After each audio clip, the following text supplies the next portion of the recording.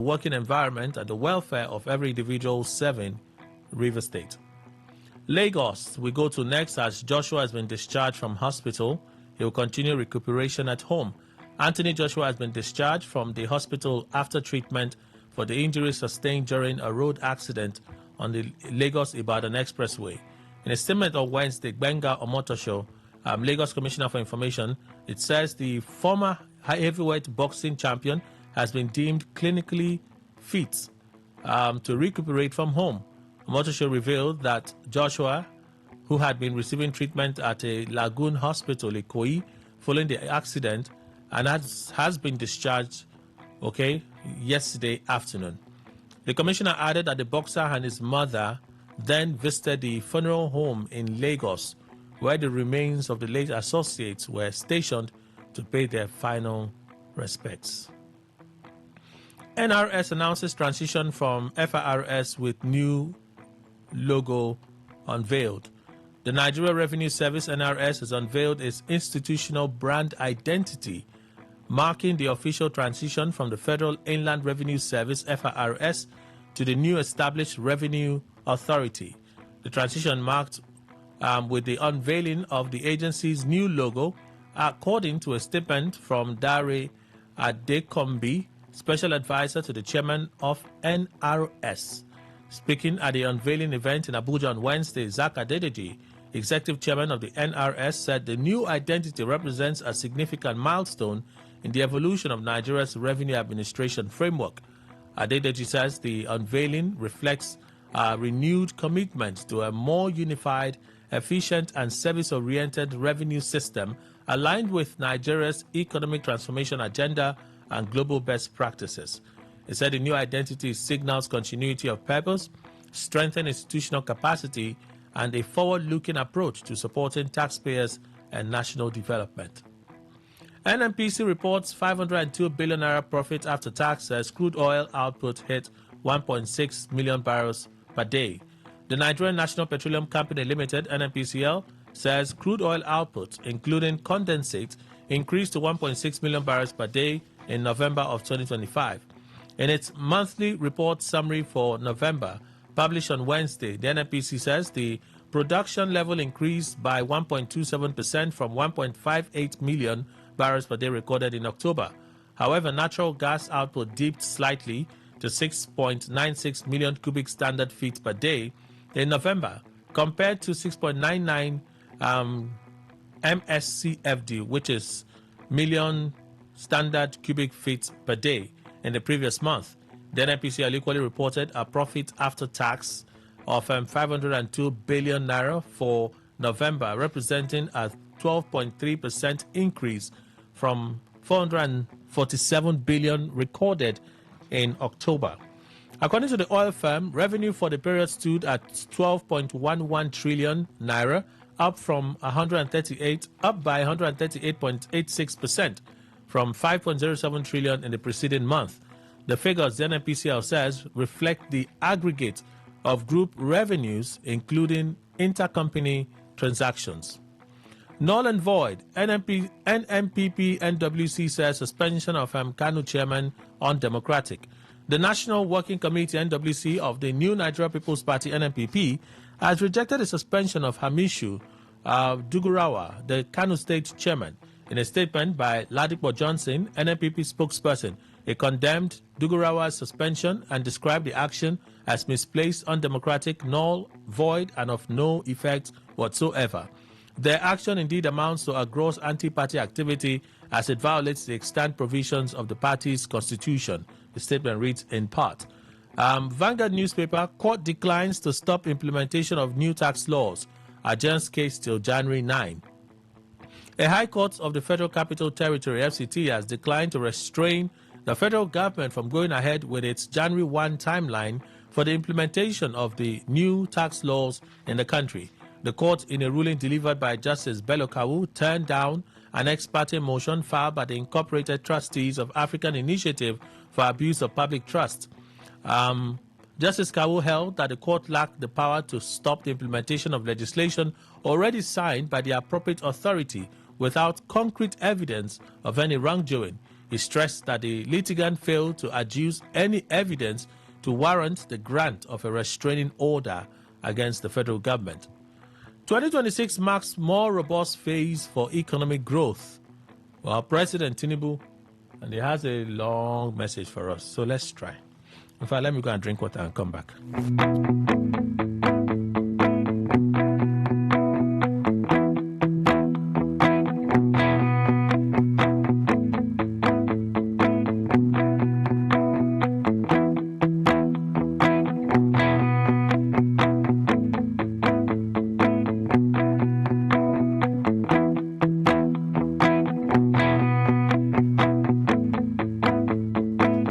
All right, so let's listen to President Tinubu's New Year message to you and I, fellow Nigerians.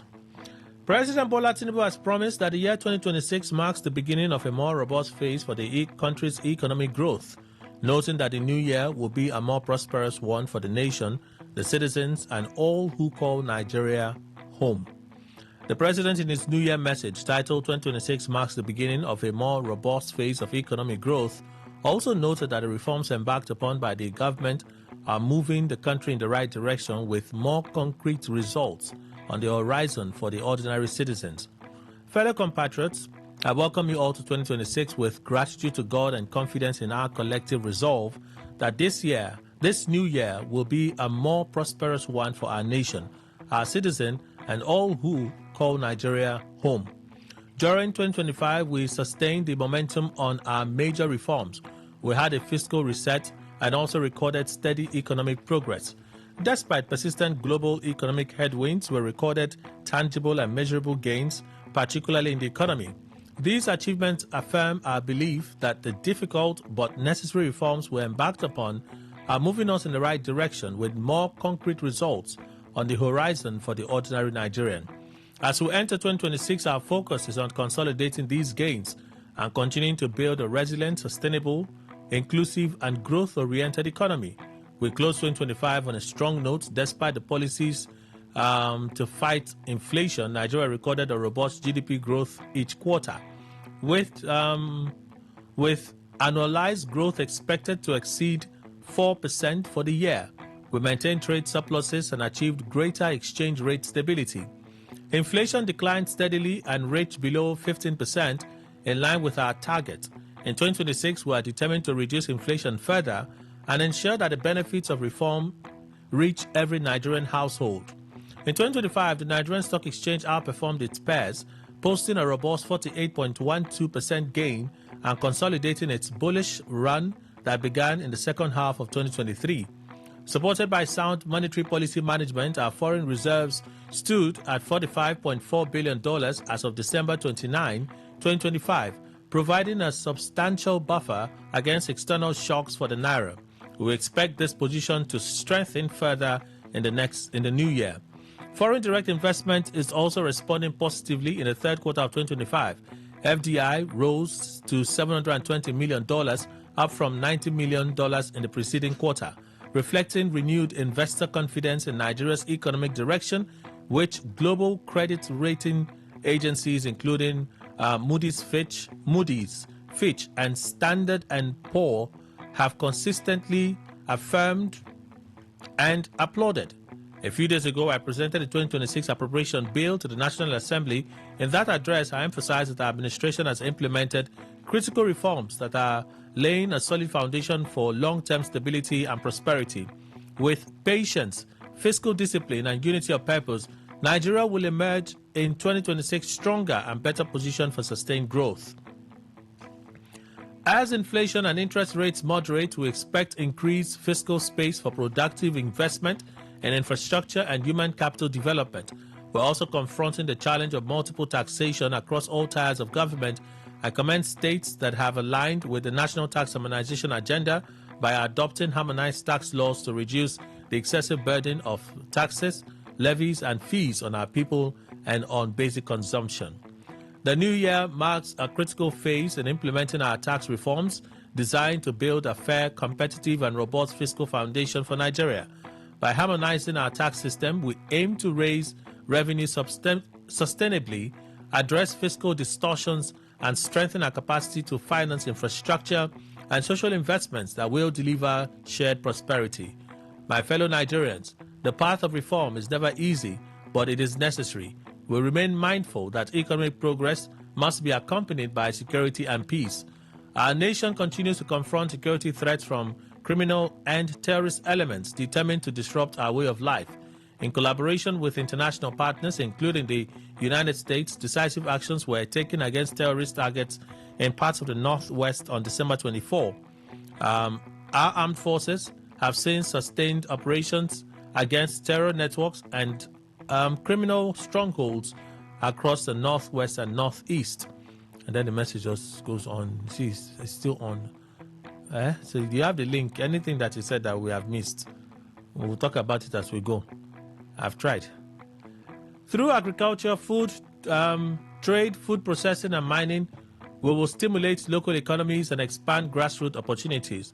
We'll also continue to invest in modernizing Nigeria's infrastructure, roads, power, ports, railways, airports, pipelines, healthcare, education, agriculture to strengthen food security and improve quality of life. All ongoing projects will continue without interruption.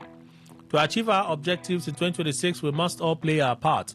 Nation building is a shared responsibility. We must stand together in unity and purpose, uphold patriotism, and serve our country with honor and integrity in our respective roles. Let us resolve to be better citizens, better neighbors, and better stewards of our nation. Fellow Nigerians, I wish you all a peaceful, productive, and prosperous New Year. May God continue to bless and protect our beloved country, keep our troops safe, and destroy the enemies bent on disrupting our national peace, security, and stability. Happy New Year to you all. I left about 4 paragraphs, I'm sure. I've tried. Next one is Governor Fubara's New Year message to Rivers people. Rivers, not for political war. Not a little too late for that.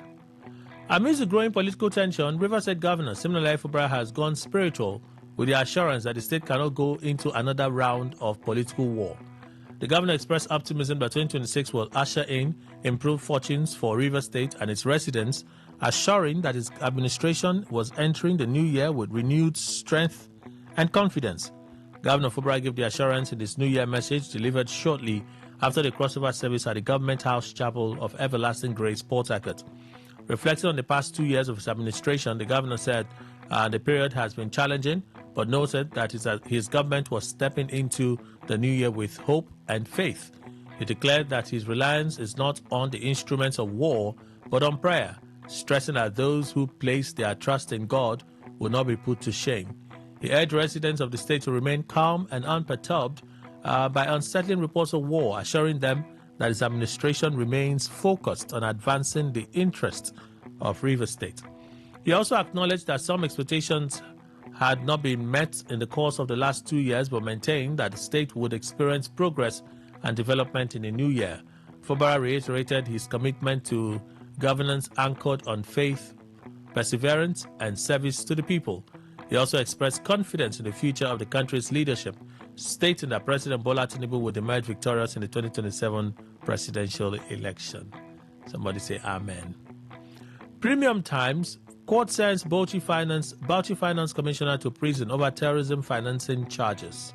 The Federal High Court in Abuja on Wednesday remanded Bauchi State Commissioner of Finance, Yakubu Adamu, and co-defendants in prison over terrorism financing charges. Judge Emeka Wite ordered them to remain in prison pending the ruling on their bail application slated for January 5. The judge's decision followed the defendants' arraignment by the Economic and Financial Crimes Commission, EFCC, on a $9.7 million terrorism financing charges on Wednesday. The other defendants are Balarabe Abdullahi, Aminu Bose, and Kabiru Yahaya Mohammed. In the case containing 10 counts, the FCC accused them of releasing the state government funds to Meete Allah Katehore leader and other persons who allegedly used the cash running into millions of dollars, partly or wholly, to finance an alleged terrorist or terrorist group between January and May of 2024. The prosecution also alleged over $6 million belonging to the state government were released for Mr. Adamu's benefit in a money laundering scheme. The defendants denied all 10 charges. Wednesday's arraignment came just a day after the EFCC arraigned Mr. Adamu along with another set of co-defendants on 4.65 billion naira money laundering charges before the same judge on Tuesday. Oh, so we read everything. We read everything. Those are the stories. We'll go on a short break. When we come back, we're digging. Please stay with us.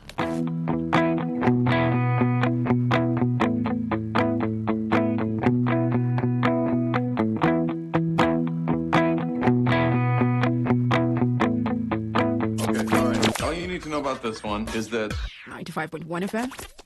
Such a unique style. It's been an exciting week. It's been an awesome week. And just in case you missed out on our big stories this week, we got you covered. Rewind comes up every Saturday, 6:30 a.m. And here you get your total rundown of all the big stories and trends for the week in River State. And this is brought to you by your premium talk radio, Today 95.1 FM, Port Harcourt. Rewind, 6:30 a.m. every Saturday. Don't miss it.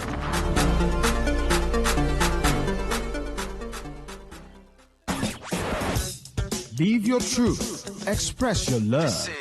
Share your enthusiasm. Take actions towards your dreams. Talk your talk. And walk your walk. It was years ago. There's a statute of limitation on this stuff. Make today worth remembering as we discuss issues as it affects Nigeria moving forward. Talk that talk. Weekdays, 2 p.m. Exclusively on Today 95.1 FM Port Harcourt. Voice of the people. Wetin dey happen there? They say wahala dey finish. Nah, this one wahala be like bicycle. They just dey Wetin dey happen? Wetin dey happen? Wetin dey happen? Now for Today 95.1 FM, 5 p.m. Monday to Friday, bom kwem. Now here you go here. Wetin dey happen for Niger and obodo the world. Now that time where we dey bring you ogbonge tori dem, we go shock you. You go wonder say na person do like this. Now so we dey bring am come give you acid the hot. Now where we dey find way to sweep this country? Don't run. You go stay abroad. You dey japa. You say this one. No worry. When time I reach, I will say I want to take. Make I see where they go. Homeland is homeland. Me, I go open gate for them. I no go be gate man at that time for airport. Wetin dey happen? Make you no miss Mazi Ike God Ike Machuku and MC Kuro for Wetin dey happen. You go enjoy yourself. No forget to say woman dey chop our recharge card woto. I don dey tell una say this place na education center. As you sit down here with us from Monday to Friday, you go enjoy Wetin dey happen. Wetin dey happen? Make you no miss am at all.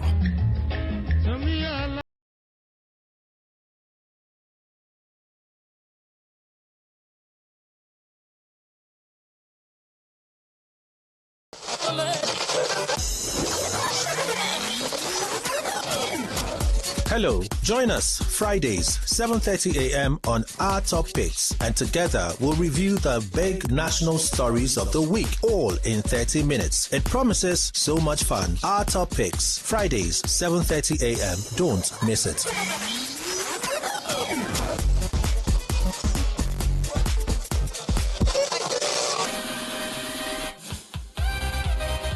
Get ready to turn up the volume and dive into the heartbeat of entertainment. From the hottest celebrity gist to trending music, movie buzz, viral moments, and behind-the-scenes drama. This is where the fun never stops.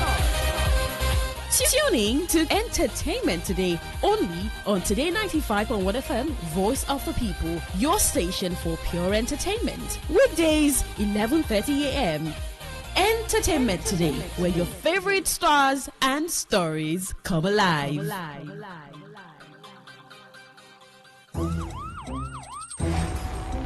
It all begins with breaking news. Now, make no mistake, this is a difficult mission, and it will remain difficult for some time. Then it keeps trending. Events, issues, personalities, all struggling to gain attention. But in the race with deadlines, the intrigues, power play, undercurrents are often missed or underreported. Insecurity here is basically a product of poverty. But not anymore. As the platform on radio steps in to fill the missing links on events, issues, and personalities in the news. I'm not afraid of anybody. Yeah! The platform on radio serves only the hottest topics and trending issues. Only on Today 95.1 FM. 95.1 FM. Port Harcourt. Weekdays, 4 p.m. Get on the platform on radio and be served.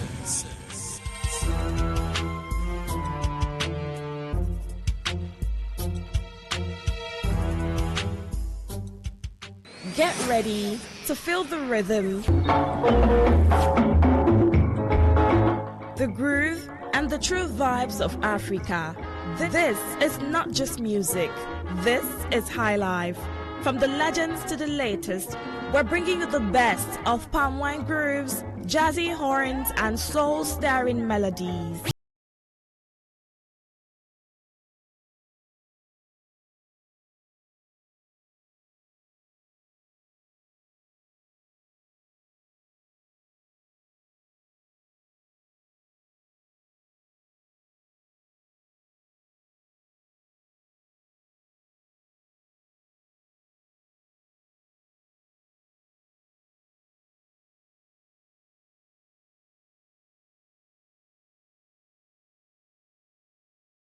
Lives here. African style. African style. African style.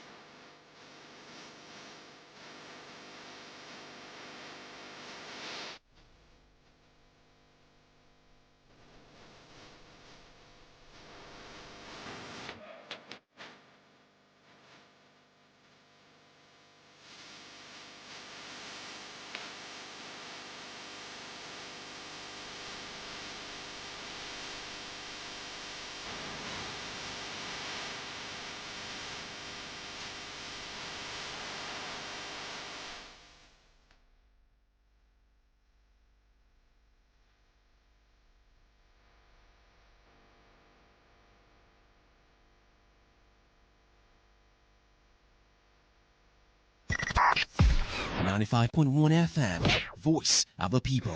And we're back.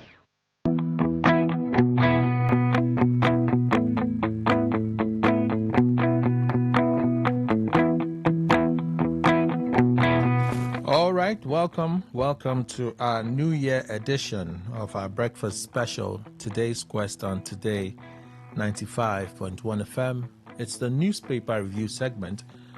So let's begin. Let's start the show. Makitan and Adu Babari, Esquire, solicitor and advocate as well as notary public of the Supreme Court of Nigeria, social political analyst and mentorship coach. Good morning, sir. Welcome. Morning to you. Happy New Year. The mic is lost. Happy New Year to everyone. Happy New Year, out sir. there. I hope all is well with you. Keep fit. Stay afloat. Please take care of your health. It's a new year. Mr. Emmanuel Ndukwe, our in-house analyst, is also in the studio this morning. Welcome, sir. Thank you very much, Kelly. Good morning, Nigeria. Is Happy New Year in order? Well, we are in a new year. There's no doubt about that. Okay, I understand. For the fact that everyone did well, so let's leave it for peace and national movement. But like you said, let's leave it. Let's leave it for peace and national movement. Going deeper will introduce other elements. I never even get energy, sir. For peace and national movement. You're on word, so. You're on word, so. So. Which one is that one? Let's leave it. My temple will say, see the caliber, you don't even straight for a mouth, sir. Anything I talk, you concern on that. Me, I'm not even bothered. But you've spoken their language. I need to. Some will be abusing me. Like, the caliber, you don't even straight for a mouth, sir. No problem. When you abuse me, finish, you go and eat food, drink water, still listen to the radio. One love. Tinubu is telling us Happy New Year. He's telling Nigerians Happy New Year. In particular, I think he told me to tell Aju Babari Happy New Year. He said I should tell Aju Babari that... you lost him very well. Yeah, that 2026 will be a great year. There will be a lot of special positioning for us as a nation. He believes that the tax laws that have taken effect today will bring a lot of stability in our finances. The nation will see more growth. He believes that he can reduce further the inflation numbers. It is their inflation numbers. I told him when he called me, I said, Mr. President, this inflation of 15% that you're saying, it only exists in your books. It doesn't exist in the market. I said, Kelly, stop that thing you're saying. You're an astute journalist who sticks to facts. Go to the market and check it. I said, I've gone to the market.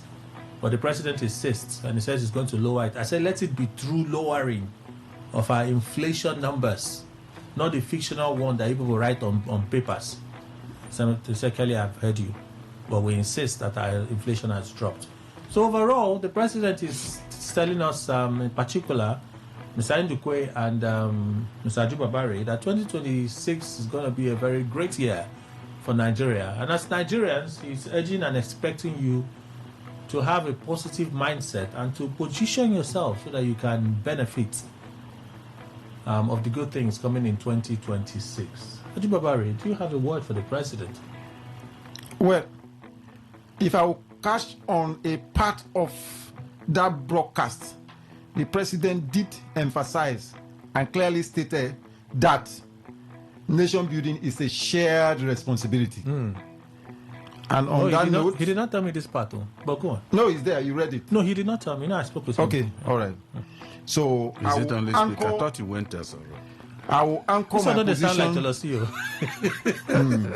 I will anchor my position on the position of John Dewey, who has this to say, an American philosopher and education reformer, that if education does not teach you to resist injustice, it has failed.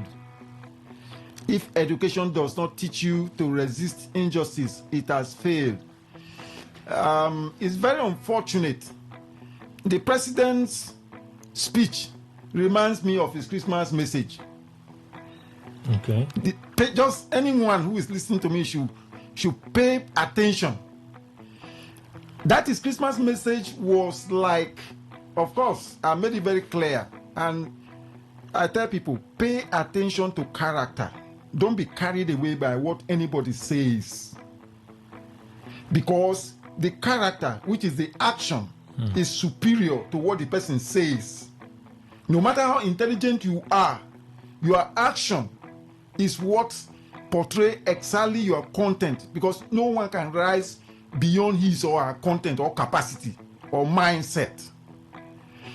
So after the president gave that Christmas message, sadly, some religious leaders who I now understand, these are people who were paid into that office, because it is so clear to me now, and I can challenge anybody. I've said it long ago that two dashboards in this country are going to be confronted, political and religious, and it is already happening.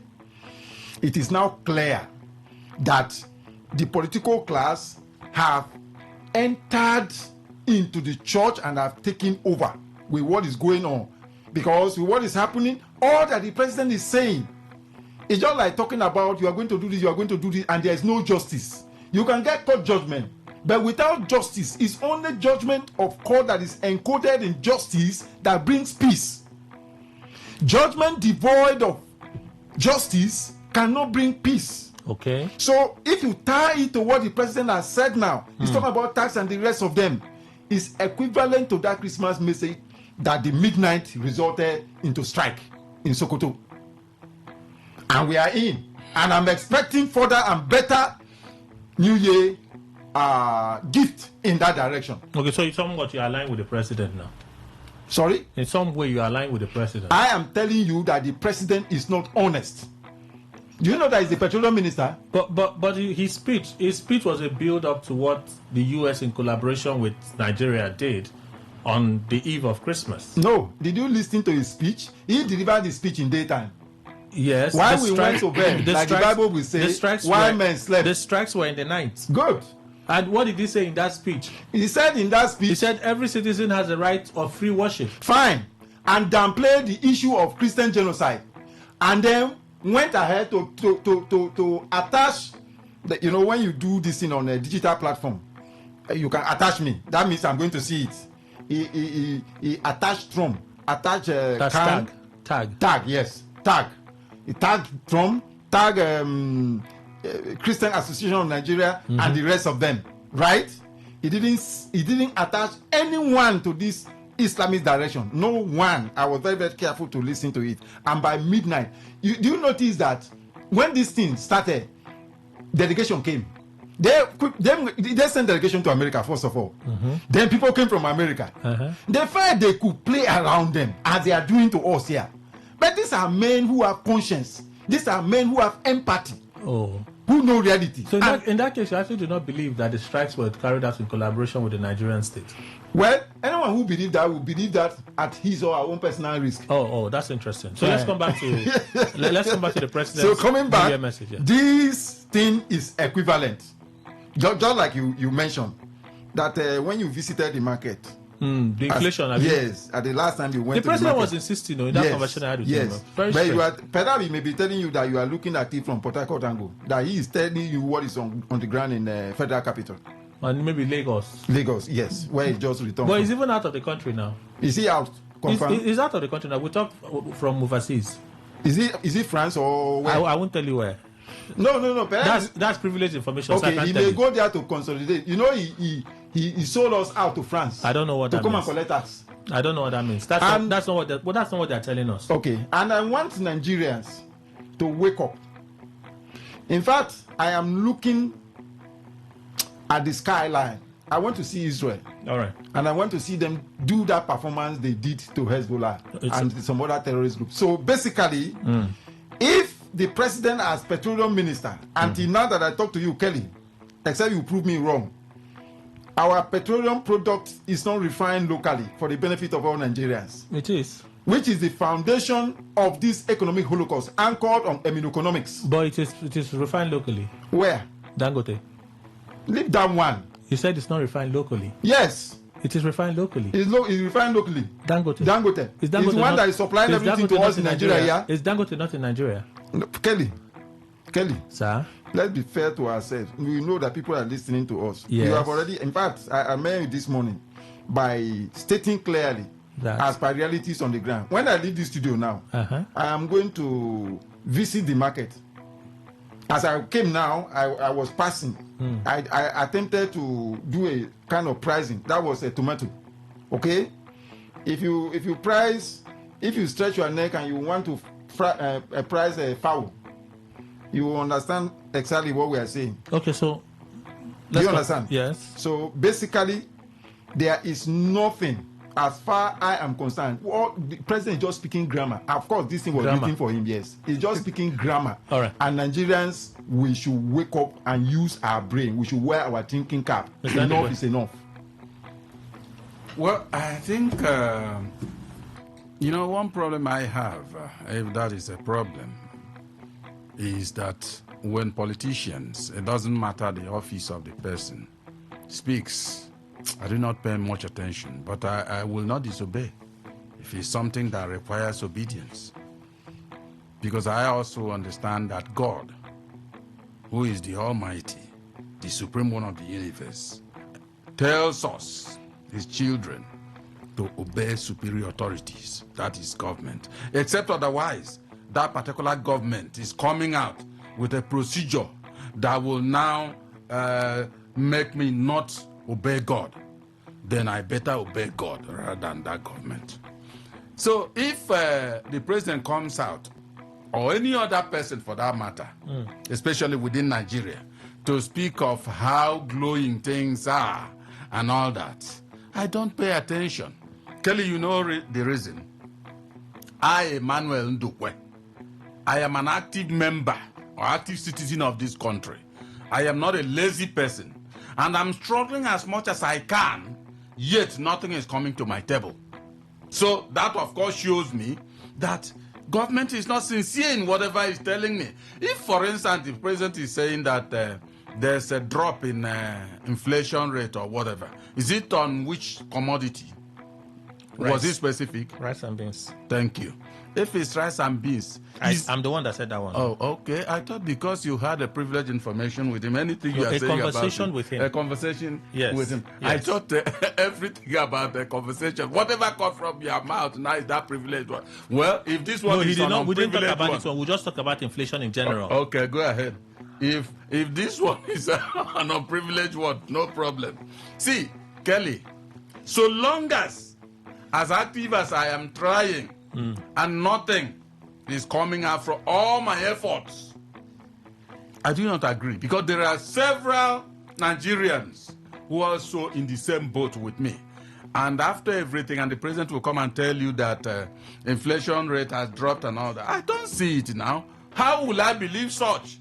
If I were every time I will lie down looking for who to give me without doing necessary jobs that should also produce something, and I keep on suffering the way I'm suffering, then when I stretch it to other Nigerians who are in the same boat with me, I will tell the president, please, Mr. President, with the greatest respect due a human, try and make research and know that nothing absolutely has changed, so that you lead Nigeria better.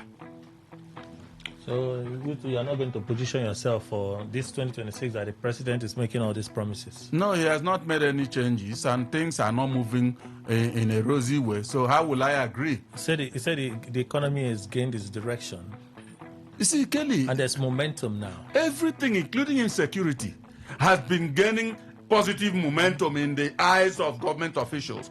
No ribado for the first... G1 is around.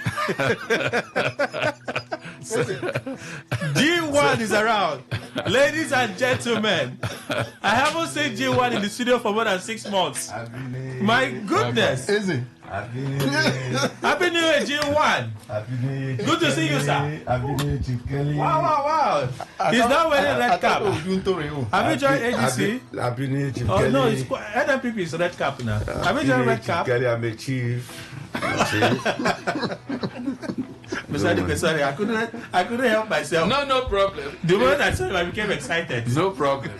What I'm saying, Kelly, is that Nigerians are not having a good time in this administration. And the president knows, and he should know. Except what Ndume says is what is happening, that those who are around the president is not telling him the truth about the reality on ground. And if that be the case, then the president is not doing well. He should indeed branch out somehow and know exactly what obtains in the leadership he's having over Nigeria. Okay, I was going to introduce Ambassador Oho, but he's still writing it's a book. Let me allow you to finish writing the book tomorrow. So continue. Let me allow you to keep writing the book. I also introduced Engineer Dekai properly, but let me just take your views on the president's New Year message to Nigerians. The president says this year is going to be better. You're going to make more money. Sir? Yes, Kelly.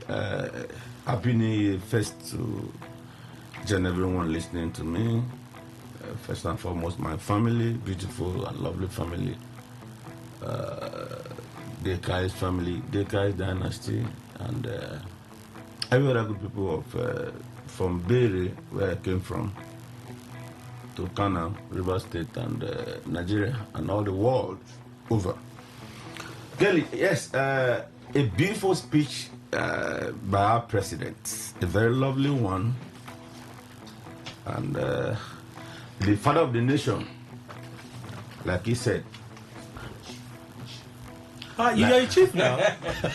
Like he said, you see, it's very, very, very wonderful for. He has seen it all, and he has said, this new year is a very, very good year. I want to believe him. Okay. I want to believe him wholeheartedly. Because he has used like 2 thereabout years to study, to understand the situations on ground. And he has come up with assurances that 2026 is going to be a better year. I believe him completely. But I'm going to watch out, because a promise is a word, but actions is what I'm going to watch out for this year. But between the last 1 month or thereabout, at least, market survey, things are beginning to improve. I can tell you, if a basket of tomato were costing, for example, X price yesterday, by yesterday and today, there are declines in the price of things, and really? So maybe that's what the president is building on. Oh, and I can also tell you that moving forward, I only want to see his promise come to pass. He has beautiful outlines, and like I said, he has studied the rope, and it is now to tell Nigerians that moving forward, they should trust him. Okay. I would need that, please. Chief Engineer Adekai. God bless you. God bless you. Just give me a moment. You will write your own page. Let me introduce Alhaji Ambassador Nasir Owelebe Wuho, JP, State Islamic Leader, Vice President General, River State Council for Islamic Affairs, Chairman, Association of South Tuma of Nigeria, and a veteran journalist. Welcome, sir. Well, Kelly, thank you very much, and good morning, fellow Nigerians. Happy New Year, sir. Happy holidays. And I was of the opinion that understand. Happy holidays. Okay. I was of the opinion that I will not need a lawyer to shield me against Kelly, but it appears I'm wrong. You see, the attack continues. Where is the Timothy? Okay. No worries. Thank you very much. You'll be fine. Okay, thank you. You will be That's fine. a promise. Yeah, you will be fine. That's a natural It's just promise. that I never keep those promises. No. But you will be fine. No, a time will come, EFCC will start investigating on kept promises. And okay, those people, they'll investigate themselves. Welcome, Ambassador. Thank you very much. So what do you make of the President's New Year message to Nigerians? At least for us, New Year message to Nigerians. You understand what I mean? Well, I don't expect anything less from him. Okay. As the president, leader of the nation, he must say something that will give the people hope. You are giving them hope because you realize that it could have been better this past year, but it wasn't. So your speech must give them hope that don't worry, this year will be better than the previous year. That's all. But if you want me to believe that, somebody should be able to tell me that, look, in 2024, this was how the country or the economy, this was how it was. 2025, we move from this point, we progress upwards. So if you are telling me now that we are going to step 3 above, I will have that reason to believe you. But in a situation where they keep telling us it will be better, nobody does any kind of analysis to tell me, say, from 2023, we move from step 1 of the ladder to step 2 to step 3. So without even you telling me that it will be better this year, I build upon past experience and I say, okay, no, if it was that good these past 3 years, definitely this 2026 will be better. It's not just telling me whether it will be better. Let me have something that shows that it will actually be better. So that if eventually it was not better, we'll look for where we treat and make up. But usually we don't go into this kind of analysis. And then the government officials and even the media, you expected some kind of a survey or analysis, everything, build up and show to the people. This is how it was, regardless of what the president is saying. If your research shows that the president is on course, it will show from your investigation, from your listen. So, but just blanket statement like that doesn't give me much hope. But then it was made by the president, and he's the only president we have. So we have to believe him. We have to hear him and believe him, but we'll be on our guard. Okay. The governor equally released a message yesterday to Rivers people. He's preaching the message of unity. No to political war. May I ask a question? Isn't it a bit late in the day? Ambassador? It is never too late to preach peace. But preaching against political war now. It is still very appropriate because our political wars take many dimensions. That's why yet in the making. From one of the gladiators of the war. The political war they're talking about is multifaceted. You are thinking about this one.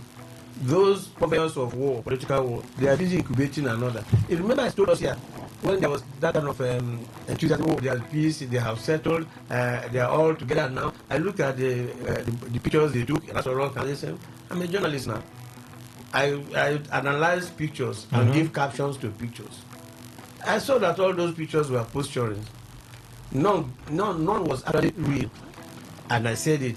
And my reason was that any settlement, whether political, any settlement that is devoid of justice, it won't stand. And you see, it don't just sprout and say, okay, we have settled. And that the real reason for that crisis in the first place may not have been addressed. And it has not been addressed. And that is why I'm not surprised that when we're still hearing that agreement is agreement. And you remember here that I have shouted several times, what is that agreement that has refused to back down? Let us have this agreement. If the agreement is genuine, put it there on the public. If the governor derailed, I say, look, governor, if you agree to this kind of thing, no. This is what it is, gentleman's agreement. But I also make the point that whatever agreement the FCT minister reached with the governor, it was personal because it was while he was not yet a governor. If he promised him that, look, I'm going to make you governor, you are going to do this for me, you're going to do this for that for me, and they both agreed. If I will make you governor, if the moment he becomes governor, he is number one citizen of the state. He became governor by virtue of our collective mandate and vote. If he has discountenanced the agreement, personally reached with the FCT minister, fine. My advice is that you wait. The moment he's out of office, go and grab him. The agreement is agreement. But you cannot. If after picking him as a candidate, he left him and they said, look, you can vote as well. And we voted as somebody else. Would they have been asking for agreement is agreement? Okay. Because we accepted his the nomination and we voted. Okay. And except he's telling us that our vote did not count, then we know.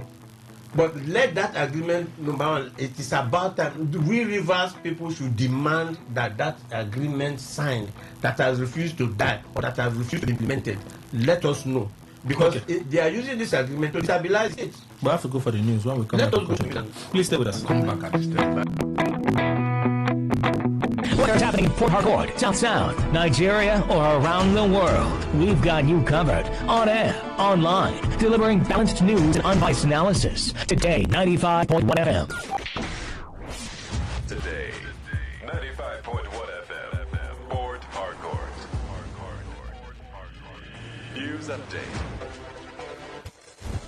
Good morning. Here is the news update on Today 95.1 FM. I am Kelly Ikemenjima.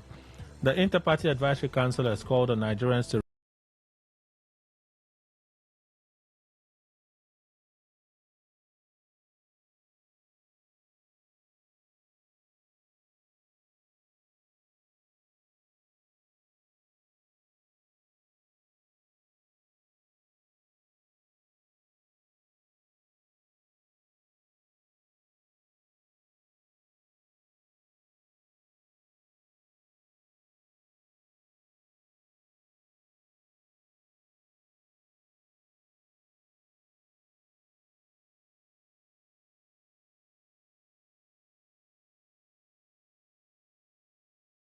resist the temptation of vote buying ahead of the 2027 general election, while warning the Independent National Electoral Commission (INEC) against partisanship and any action capable of undermining public confidence in the electoral process. IPAC National Chairman Yusuf Dantale made the call in a New Year message issued on Wednesday in Abuja as political activities gradually intensify toward the 2027 poll. Looking ahead to 2026 and beyond, the IPAC chair urged Nigerians to actively participate in these processes and to reject vote buying, which he described as a threat to democratic development. In the statement, Dantale also urged Nigerians to recommit themselves to democratic values and national development, stressing that nation building is a collective responsibility that requires the active participation of all citizens. On the controversial new tax law, the council restated its earlier position, calling on the presidency to address alleged inconsistencies in the legislation. The national leader of the new Nigeria People's Party, NNPP, Rabiu Kwankwanso, has issued a stern warning to party members contemplating defection, declaring that political betrayal has never yielded lasting success. Kwankwanso, a former governor of Kano State and the NNPP's presidential candidate in the 2023 general election, spoke at his residence during a gathering of supporters where he reacted to reports that some NNPP members were planning to leave the party. His comments come amid widespread reports that Kano State Governor Abba Yusuf was finalizing plans to dump the Kwankwansia movement and align with the ruling All Progressives Congress APC. In a viral video from the meeting, Kwankwanso said he was not surprised by the alleged moves, noting that history offers clear lessons to politicians who abandon the party. The NNPP leader stressed that defections would not weaken the party, insisting that its strength lies with the people rather than individual office holders. Kwankwanso also pointed to the large turnout of supporters at the gathering as proof that the NNPP and the Kwankwansia movement continue to enjoy strong grassroots support across Kano State. A chieftain of the All Progressives Congress APC, Joe Ibokwe, has mocked former presidential candidate Peter Obi over his official defection to the African Democratic Congress ADC, stressing that he can't unseat President Bola Tinubu. Mocking Obi's close allies who were with him during his formal announcement, Ibokwe described them as koboless people who can't win their polling unit. Posting on X, he said Obi's allies lack any electoral value to unseat Tinubu in 2027. On the foreign scene, tens of thousands of Somalis took to the streets across the country to protest Israel's recognition of Somaliland, a self-declared breakaway region that Somalia considers part of its sovereign territory. Large crowds gathered in the capital Mogadishu at the National Stadium, where religious leaders led rallies calling for unity and condemning the move as an attack on Somalia's territorial integrity. Similar demonstrations were reported in Badua and other cities, with protesters waving Somali flags and chanting slogans rejecting the recognition. Somalia's Foreign Minister Abdisalem Abdi Ali warned that Israel's decision could have serious regional consequences. He said the move threatens security in the Horn of Africa and beyond, including the Red Sea and the Gulf of Aden, and could embolden extremist groups operating in the region. In Las Nord, demonstrators framed the protest as a show of national solidarity. Somaliland declared independence from Somalia in 1991, but it's not been formally recognized by any country until last week. More than 20 nations have since condemned Israel's move, even as Somalia also raised the issue at an emergency UN Security Council meeting, arguing that the recognition poses a threat to regional stability, a claim Israel has rejected. And that's the news update on Today 95.1 FM. Good morning. Thank you for your time. Port Harcourt, are you ready? Today 95.1 FM, the voice of the people.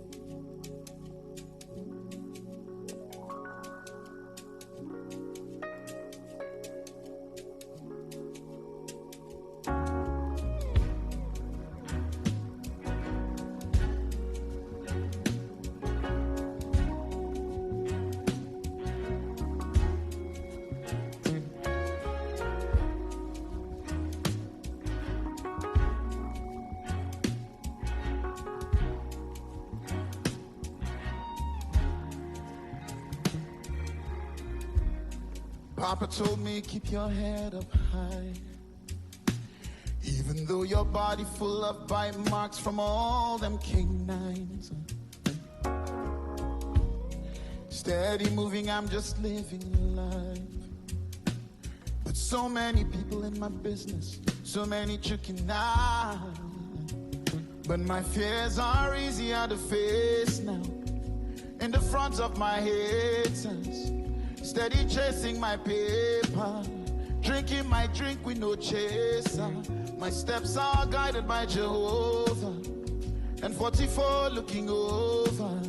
Nothing can stop us, I know now, 'cause every show is a shutdown, yeah. 'Cause I stand strong. Oh, you no go minus.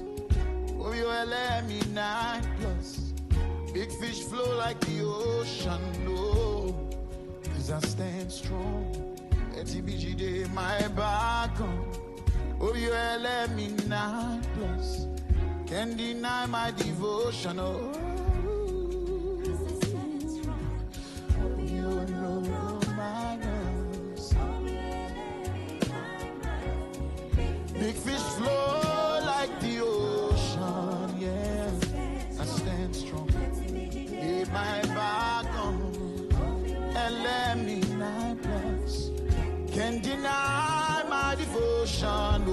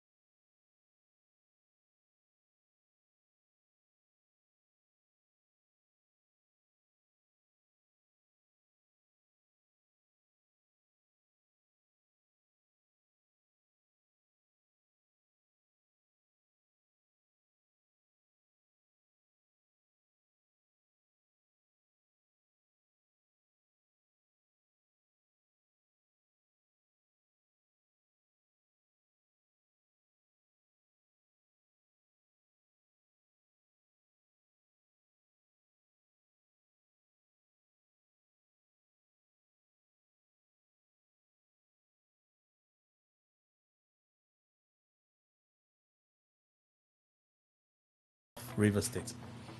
Yes, I remember the trend in your question, and I was saying that there will always be political war. And I did mention that purveyors of such wars, they are ever ready to incubate more wars when things don't go their own way.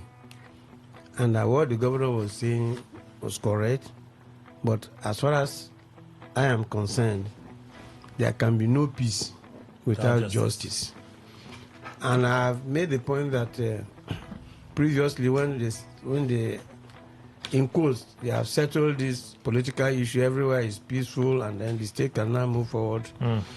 I looked at, I couldn't see the real terms of this settlement.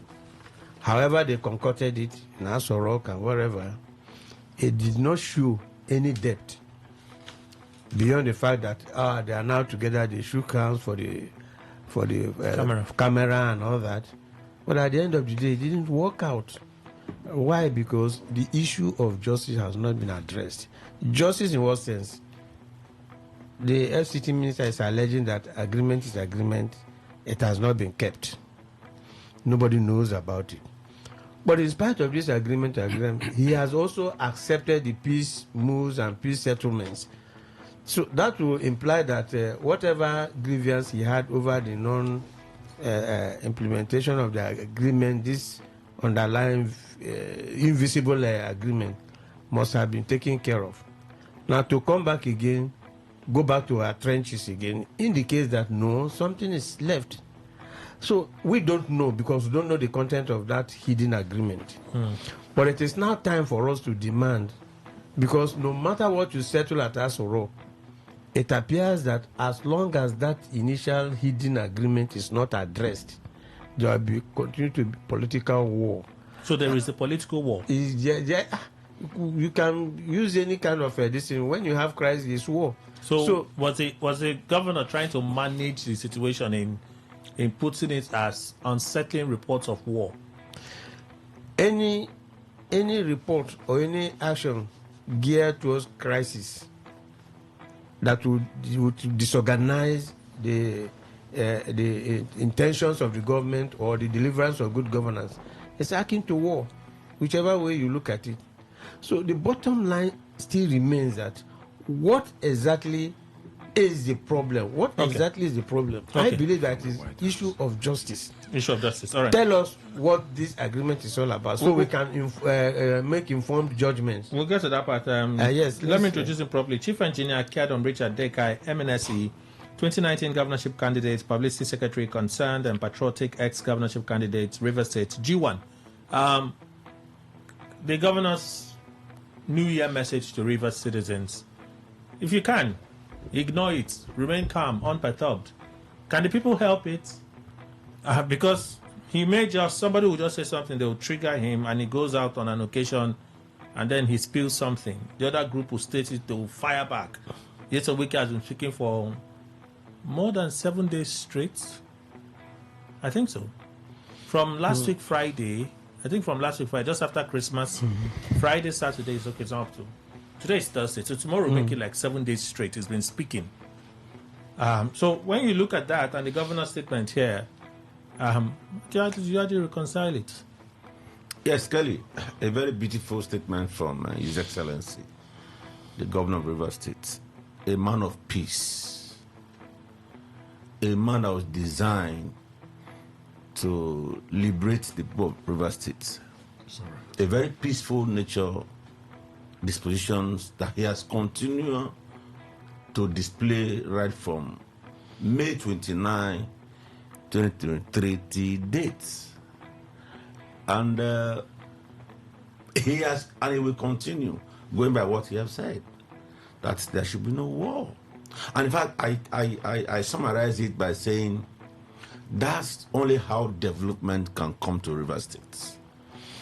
And that is why he was also elected. Because in a situation of war or in an atmosphere of war, there can't be any development. So, sounding this way, looking back his left to his right, and seeing the good people of Rivers State, what do I owe them? I owe them peace, and I have to maintain that peace. And looking at his nature, like I said, he has not shifted from preaching of peace. And we will get back to agreements or no agreement. I am not privy to what was agreed. And the governor has also come and said, this is what was agreed, I have not kept. And His Excellency, the former governor of Rivers State, Chief Barrister Ezebunwike, has also said categorically, this is what I agreed with Sasimela Ifubara that has not been kept. So I want to remain at that level. Why things keep unfolding, but in all, the posture and the situations of the governor is let me maintain peace, always peace. As to the development of Rivers State, because just take it or leave it.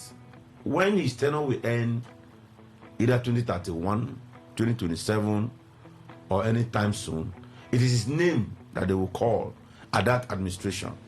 Just like what happened previously. Sir Dr. Peter Odili, Otunayo Odili, Rotimi Amechi, down to Omeya, from there down to Wike now. Barrister Chief Omeya was never governor. That's to the eye of the law. And but to me, he served in about 6 or there about 7 months, which I was here in Rivers State. His ghost. Okay, that's to the eye of the law that can also be reviewed and all that. But come to it, like I said, His Excellency has told you that he wants peace, no war.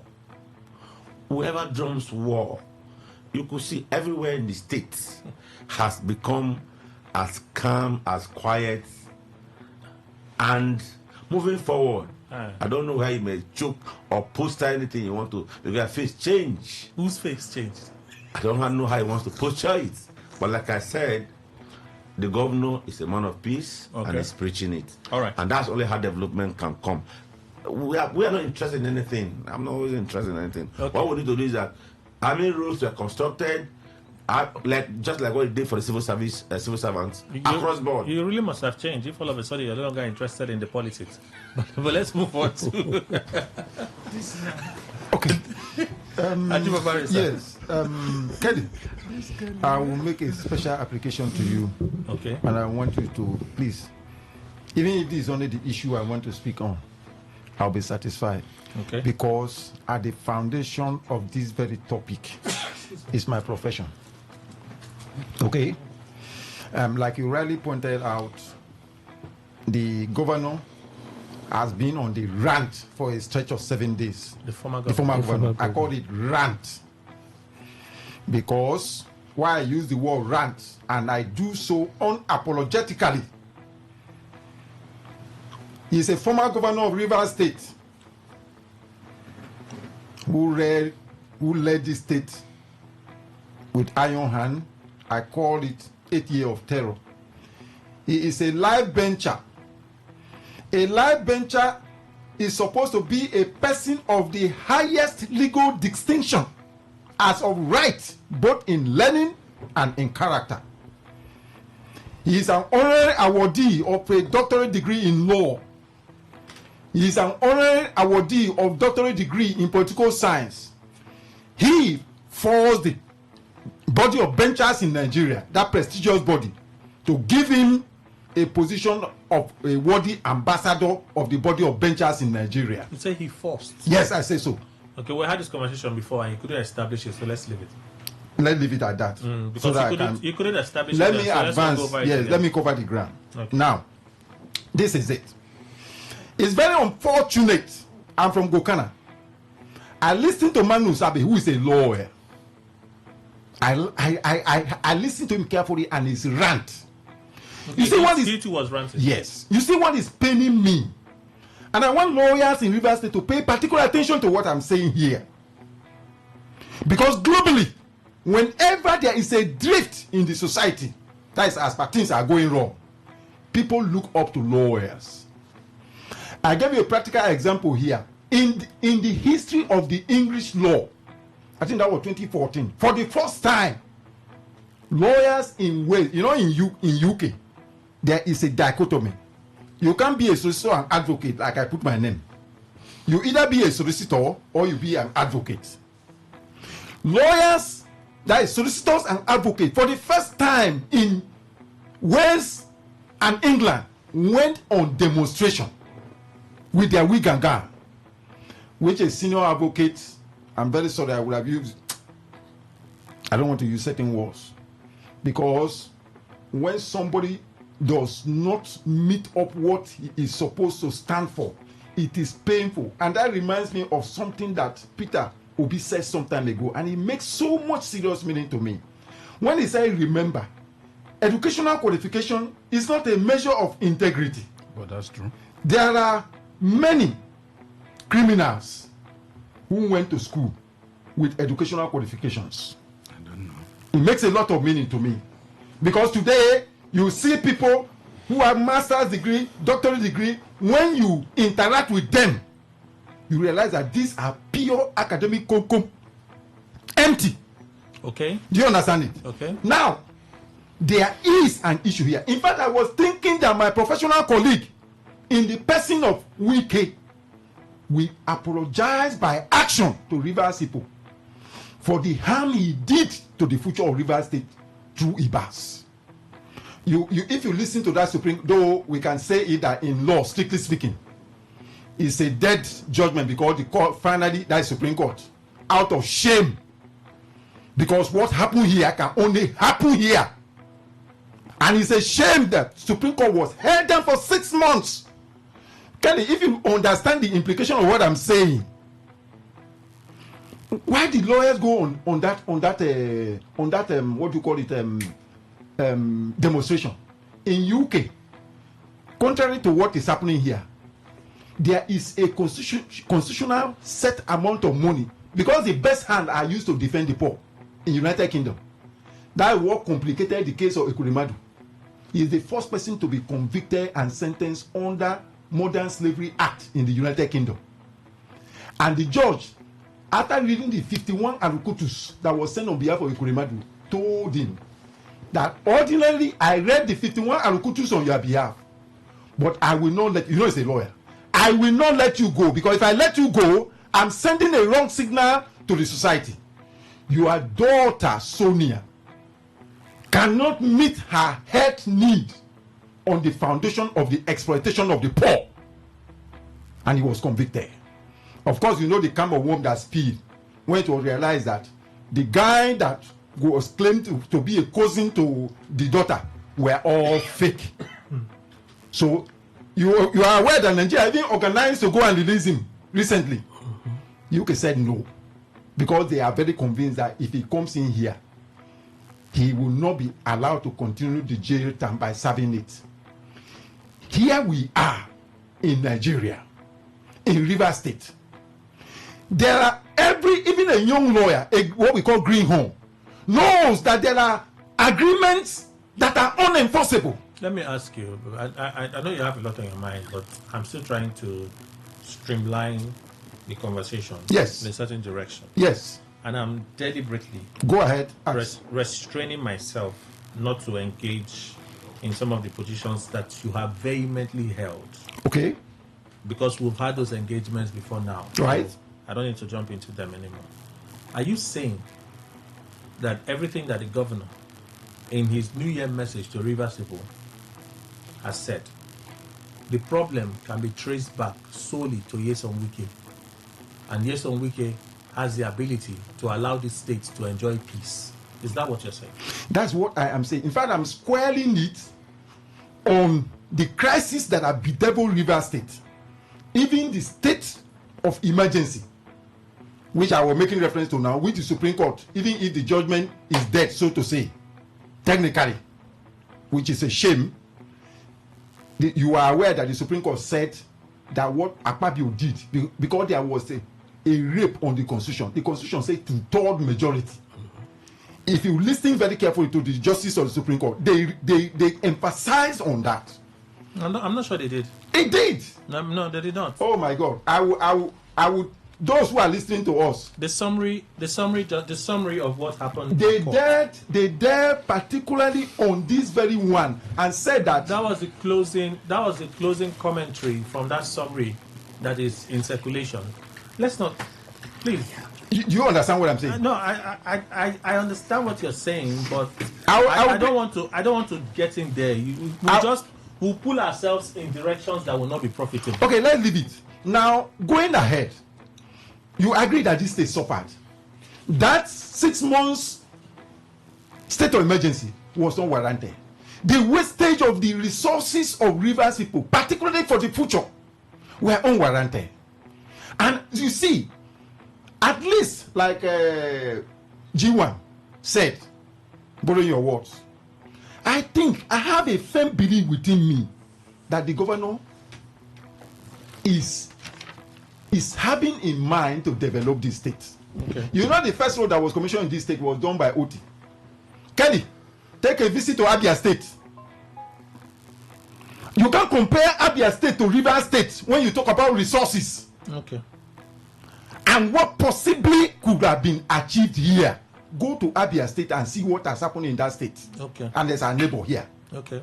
So I feel enough is enough. It's unfortunate that the body language of the president is favoring this distraction and deliberate holding down River State from development. All right. We need development here. Okay. After Wike, at least Amechi, he's between Amechi and this present governor, kind of, in terms administratively speaking. At least these both ends, Amechi and Fubara, these two individuals have by their action indicated that there is money in River State and there is the possibility that River State can develop. Okay. I remember particularly the academic revolutionary project that was brought by Amechi, that is this model secondary school. The one that was working there, Ambassador Nekrubo. That I can tell you clearly, without looking back, that it was better than some universities manned by Indians there in this state. Each local government was supposed to have one. One of the first things that Wike did, which I hold him to till tomorrow, was to shut down that this thing, okay, shut down foreign scholarship and the rest of them. You mentioned this before. So in summary, I am saying to Wike, people led this state and stood by and encouraged whoever that came in. This state is bigger than any individual or personal interest. So I'm begging him, please allow peace to reign in this state. Long ago I made a prediction in this state. I'm ending on that note. Okay. I said, I don't know what moved me then, but I said, but let me repeat it and let it be on record, that if care is not taken, the much talk about revolution in Nigeria may start with and from River State. All right. And it appears to be happening. Mr. Ndukwe. Yeah, Kelly. The governor's media message. I have not listened to that, so I don't know what he said. You were not in the studio when I read it. No. Just briefly. It's not something you have to reread. No. Reflecting on the past 2 years of his administration, the governor said the period has been challenging, but noted that his government is stepping into the new year with hope and faith. He declared that his reliance is not on the instruments of war, but on prayer, stressing that those who place their trust in God will not be put to shame. He urged residents of the state to remain calm and unperturbed by unsettling reports of war, assuring them that his administration remains focused on advancing the interests of the state. Okay, it's a good statement coming from the governor, and I think every leader who wants to achieve something will make this kind of statement. However, when he's talking about, is it unsettling war, whatever, good. This war, does he himself as a governor, by any means, have a hand in that particular political war? That's the issue. You see, Bible says, because I always say it's the greatest book for me, I don't know of any other person, that faith without work is dead. When you are talking about political war, that means some individuals maybe brought in that political war. Is he one of them? If he's one of them and he's giving this advice, until there are concrete action from him that will indeed depart from the path that the maybe previous political war treaded on, then you can say that there's going to be a halt on it. It will be a departure from the ugly past. But if himself is still doing all that he was doing to be one of the people that, if whichever way you look at it, was the purveyors of this political war, then the war will continue, because see, every human has whatever impels him to get annoyed. A leader is known. Oftentimes when I hear this one is a peaceful man, that one is a peaceful man, you can only be peaceful. It doesn't mean that your stature is reduced. When, for instance, in times of being annoyed, you wave up that annoyance and play the role of a leader, becoming a unifying force. But if this one stands this way, this one stands this way, whoever may be having the greatest share of the blame, all of you are the same. So I think Governor Fubara should learn that for peace to reign, from that statement, I understand that his wish is for peace to reign. Whether himself, FCT minister, assemblymen and women, all of them should know that the state is bigger than any individual. Apotivi is an author thinker. Welcome, sir. Happy New Year. Yeah, Happy New Year to you, Kelly. Happy New Year to Port Harcourt and River State. I pray that the year brings for every one of us the greatest of the best that we wish for and we are able to work for. Kelly, it is rather very shocking that at this stage of our political journey, we have people who are not altruistic, right, as leaders who are helping to navigate the ship of state to destination. If you were not altruistic, if you were not patriotic, if you did not understand what exactly you were supposed to do, chances are that you are going to crash the ship of state. Before the end of today, we'll be giving very important 7 prophecies, political prophecies that will happen in River State. And what I see, Kelly, you not ask the question, but I just want to quickly put it on record. What I see is not encouraging, right? And that is because of the fact that the political actors have not understood that they are gods. They are gods that the cosmos and divinity put in position to frame their spaces for the collective good of those who live within those spaces. And this is how God is in everything that He does. He creates and enables. Once He gives you positional authority, it's so that you can help liberate the people and not get into fighting. All of the hoopla, if you may, the hula baloo that we see in politics at the moment are triggered essentially by self, both from the attackers and those who seemingly are acting like they're down intention. They're all essentially, and Kelly, I pray that we're going to have time to be able to distill thoroughly into the nitty-gritty of this conversation, particularly of River State and of Nigeria. It is indeed really very sad. So I'd like to look at the company before we get into some of the things that Wiki said, and this now be squeezing for straight answers for time constraints. Yeah. Can the governor deliver a working River State in the face of this crisis? And instances, he has had to use his commissioner for sport as commissioner for justice because of this feud with the House of Assembly. 100K Christmas bonus is causing another feud with the House of Assembly because they're making a claim that when we x-rayed it, people will say it. But then it's all around there is a crisis. So if the governor in this line said residents of the state should remain calm and unperturbed by the unsettling reports of war, assuring them that his administration remains focused on advancing the interests of River State. If you put this squarely on the table, would it stand tall or to fall flat? Ambassador Oho. Well, the governor is the driver on seat. Yes. The gear, everything, he has control of it. Not exactly. From my own perspective. He needs the House of Assembly. I know. The House of Assembly may be the gear. Okay, it depends the way you look at it. Okay. That's why I'm saying that you are in the driver's seat. The steering is before you. You are not the steering. All other decisions are under your control. The enablement that give that vehicle to wherever you want it to go. It depends on what you bring into action. For instance, if you want to go to gear 1 and you go to gear 3, it's within your reach. You can decide to go from gear to gear 3 at once. That's what I mean. It's within your control. Whatever you know you can do to get this vehicle to that destination is within your. But the question now is, like you just said, that there may be some gadgets that will question your intention to do certain things the other way.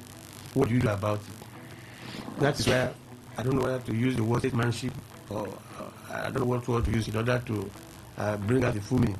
That is why your skill as a politician, that's your skill as a governor or as one mandated to deliver good governance. That's where it comes in.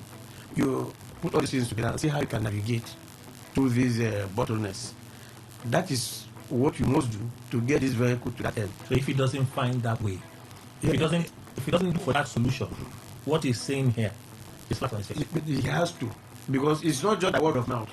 You can't pronounce or legislate or you can't say, okay, let there be peace, and you don't have that power. Let there be peace and no. The problems are there. By your experience, you have advisors, you have wider reach, you can tap this knowledge from various sources to help you navigate that. That is what you're expected to do. But bottom line is, in that, assure yourself that yes, you are coming from the position of justice. Okay, that's one. Andy, there's nowhere in the world where the presence of noise can hasten development. You would have found that after God created the earth, he said the earth was without form and void, and darkness was upon the face of the earth. It was troubling that there was noise. It was troubling that he did not follow after what he had anticipated, fathomed in his mind. And the Bible spoke to the fact that, and God said, let there be, and there was. It was as soon as there was calm and light that we began to see that God was pouring out his best in creation. You would have noticed, Kelly, and I'm going to wax a bit biblical today, that God created man twice. He created the spirit man. And when he was going to create the physical man, he did something that was bigger than just imagination. He wished the spiritual man into existence. But when he wanted to create the physical man, he began to act. He began to do. In the first instance, when he wanted to create the male, he took from the dust of the earth and he began to form him. So it was beyond just speaking in the first instance. When he also wanted to create the physical man, female, he took from the rib of the man and formed. What's my point? My point is, beyond just talking and wishing, if we are gods, if we must do exactly as was demonstrated to us by the one who has created us in the Bible, we must go beyond the realms of talking.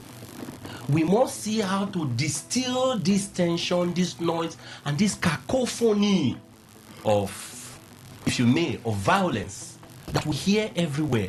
And trust me, whether you like it or not, there's one man alone who is able to do this.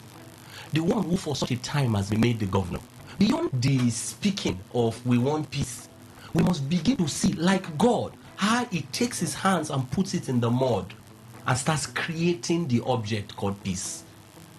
Like God, we must see how he takes the mud and breathes peace into the mud, that we may see mud across the length and breadth of River State. We must see as the governor, the one who is the driver, the one who is possessing right now over 600 billion in his account. Let me shock you, Kelly. I have a if you may, belief, very strong belief, that River State is heavily jinxed, such that it would take the one who is of the color of the system to be able to take River State out of that jinx. Sim Fubara is of the color as it stands because he came from their stock.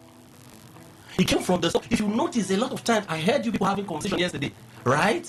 He was a part of what brought about him. He understood the theatrics.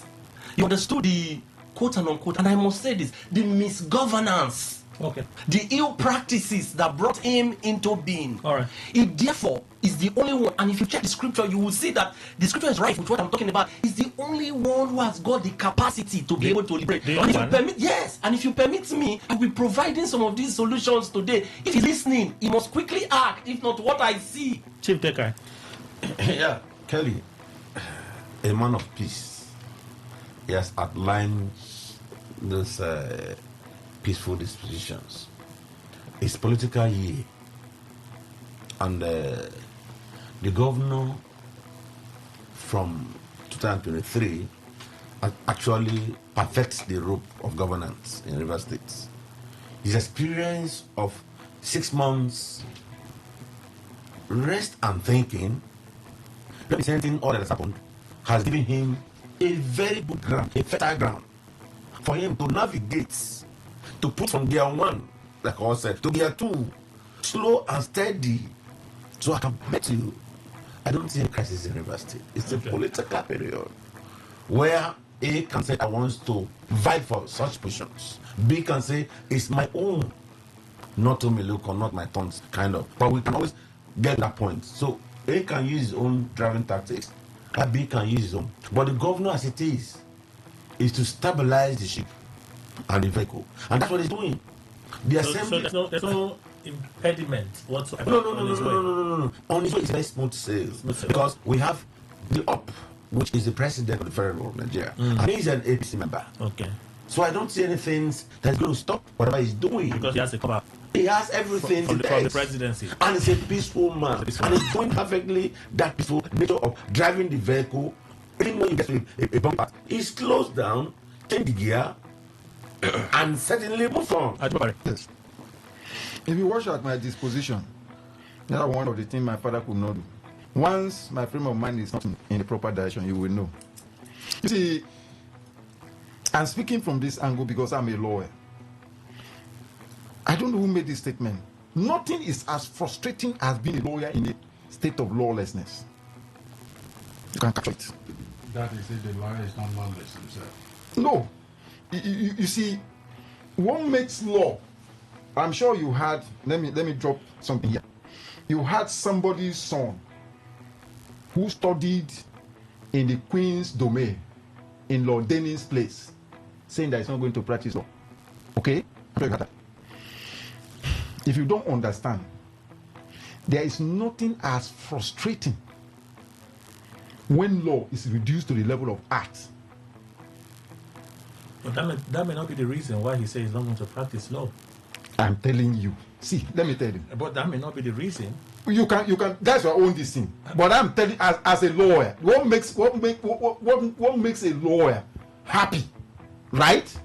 Is the practice of law. What if there are people that practice law, that read law, studied law, allow me? completed the course, are not practicing? The mother, by virtue of the position of the mother and the position of the father. You are insisting that your position is what it is. This is my projection. So allow me as an analyst. No. You're insisting that is what it is. Kelly, can you allow me? No. We need to have a balance. When I make a decision, when I do make a decision not to interject, it is for a reason. If it's a case, as you mentioned, that is completely within your control, what's my business? Have you listened to me? But when you speak, can you listen to one me? Moment, sir. When you speak of another person's territory and you assume to be the authority, understanding what is happening there, somebody must probe it. I have friends that did law and they're not practicing law. They're doing something else. Why? It's because I went to law school because my parents wanted me to become a lawyer. I've got the degree. I've given them the degree. I'm doing what I want to do. This is what I'm passionate about. So it's possible that scenario is possible. One moment. Give it to me. It's possible that the scenario that you're saying, that you want to reference, could be a case of parents are lawyer. This law thing is for them.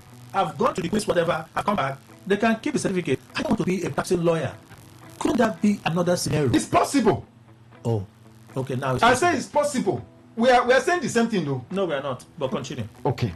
Now, this is my own reasoning. Just like you are projecting your own position. Do you understand it?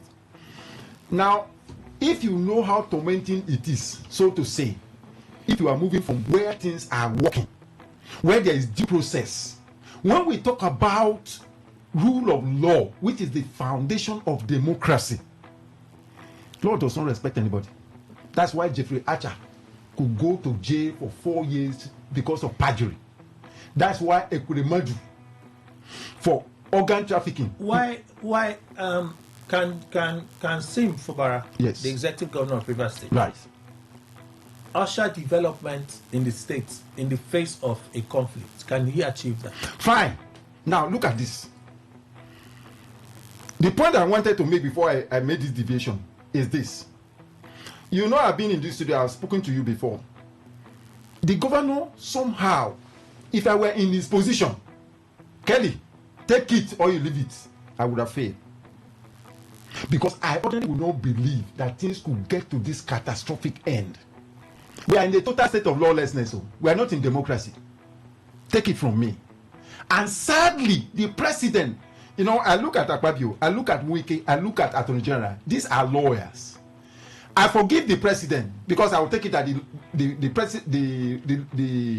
the president is not a lawyer. I hold to account the lawyers who know the law, who are in position that would have been able. What should they have done? Advise the president. On what? The position of the law. What's the position of the law? The position of the law is that there is a due process. What's the due process? The due process is that there is an existing governor in Rivers State. Okay. Do you understand it? Okay. Elected. Okay. That is the position of the law. That's why I told you here. Does the due process also acknowledge the members of the House of Assembly? It does. So they also have legitimacy. They have. Okay. And whose duty is it to ensure that there is harmony for the state to make progress? Listen, Kelly, let's be open to ourselves. We are young people here. Yes. We cannot pretend as if we do not know what is going on. Even when the fraudulent state of emergency was declared here, what was it? The next day, the governor appeared in London with the this thing. They said they were on tour. And I followed up everything that was. You mean the governor or members of the House of Assembly? I mean the governor. That is the former governor. So the members of the House of Assembly. Members of the House of Assembly had a retreat. With the former governor. Yes. Okay. In UK. Okay. Do you understand? Mm-hmm. That is the person. In fact, the members of the House don't owe their loyalty to Rivers people or their constituents. Okay, so in that it is to an individual. So in that case, aberration. So in that case, you call it an aberration. Yes. But it is not unlawful. What do you mean? You call it an aberration. It's an aberration. But it is not unlawful. It is not right. Oh, no. It is like the issue of depression. I know what I asked you now. I know what I asked you. No, you want to box me. You want to box me. You're insisting on the rule of law. You want to box me. Yeah.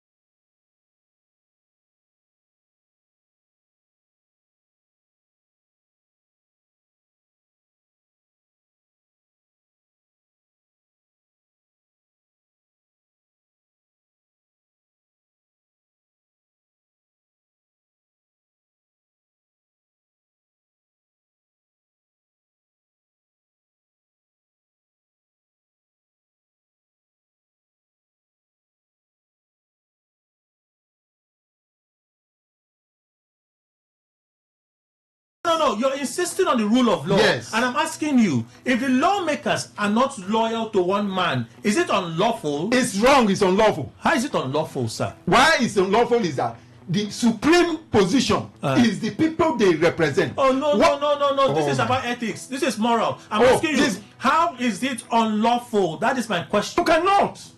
So how is it unlawful then? You see what is going on. Kelly, listen very carefully. You see what is playing out in Rivers State here now. Yes. I can tell you clearly, Nyesom Wike made it clear that his intention, even the Attorney General confirmed it, was to remove the governor from office. If Nyesom Wike wanted to remove Fubara from office, yes, impeachment it. Impeachment is a known instrument in the Constitution. You see this way you are driving the law. No, I'm not driving the law. Once you use the law as instrument of oppression, suppression, and repression.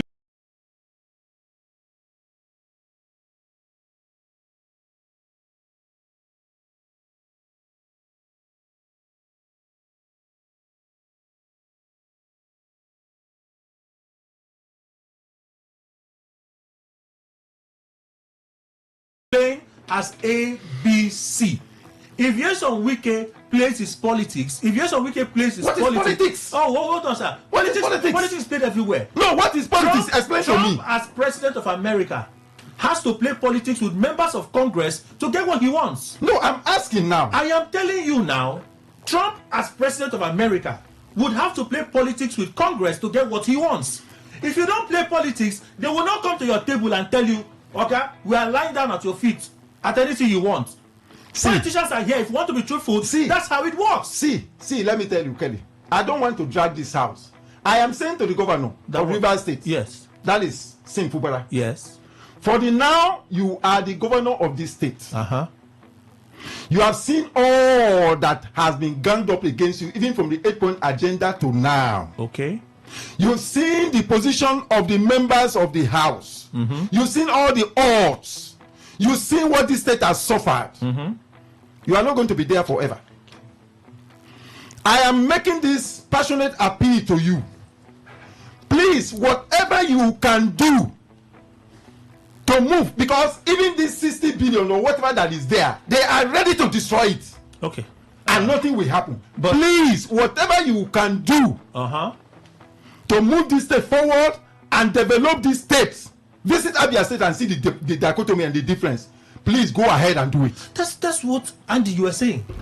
Go ahead and do it. As the governor, your opponents do you understand it? The politics to even those who are supposed to stand for Rivers' interests have abandoned. Do whatever you can do. The parties are all playing politics. Absolutely. You are in a position to also play politics. Absolutely. If you want to win them, you have to look for a way to outsmart your opponent. Absolutely. If you want to win. So that's my only part to this. When you keep saying rule of law, see, illegal, unlawful, I'm like, oh, hold on, sir. Please hold on, sir. Please hold on, sir. When we say illegal, I know a lot of persons are sentimental about these things. I put sentiment away when we're discussing these issues. These men, they owe their loyalty to Nyesom Wike. I clearly feel it's unfortunate. I on this radio said it, that they received Nyesom Wike as a king on Saturday at the House of Assembly quarters. And I said, bro, that is what the governor should ordinarily enjoy. Even though that is still an aberration. That in a democracy where there should be separation of powers, the governor cannot come to the House of Assembly and is treated like a king. It will mean that the rights of the people, these lawmakers are ought to protect the people, they are now doing party with the governor. It would have been strange. But ordinarily in our system, he was odd to me. But for heaven's sake, it's our system. Can I say that what they are doing is illegal? It's our system. It's unlawful? Absolutely not. Kelly, politics is played everywhere. As a matter of fact, politics was played in heaven. Ask me how. There was a time when we were taught by the scripture that the devil himself wanted to overthrow God. Seeing the grace and the glamour that was enjoyed by God, he reached out to his fellow angels and began to speak to them. If we are able to overthrow God, we will enjoy this kind of grace. And God, understanding that he is God, played a bigger politics than the devil. Knocked him out. And he knocked him out. From that point in time till today, he's still knocked out. Yes, and politics is going on. In churches, there are politics. In your office, there's politics. Your ability to be able to understand the temple, read the room thoroughly, and know what to do, what move to make to checkmate your king, is what makes you a leader. Mr. Lukwe. So I asked the question: can the governor, from what he said, that residents should be calm? They should be calm and unperturbed by the unsettling reports of war. I said, does this statement stand tall or is flat on his face? Would he be able to deliver good governance to the people of the state if he doesn't pay attention to the war that he calls unsettling reports of war? No, he must pay attention to the war. Yes, because see, Kelly, I have said that concrete actions are required from him. Because, you see, it's very easy for anybody who has a healthy tongue to speak. If I have a disease, if I had a diseased tongue, then I can't speak. But as I'm talking, whatever I say, people will now open their eyes looking at me to concretize that by my action. And that's why it will be realizable. Or people will say, no, he spoke A and then has done B. So I think the governor needs, much as I said, it's just like the other day we were talking about Yesom Wike and all that. I said, yes, Yesom Wike also need people. Because no human, a tree cannot make a forest. I keep on saying, no matter how powerful an individual may be, he needs others to help him reach an end. So if the governor is talking about political war, and he notices that it is incumbent on everybody to put hands together to achieve that goal, which is a peaceful one, then he has to look at the cause of that particular trouble, because nothing starts without having a cause. If the governor thinks that it's only one-sided that is wrong, no, he will get it wrong. I think for me, all of them on top are the one creating the problem. They can't deny it. Let them act together and bring the peace. We have to go for the news. We're back in a bit. Please stay with us. Whether it's happening in Port Harcourt, South South, Nigeria, or around the world, we've got you covered. On air, online, delivering balanced news and unbiased analysis. Today, 95.1 FM. Today, 95.1 FM, Port Harcourt. News update. Good morning. Here's the news update on Today 95.1 FM. I am Kelly Ikemenjima. President Bola Tinubu says 2026 marks the beginning of a more robust phase of economic growth for Nigeria. The president made this known on Thursday in his New Year's message to Nigerians, expressing optimism about the country's economic direction and prospects. In his address, President Tinubu welcomed Nigerians into the new year with gratitude to God and confidence in the nation's collective resolve, saying he believes 2026 will be a more prosperous year for the country and its people. Reflecting on the past year, the president said 2025 was marked by sustained momentum in key economic reforms, including what he described as a fiscal reset alongside steady economic progress, noting that despite persistent global economic headwinds, Nigeria recorded tangible and measurable gains, particularly in the economy, adding that these achievements validate the tough but necessary reforms undertaken by his administration. According to President Tinubu, the reforms are beginning to yield results for ordinary Nigerians, with more concrete outcomes expected in the months ahead. Rivers State Governor Siminalayi Fubara has called on the people of the state to express no fear concerning unsettling reports of a political crisis brewing in the state. Governor Fubara gave the charge in the New Year message delivered shortly after the crossover service at the Government House Chapel of Everlasting Grace, Port Harcourt, expressing optimism that 2026 will usher in improved fortunes for Rivers State, assured that his administration was entering the new year with renewed strength and confidence. He declared that his resilience was not on the instruments of war but on prayer, urging residents of the state to remain calm. The governor reflected on the past 2 years of his administration, noting that the period has been challenging. He, however, noted that his government was stepping into the new year with hope and faith. Governor Fubara acknowledged that some expectations had not been met in the course of the last 2 years, but maintained that the state would experience progress and development in the new year. Activist lawyer Deji Adeoju has berated President Bola Tinubu for insisting on the January 1 commencement dates for the new tax law in Nigeria despite controversies. Adeoju described the enforcement despite controversies of forgery and breach of the constitutional process as an insult to Nigeria and the rule of law. The Nigerian government has been accused of having different tax reform acts. However, Adeoju posted on X that despite the controversies and issues of allegation of forgery and breaches of the constitutional process, the president is insisting on implementation. On the foreign scene, several people have been killed and others injured after a fire broke out at a New Year's party at an alpine ski resort in southern Switzerland. A spokesperson of the Valais police confirmed the sad incident. The police spokesperson, however, did not give an exact figure for those killed and injured or further details on the cause of the fire in an area known for high-end holiday resorts. The police spokesperson stated that a press conference will be held with police and the Carton's public prosecutor at around 10 a.m. And that's the news update on Today 95.1 FM. Good morning. Thank you for your time. Radio has never been this good. Today 95.1 FM, Port Harcourt.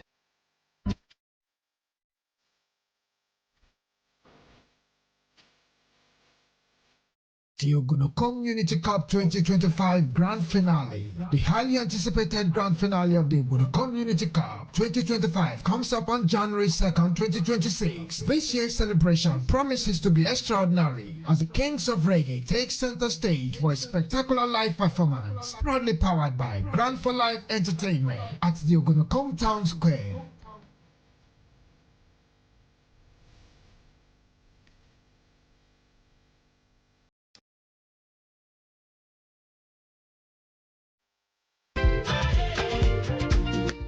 After the season comes a time for Thanksgiving. It's amazing how you love me. Emily Alumni in Enoha local government area, River State, cordially invites the general public to our annual Thanksgiving and rededication service to God Almighty.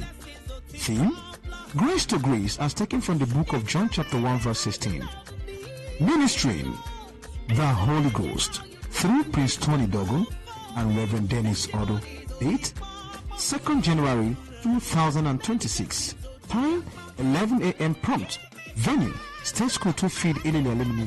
Host: the Obako Alumni, the clergy, the elites, and the Central Planning Committee. Announcer: Reverend Dennis O. Odo, Chairman, Central Planning Committee. Come one, come all.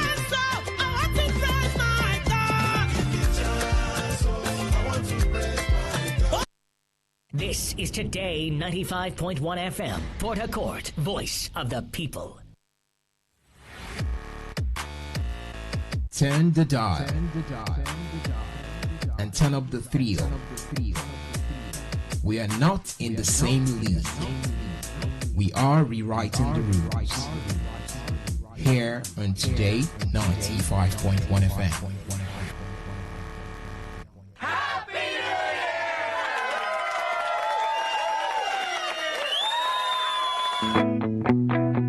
All right, thank you all for staying with us. FCC Minister yesterday in Thai said he's going to reveal what was agreed. There are two agreements now. The first one was made public when they wrote out that 8-point resolution and all the parties signed. We've gone past that one because the Supreme Court came and did what they did what it did after the fallout back and forth. The governor took an initiative to keep himself afloat. That beat him on the foot badly. And then matters escalated. There was the Supreme Court, the emergency rule declaration. And then during the emergency rule was another brokered piece. That one, we don't know the details. Yeson Wike, I think that's the one that Yeson Wike is now saying agreement is agreement. That we entered into another agreement and somehow somebody is reneging on his part of that agreement. That's what Yeson Wike is insisting. But none of them have spoken as to the terms of that truce. Yeson Wike is saying that he will disclose. I don't know. I feel like the disclosure may not be full disclosure, maybe partial disclosure. However, there's a part of it that is striking for me, which is what I want to ask your views on. When the first meeting held, we heard from the president that he wasn't pleased with Fubara's management of that truce. Clearly, the president was not pleased with it, and even yesterday weekend, Tony Okocha and the rest of them kept harping on that. He went against the president's directive. And at some point, Fubara came out to say that thing was not. There's no binding. Was just an agreement. Wasn't binding and stuff. Now they're not saying that Fubara is going against the president's directive. They're only saying that Fubara is not keeping to the agreement, which suggests to me that the president is pleased with Fubara. I don't know. Has anyone thought about this? Have you thought about why it? must the president be... So Kelly, when I hear this whole narrative, it brings to mind that we are still like babies without appreciating, the real challenge. Who says the president is not even responsible for the entire wahala that is happening in Rivers State? But this is what I'm thinking. Yes. I'm thinking like they have been thinking and acting. So is that line I'm speaking from? Yes. When the first one happened and the fallout started, what they kept singing to us was, the president how was do not you pleased. Go against the president? Yes, and we saw you that don't have the respect. Supreme Court even interpreted it. You don't have respect for the president, and so on and so forth. Yes. That's what they kept saying. Yes. In this case now, yes, not even Wike is saying that the governor went against the president. He's only saying that agreement is agreement, right? It suggests to me that whatever they agreed, maybe Fubara is doing something that is pleasing to the president, but they don't like what he's doing. Yes, Kelly, the narrative, how you spin public opinion, is more important than what is even reality. If you check through the scripture, you see that God engineered prophets. He was behind prophets more than he was of kings. Prophets were the ones who curated the narrative and made society what God wanted society to be. So he got a Samuel who spoke, and people saw that God was speaking. I'm going somewhere with this message. If Saint Fubara, and I do not know the people advising him, I'm really very sorry to say, it is time for you to come out and begin to control the narrative. Wike has thrown a challenge to say he is going to tell. Guess what? His advisors will tell him, be quiet, don't speak. Wike is going to come and he will share a narrative. He will share a narrative. The entire Nigeria will run with that narrative. Saint Fubara will not speak. He's never speaking. And people say that's peace. Not understanding that public opinion matters. You see, what you call, social engineering is very, very critical to deciding who becomes what. That's why people would be looking for what Samuel must say. They'll be looking for what God is speaking through this person. Once that person did not speak, they did not think God has spoken. Even if the king spoke, until those people spoke, God has not spoken. Why are you leaving vacuum everywhere in Rivers State as a governor? I would say that his handlers must understand that politics, Kelly, I keep emphasizing, and people say, Andy, you are too extreme. Politics is war. Every politics everywhere in the world is from bottom top. Every strategy is from top bottom. If you have risen from the bottom, you must understand how to strategize from the top that it affects the bottom very quickly. What Saint Fubara must do quickly now is to begin to spin these narratives in his favor. Otherwise, what befell him a couple of months ago, Kelly, what is yet to come would even be worse than what befell him. Ajibabari, yes. The comment of the FCT minister that he will reveal details of the truce. I will ask you. I'm not in a very good disposition, but I will ask you to permit me to say something. You see, all that is going on, whether to the left or to the right, it is the future of Rivers State, particularly the young people, that is the youth. There was something I said in this studio a long time ago, which I call the political calculus of Nigeria. It took me 7 years to understand that. What I mean by the political calculus, on that realization, I came to the concrete reality and term that the civil war that ended in 1970 is still continuing. And Rivers is at the center. As this thing is playing out, Lagos is benefiting. And there are people who always say that it is foolish children who will be fighting over their father's property while the stranger will come and say, retain us as lawyers. This one will take. I've seen families that by culture, but everything is vested in the first son. Some first son will say, yes, that's the culture. He will call his brother, corner him, say, my brother, see, these people who are ganging up, saying, don't agree, this, that. Between two of us, no one knows who will die first. Okay. Okay. No one knows tomorrow. Please, call your wife. You people should take the other property. I will hold this one. Okay? Forget about them. Let them shout. Let them make their noise. This is rivers of possibilities. Get my point, though? This is what is revolving around me. Enough of this. There are people benefiting from this grandstanding. I pray that God, I just hope that even across down to the House of Assembly, do you understand it? When you see the larger picture, but it's difficult. Even if you are educated, you are PhD. When your mindset is not on that. Okay, I was discussing with somebody from UK last night, and he was saying something. And I told the fellow that it will take a mind that has been trained to that level. He said, when you look at human beings, just allow them to speak, that you know where they are. I say it's correct, but you must have the capacity. If you don't have the capacity, you cannot pick that signal. It's like somebody having a phone with data, with everything. If you step into a place that there is no network, you will not pick any signal. Okay. That is the truth. So what I want to say, whether he's threatening saying he's going to review, because ordinarily speaking, but sadly, that does not prevail, because if not, ordinarily lawyers, we would have given direction to this state and do the right thing. All right. Even when you're talking about the issue of agreement, there are agreements that are not enforceable. But we're descending to the arena of conflict now. I want these people, the governor particularly, the future of this state is sinking. And I can tell you, with the body language of Tinubu, they can even declare another state of emergency. Okay. Because the court, technically, like I said, we are not in democracy. There is no rule of law here. They can declare another state of emergency in this state. All right. It's as bad as that. So please, whatever you can do, may God grant you wisdom so that there can be development in this state like Abia State. So he revealing, yes, Wike planning to reveal that if he stays true to his word. What's he going to reveal?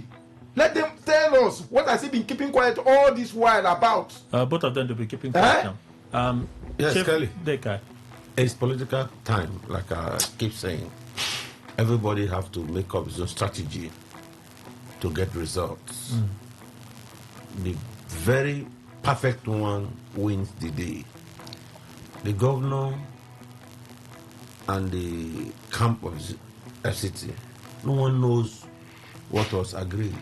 But both of them will know now. That's what I'm saying. I said, for us, yeah. We don't know. We don't know. I'm waiting. And I also urge everyone to wait. You think you'll reveal? That's what I'm saying. Do you trust that what you reveal will be the truth? I'm not in him, please. No, I'm asking, do you trust that what he will reveal will be the truth? Has he said anything? No. Until that time comes. I can't jump the gun. I want to wait gently to the bridge. You know what is going on? It's political period and it's politics. Everybody has his own strategy, and I must use this to outweigh you. So I want to wait patiently, peacefully, to see what is going on and to see the end of it. I don't want to start permutating. Permutation has not also worked to this. In fact, this time now, don't do any other thing. Just wait patiently while you systematically do your calculations yourself. to outweigh the next person's. Be very careful, because there are some people who are masters in this game.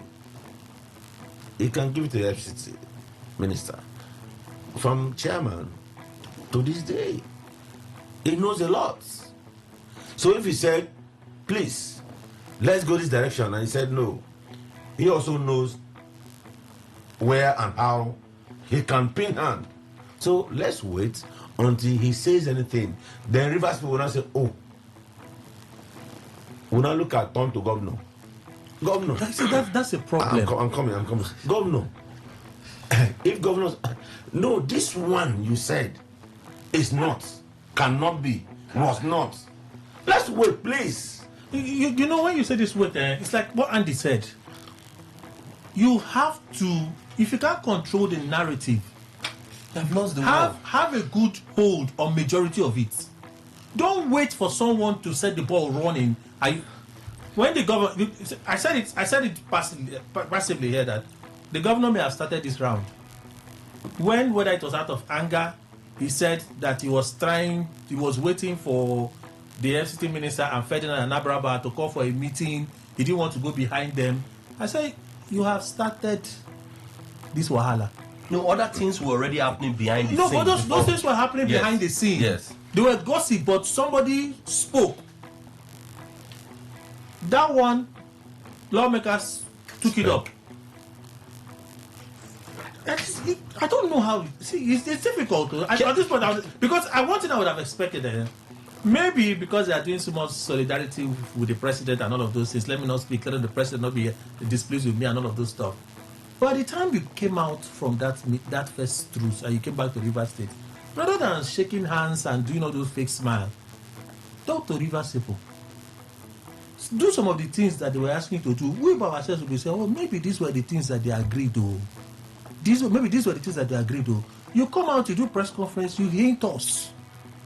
Your people are talking, you are hinting us. When they start firing like this, you would have already had a bit of the narrative. Kelly. Now you'll be doing catch up. Kelly, the governor has no reason to be left bare in terms of who spins his communication. I would give him free advice. Let him go and seek Dr. Austin. Yeah, the former commissioner of information under Wike, who has been everywhere. Let him seek him out now in this first month. If his handlers are listening to me, because Kelly, who do you know that is handling information for the governor as we speak? Who do you know? The governor has simply just said to all his handlers, don't worry, let's be quiet too. So you will hear them, they will come on the public. A few of them will call on radio stations and we say one or two things and say, this is my personal opinion. You don't run government like that. Everywhere in the world, even God has arranged his system. If you ask anybody who is Christian, what is the responsibility of Angel Gabriel? They will tell you. Angel Michael, they will tell you. If you called all the angels as God arranged it in the scripture, you understood that they all had their works and they delivered. What we have today in Rivers State is a strategy-less system. And if you didn't have strategy, you opened yourself to be taken down by every kind of enemy. The first kind of strategy that you must win is the strategy of communication. Every war is first won at the point of communication. It is not on the battleground that you win war. Go and look at Donald Trump. Go and read the book, Bush World, Enter at Your Own Risk. You will see emphasized there in the second chapter that every war is won first with communication, with how you speak. How do you address this thing? Do you just keep quiet and you go and you are doing your New Year Thanksgiving and you say, what are you spinning? All right. Ambassador Oho. Yeah, thank you. It's difficult. Kelly, what we are expecting to be disclosed, does that include the original agreement that led to the first crisis before the truce? If what they are going to disclose to was the truce reached at, is it Asoro? That's the second one. The second one. and at the same time leave out this original agreement on which is the foundation of all other truces. Because at the end of the day, the still tells you agreement is an agreement. So why just can't we start off with this agreement, this all important agreement? That is the pillar. What is this agreement that will not allow us breathing space? What is so paramount that it is worth more than the entire River State put together? River State must crash as a result of non-implementation of this agreement. Any other thing you do will not catch until, because at the end of the day, I will turn around and remind you about this agreement. You move left, move 3 ladders up. By the time you want to go to the 4th step, they say no, this agreement does not permit that. I don't understand. And I've continued to ask that question. What is the intention of this truce? What is the intention of this agreement? Is it that we cannot move forward as a state if we do not countenance this agreement? We're all rivers in it. We're all stakeholders here. And I've also made the point that it is about time to we as a people, if those who gave our mandates to govern us are not willing to shift emphasis towards justice, we should demand it. How do we demand it? Okay, fine. They say we should respect the truth. There's an agreement that has been reached. Nobody knows anything about that agreement. And then you now take actions that at the end of the day will threaten the deliverance of good governance. All we are interested as citizens of River State is that at the end of the day, we should see good governance delivered to us. My question is, how do we ensure that there is justice? It is also left. We have not even demanded it of our. We have not even made. I'm not sure the way they are going. We know how to demand for justice from them. No, how do we demand justice? From you see. Okay, you want to talk about when, for instance, the issue on the ground was I don't know what to use the word legitimacy or whatever before the state of emergency. There has been a raging. All we focused attention was the appropriateness of structure. This structure must not be tampered with. Isn't it? That was someone's argument, and it's a valid argument. It's a valid argument too, but it's there. That valid argument of that person kind of superseded any other argument in the state. Because it was important for him. Okay, good. So that is what I'm saying now, that your argument is structure. What is our other argument to that structure? I'm sure if I said the one that will make you I'm placing the blame on how do we get them to deliver justice? You see, how do we do it? Okay, the issue is this: they have in quotes, they have a mandate, isn't it? They came up with their own interest and they try to enforce it. And we, the rest of the people, we just kept quiet. What we can do is to use the very, I've just talked about communication and various. Have we ever come out like this in different at different fora to say no, this shouldn't happen? You see, what you see that you have coalition to support and reinforce their own argument. Ambassador, let me ask you. I think one of our problems in our state, and it's not a River State issue. It's a people issue. Okay. When these things happen, people will take sides. That's the first thing. If you say nothing has happened, people are going on protests. People have gone on protests. It has not changed. In this studio, I don't think there's anybody here that has protested like me. People have gone on protest on this issue. They have shot at us, carried gun. They came to Andy, let me finish. Protest. So I was waiting for him to make the point. People have gone on protest. It has not changed anything. Right? I've even said here, women went to protest and ask questions about their properties in their communities. They stood in front of some of those properties and said, we will not go until you answer us. The governor was on stage and was asked that question. He waved it off. He waved it off. A man of peace trying to manage. No, sorry, sir. Sorry, sir. Piece of the graveyard. You are serving. You are serving the piece of the One moment, sir. Please, one moment, sir. Let me ask a question. Okay. Right? Okay. He waved it off. He didn't want to talk about it. But that was something that was important to the people. He chose the things to respond to and the things to act to. The people could be saying 10 things and you're hearing 5 and ignoring the other 5. Because perhaps you think if you touch the other 5, you will be stepping on toes that you didn't want to. So how can the people get this? For instance, no, we've been talking now. I think they asked him recently on the stage to answer to the question why recently, I see that they are doing some repair works on that facility. Will they open it when they are done? I do not know. The people of the state want accountability. The governor is not willing to get into that position to address some of those questions.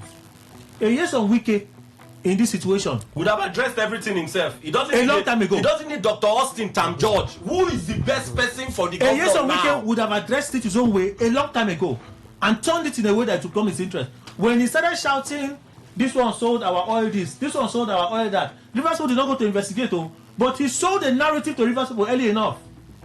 Simple. Early enough. Today they are the ones defending themselves. He has done it, he has finished his term, he has left. If he used that for political gains, he has taken the gains, ripped off it, and he has left. So we take the narrative to the governor. We keep pressurizing him now. How do we do that, Ambassador? I said to you, taking me and the Akpotive. Yes. We have led protests in this state. The very last one, the police came out and said we were stealing phones at Garrison. They called us criminals. That is true. Now. That we were stealing, we were pickpocketing, collecting phones. They came on and they met Kelly. They even sent reports to Kelly and all the radio journalists in Port Harcourt, and they were reading it. The day I was listening to the news. When not brown envelope journalists. They don't do you expect them to do? They are not brown envelope.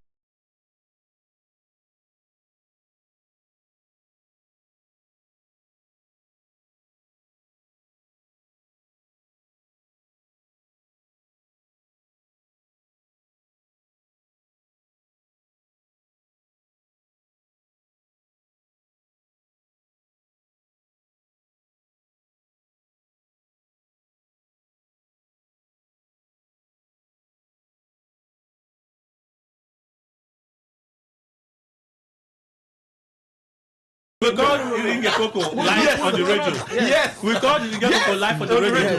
And she said, that report is not true. What our men found is that they were stealing phones. And I can bet you the people who came on this protest, I can call their names. Lawyers were among them. Doctors were among them. Andy Akpotive is stealing phone. She said that's the report they got. From their men. Yes, ask the question. And I can tell you what we now call the Romo Kuta experience. The Romo Kuta experience, not by Fidelity Bank. When they shot at our people, brutalized them. And they are Akpotive, there has to be order in this studio. Speaker, there must be order in this studio. Speaker, maintain. I insist there must be order in this studio. And there's order. When you had your experience, we did not ignore you, we talked about it. Yes, please hit the So gravel. You don't have to insist and insist no, and insist and Kelly, insist. I was talking about the point is already established. Yes, when he was saying there's something we must do. You see, in this kind of situation, you don't relent. It's just like as a journalist. Relent. You don't. It's true. You don't relent. Sometimes you are attacked. Sometimes, look, you don't just say. I understand the problem of the people because these instruments of coercion and all that thing are all used against the people. That is true. There is no law. That is true. That is why it is more difficult to say. Let me ask the governors or. Let me say this here. So let me say this here. Even I have been referred to as an enemy. When we saw the way things were going in courts, and we said it here. Your Excellency, this move you are making will hurt you. They say, oh, you have taken sides. Mr. Eduka, you know here? Of course, now. I was vocal in saying that. No, are you not here? Yes. Going to withdraw your case. I said, they said, oh, yeah, the problem. Oh, this and that. When the snake beats them. We are not the game we are playing. They started looking for something else to say. It's the same here that we have tried to talk about these issues here. In a fair and here. Oh no, don't talk. Oh no, I'm like, what is wrong with you? Can't you people see it? Can't you see it? Yes, we also are our own problems, but that is the problem. That is where we need to focus now, because they will come up with all these strategies to intimidate you into silence, so that they can continue what they are doing. I say once law fails, because there's no law. and in fact, I insist that instead of emphasizing on the rule of law every night, if we're talking about the rule of law, so that a law that will protect the rules. We're talking about rules Ambassador of law. Yes, sir. If we're talking about Ambassador Oho, yes. If we're talking of rule of law, I'm saying that let us not think about. Okay, let's go back to. They say there's no law. If we're talking of rule of law, should Fubara still be in the government? Should it still be in the government house?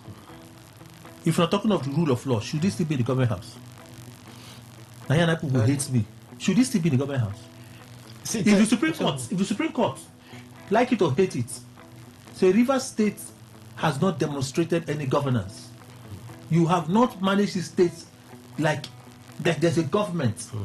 You had two budgets. In 2 years, the wrong house sat over it. You had courts, you waited till the last one. Supreme Court said this thing. House of Assembly wanted to start impeachment process. President, where he was, declared state of emergency. If we're talking of rule of law, even he has acknowledged as a governor that Tinubu saved me, I would have been ex-governor. It's not in the same state. He said it's Tinubu, the same Tinubu that is the villain. Tinubu saved me, I would have been ex-governor. Because he knows the Supreme Court took those allegations and said the allegations against you are huge, they are valid. The Supreme Court said so. Yes, let them be doing the selective judgment. But the issue is also the courts themselves are also our problems. So how is the court the problem? I like to ask because lawmakers went to Federal High Court or Motorshorts Court. The governor was a party to that suit. The suit started. You sat in a presidential truce. You came back before the lawmakers that took the case there. We withdraw it. You went and withdrew your appeal. You see, what was part of the agreement? No, wait now. Wait, you should wait now. Let's understand this now. Okay, go ahead. The people that took the matter to court in obedience to that truth did not go and withdraw it. You are the one that was first to go and withdraw it. The moment you withdrew it, they held their own. And when the court threw, they go say, you can't willfully to withdraw your own. How dare you want to come and take it back now? This is your problem. That is subversion. That is subversion. Subversion of what? No. It's not. You see, subversion of what? Subversion of the withdraw. Our parties go and withdraw. We will get to the end of this matter. The other person does not obey, and you are blaming the other person. Our problem will be our problem, and if we don't want to own it squarely, this fight may continue. I've already told people, Kelly, get your popcorn, stay safe. End one day. The fight is not ending. Will drag on. It's not ending. I've been consistent on that. Yes, it will end one day, but God not knows now. how it will end. You see, however, God knows a different everything. one. You see, Kelly, in terms Full of disclosure making or partial disclosure. yes, Thank in you. terms of making revelation for whatever the agreements are or where, depending on how they choose it to fit in. I tell you, I am not interested in that. The reason is simple. I am not a mind reader. I know there will be revelation because certain things we may not have been privy to hear, we'll hear at least bits and pieces of them. But full disclosure won't be made. I remember I've been saying that when you run governance as secret cult, then things will always go awry. And that's where it has reached. And that is why they are saying we are going to reveal. Why is it that they kept it to themselves at that time? The governor knows the agreement, and the FCT minister knows the agreement. And they've been, in fact, tying the agreement and holding it, maybe putting it in bag and tying it. And now the things seem to be busting. They now remember that a full disclosure has to be made. But I'm telling you that full disclosure will not be made. But bits and pieces of that agreement will be made. But will it be the one that will solve the problem if they reveal without substantially the one that will solve the problem? I wouldn't know now. I'm not a mind reader. So let's leave River State there. Maybe tomorrow we'll talk about it again. On Monday, somebody will talk about that, we'll talk about it again. It's tiring. Let's not get tired of it's absolutely tiring. All stems to development of the state. That always stands on. Do you know what I see on social media these days? I see people out of the states who say this is all that River State is known for. When you watch the video, Fubara is our governor. Fubara is our governor. We don't follow corners. Wike is our governor. Say that's what they are doing. That all the youths in Rivers are not taught to bad members. But is it a lie? Bad members. But is it a lie? No, I'm not saying it's a lie. It is thoroughly embarrassing. It's not true, but that's the picture. It is thoroughly embarrassing. It's beyond the picture. That's what it is today.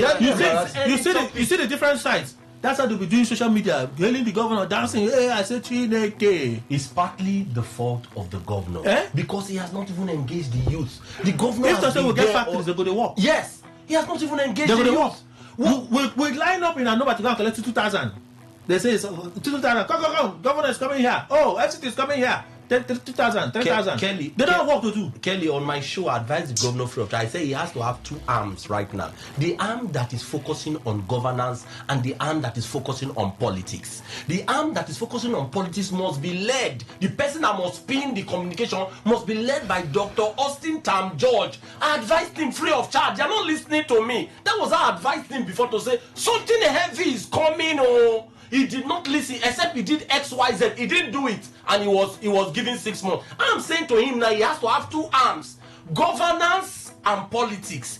The person that must spin for him the politics must be Dr. Austin Tam George. The person that must drive it must be his former chief of staff. I'm talking about Edison. If he has that is on one hand, that one is propelling on full throttle, then he must focus on governance. He must re-engage Rivers people. Right. He must address the real issues. Otherwise, Andy, I want to move from Rivers. Let me say this to you. In as much as I respect your position, right? Yes. You see this dimension of political calculus that I brought in. Yes. Do you know that Lagos is benefiting hugely? Why? Because we are permitting it. No. Yes, it is the reason. You will need a willing buyer and a willing seller. If you didn't have a willing buyer and a willing seller, you cannot have a free market. The reason Lagos is benefiting is because the people from River State have permitted this perfidy. If we come and introspect and say, who is benefiting from this problem? How can we stop it? We are not doing that in River State. That is not to say that they do not do. That's not to say they do not know. But they are ready. No, the leadership. The gladiators. Yes. It is not that they do not know. They know. Okay, they know. They know. Okay. I will agree with him. Okay, they know. They know. It's not as if they are not that daft now. So no, they are not daft at all. Good. They are not at all. You cannot say that they do not know that other states are benefiting from the crisis. But there are few of them making money. Crisis merchants now. Crisis merchants. Please, I want to leave River State. Please, I want to leave River State. Peter Obi has joined ADC. Please, let's talk about Peter Obi joining ADC. Best news ever. Please, let's talk about Peter Obi joining ADC. Is this a strategy to win? What do you think this will do for 2027? I beg. Well, I beg. I don't believe River State. To me, yes, being very honest about it. Yes, sir. I've said it here, and it's one of my principles. When there is leprosy in the family, they can't discuss the issue of rainwater. In fact, elders who know the implication of leprosy in the family, because it's going to send the entire family packing. Nobody will be spared. The entire family will be sent packing out of the community. Anyone who raises the issue of ringworm may have a knock that he may not be able to bear. He will have to move out of that meeting to go and cry outside. It's as serious as that. We are in a... You see all these things we just discussed now? They are like a backup fire to tell you that we are in a state of state capture. Crack home. Yes, I think you're captured. We are in a state of crack home. That's it. What's the other man that you sound like mafia? Wait, you are confused. Give it a minute. That's why I'm waiting. I'm waiting.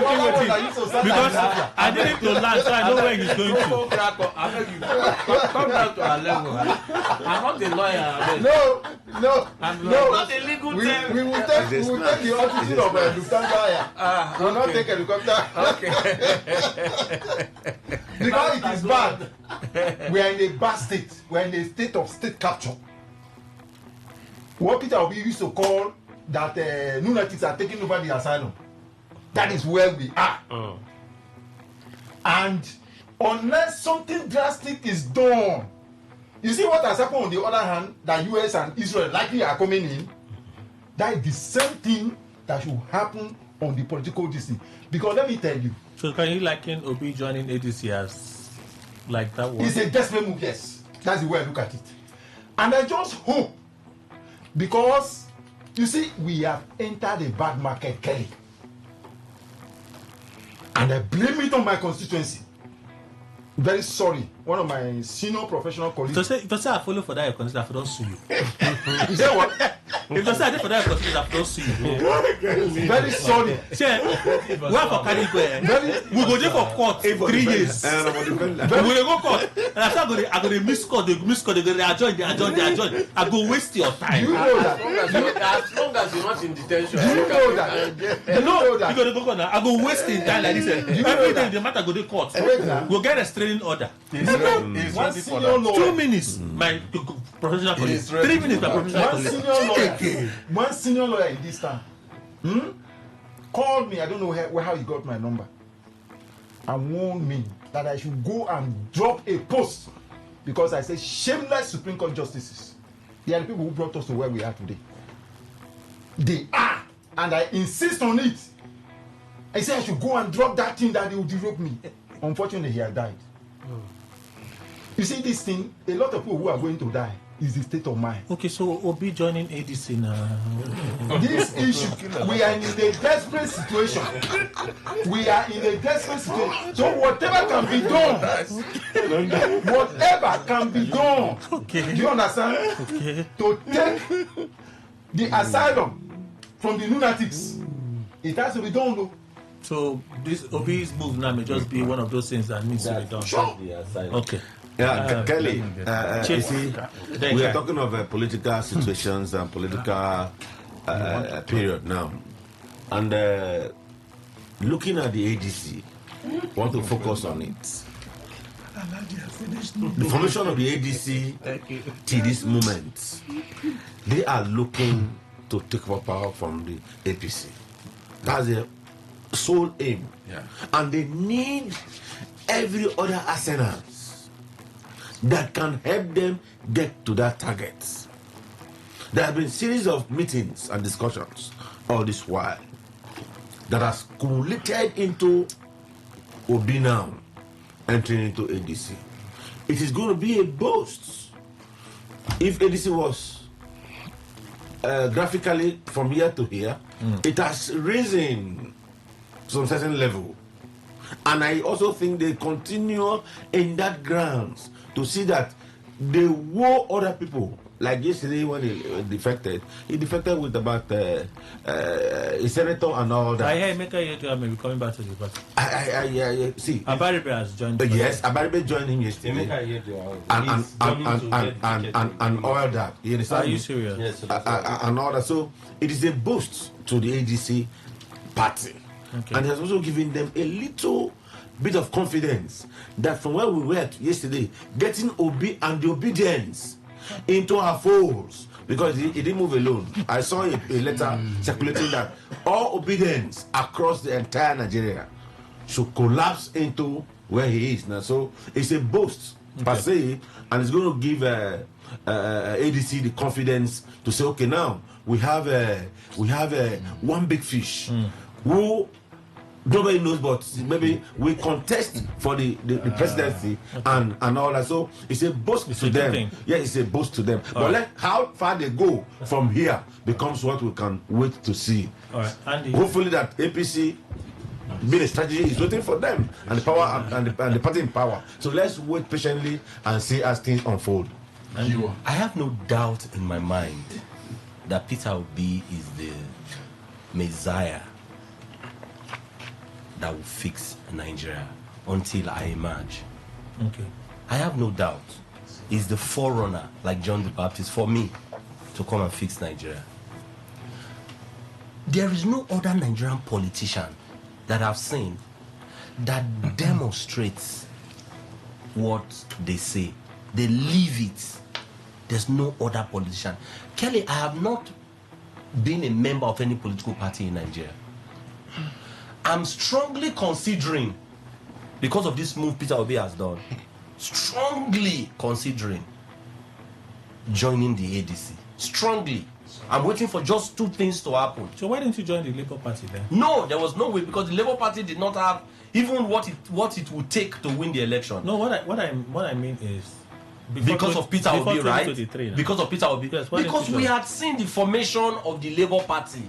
I am not just going to join a political party for the sake of just Obi alone, but for other variables. I've often said, Kelly. Okay, you said now. You also just said now that I'm waiting for two things to happen. Okay. But for other variables. First off, politics in Nigeria, and I dare say in most parts of the world, is about structure that I've continued to define as the amount of money that is in your possession or at your disposal, and the amount of violence you can deploy on election day. That's all right. That's what makes you win elections. If you didn't have this structure, it didn't matter whether you spoke highfalutin English, you were the Queen of England's cousin, or you had the best of idea, you will end up as my political mentor, Gani Fawemi. Femi Falana once upon a time wanted to contest in Ekiti State. He spoke all the fine English. And I can go on mentioning their names.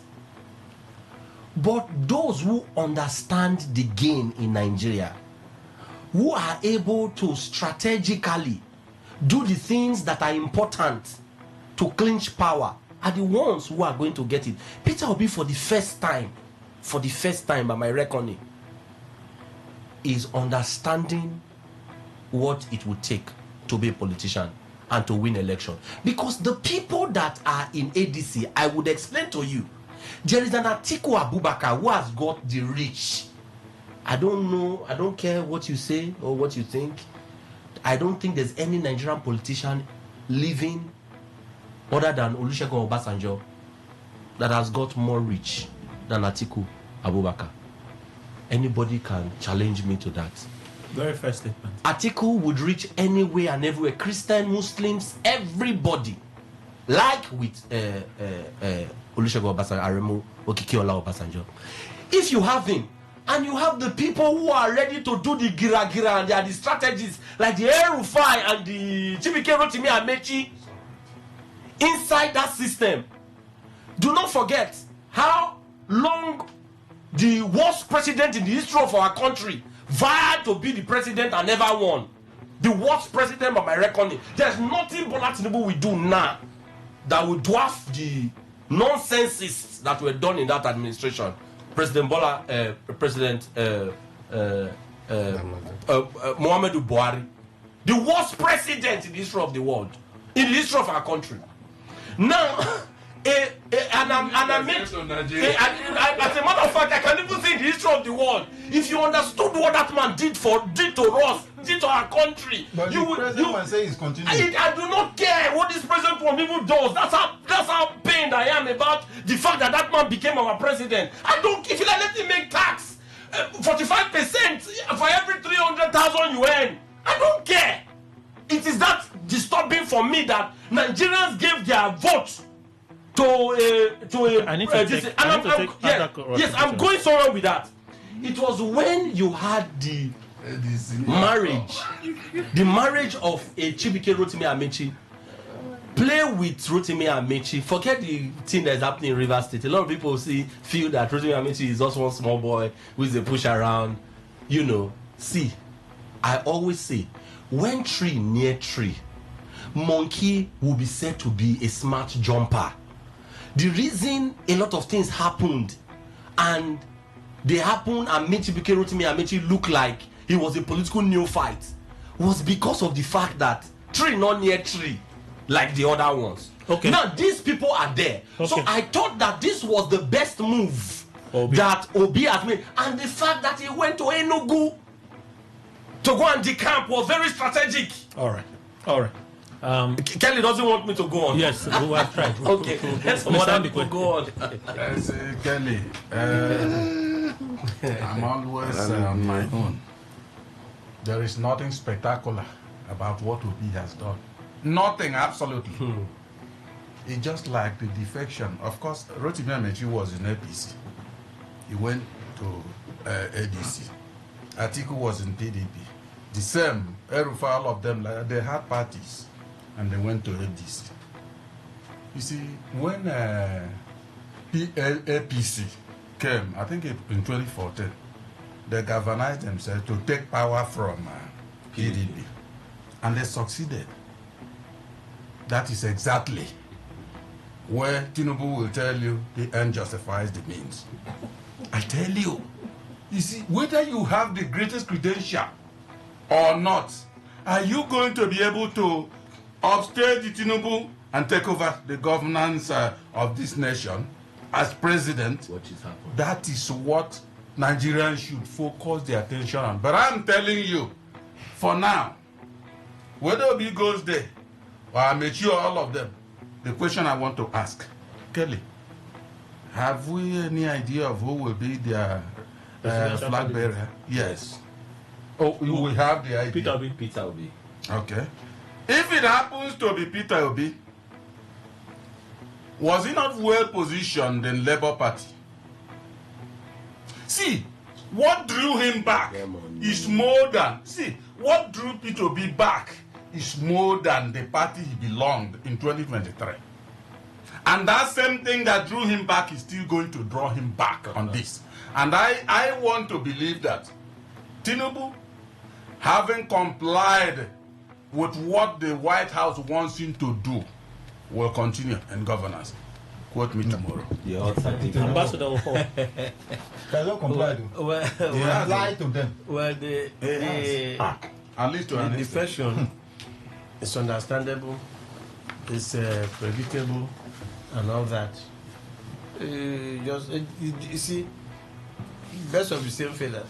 What do you expect? What do you expect a politician like Peter Obi to do? The bottom line is, where can my interest be best served? I have to get to the power position first before I serve the people. Yes. So it's all about where can my interest be best served. You may be, like somebody say, maybe you can speak all the grammar you want to speak and do everything, but you need. Before he finally won the election, late President Buhari had his own party. CPC. Yes. He contested. He came second. Progressive change. He came second. Without senators, without governors, without council chairmen and everything. He contested. And he came a close second. Now, in order to see if he can get to the... the current president and others saw the power of his massive followership. But the money is not there. Yes. The muscle is not there. It's not there. They have the money and all the muscle, but they don't have the reach. Yes. So what they did was especially in the north. In the north. So what they did was just to bring in the structure of the muscle and add it to what they had together. And then, well, they succeeded. In this configuration now, Obi going to ADC is also strategic, in the sense that Tinubu is south. He's just about concluding his first tenure. We're looking forward to the south also having his second tenure.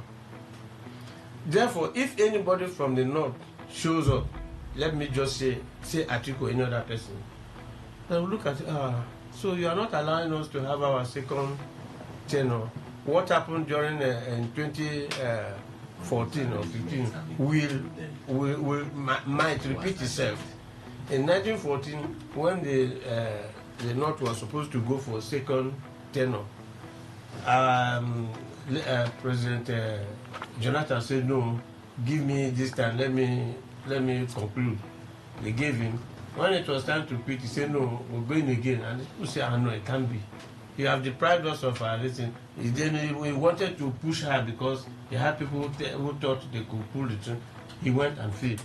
PDP set up a national fact-finding committee. I think it was, who was that? Was it Ekweremadu who led they went around and said, "Look, we made the mistake of not allowing the North to complete their tenure. So here, we're in the same position now. If there's any attempt to bring a Northerner to abridge the Southern, it might create bottleneck. But if they come up with a Southerner to challenge the incumbent, who is also from the South, there could be a real fight there. That is why I'm seeing the movement of Obi to that place as strategic. Obi will not move until those things have been settled. So if that is the case, his movement is strategic and good. We now have, probably, if they give him the ticket, we now have a credible Southern candidate against the incumbent, who is also a Southerner. It will be now a kind of which moves can do better. So, but won't they not be concerned that if a Southerner, a fresh Southerner emerges, right? Would the North not be concerned that this person may want to stay more than 4 years? He has agreed to do yes. The thing is that, of course, he has agreed to, and he knows that if any attempt is made to deny the Northerners their term, it will backfire on him. All right. 08109510. That's when agreement will come. Agreement. I think now here we do the talk agreement is agreement. That's where agreement will come. Because you agree to serve one term, no? The odds are different. Now you see this war that is happening, that the Americans are coming to bomb the interest, the terrorist interest. It's going to play against Bola Tinubu. Okay. I have to take Thank you. Thank you for your understanding. Even if you don't understand. Today 95.1. Good morning. Good morning, Kelly. Hi, Frank. Welcome. Please go on. I greet all your guests in the studio. Good morning. To you, Kelly, and others in the studio. Happy New Year, Frank. Yeah. Let me react on the Obi defection to ADC. For me, it will not change anything because they are all politicians and they have been defecting from one party to another. They are just going for their self. For me, they are not going for my interest. I know that all of them have the same character. If they have one character, Obi would have remained in the Labour Party. But for the fact that he cannot win in the Labour Party, he thinks that Amechi and others will help him. People have gathered all the governors because Kano governor is about to defect, and they are defecting with the structure of the state. When you see my leader Nike shouting about structure, it's important for them that they are playing the politics more than me. So I don't think the defection of Obi will make anything. But my advice to Rivers people or Nike and Fubara, please let them consider the state and just send their personal interest. Thank you and God bless you. Today 95.1. Good morning. Hello, good morning. Welcome, sir. Yeah, calling from Port Harcourt. Greet everybody in the studio there. Please, concerning the truce in between Wike and Governor Fubara, I think part of the thing that the Rivers people have to do is to own up their government. His Rivers State government house. It's not Fubara government house. Neither is it Wike government house. So if somebody has served for 8 years, which is 2 tenures, you should allow the next person. This is supposed to be dichotomy, the upland and the riverine. Now it's riverine turn. So I think it should complete. So the rivers people should not take side. They should do the right thing. That's their position, not to take side. Is to allow the truth to prevail, not minding anything any of them are signed. This is a public office, not a secret something. So anything they sign is null and void. Until what river people decide for them. All right. Thank you. Today 95.1. Good morning. Hello, Kelly, and all the panelists in the studio. Good morning and Happy New Year. Happy New Year, Reginald. Welcome. Yeah, Reginald. Let me look at what is happening between Governor Senfora and FCT Minister Wiki concerning the agreement and defection to APC. And let me say here that you know that when the governor was suspended and was about returning, some of us hold the view that the governor should resign instead of coming back, because I know that whatever thing that will be in the terms of settlement of him coming back will not be on his own favor. Now that he has come back based on agreement reached, and he has suddenly defected to APC, and the driver in all of this is Mr. President. Okay. He supervises the agreement they reach, and he is the head of the APC that they are in today. I think it's only the president that can solve this issue, because... All right. Thank you, Reginald. 60 seconds. Good morning. Today 95.1. Kelly, my God. Collins, welcome. Yes, so Happy New Year. Happy New Year, Collins. Happy New Year. For the background. Oh, yes, at the Yaram. Yes. Yes, by the confirmer. On the groove. I said, Job, no problem. Job, the catch for. We just want to get break. The confirmer. What can I have Bugatti? Which side is there now? Where on the Paka? Are they up? Where? Abba, somebody's phone. Okay, Abba Street. Okay. Yes, yeah, no problem. Okay, yeah. No, we are enjoying our Xmas. Fantastic. As you can see, we are enjoying. You are listening good music. No, it's all right. Collins, thank you. I hear them. Time don't finish. Today 95.1. Good morning. Yeah, Kelly, good morning. And hi, Christian. To all your guests. Welcome. You see this narrative, how they talk, now our turn, not be our turn, north and south. All for me is vague. As long as you continue on this trajectory, north and south, who is their turn and who is not their turn, Nigeria is not going to make progress. They don't gather again, the same people. All of them who have not had the opportunity of ruling Nigeria or making a strong decision that will change the course of the country. Here we are again, we are clapping for them. Now, the same people, they don't have anything to offer from A to Z, all of them. It's all about their personal interest and ambition. So nobody should hope that this and that happen. But I used to tell people that it was good luck that brought PDP to the knees. Because if good luck had allowed them not to complete their 8 years, this thing that happened to him wouldn't have happened. Him and Obasanjo connive. That's why both of them left PDP, because they know they reneged on the agreement.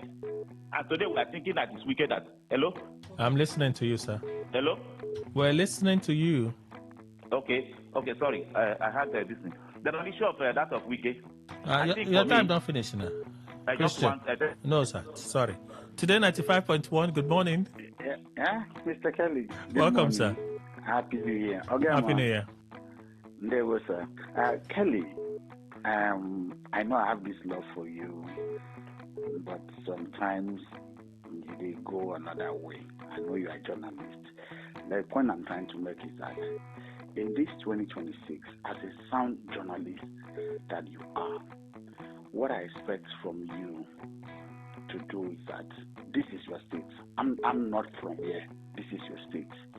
You should be advising. If you have your opportunity to meet Sim, if you have opportunity to meet Nyesu, you should be advising Nyesu to allow Sim breathe. You should allow Sim breathe. He has finished his 8 years. No matter the agreement they had, that is between him and Sim, he should allow Sim to rule the states. He should. If you look at the neighboring states, you see that things are moving well. All right, thank you. That is the time. States. Thank you. Today 95.1. Good morning. Happy New Year, Sakali. Madam Totago Kana. Oh, I've been meaning to call you. My goodness. Happy New Year, madam. You didn't call me now. I'm so sorry.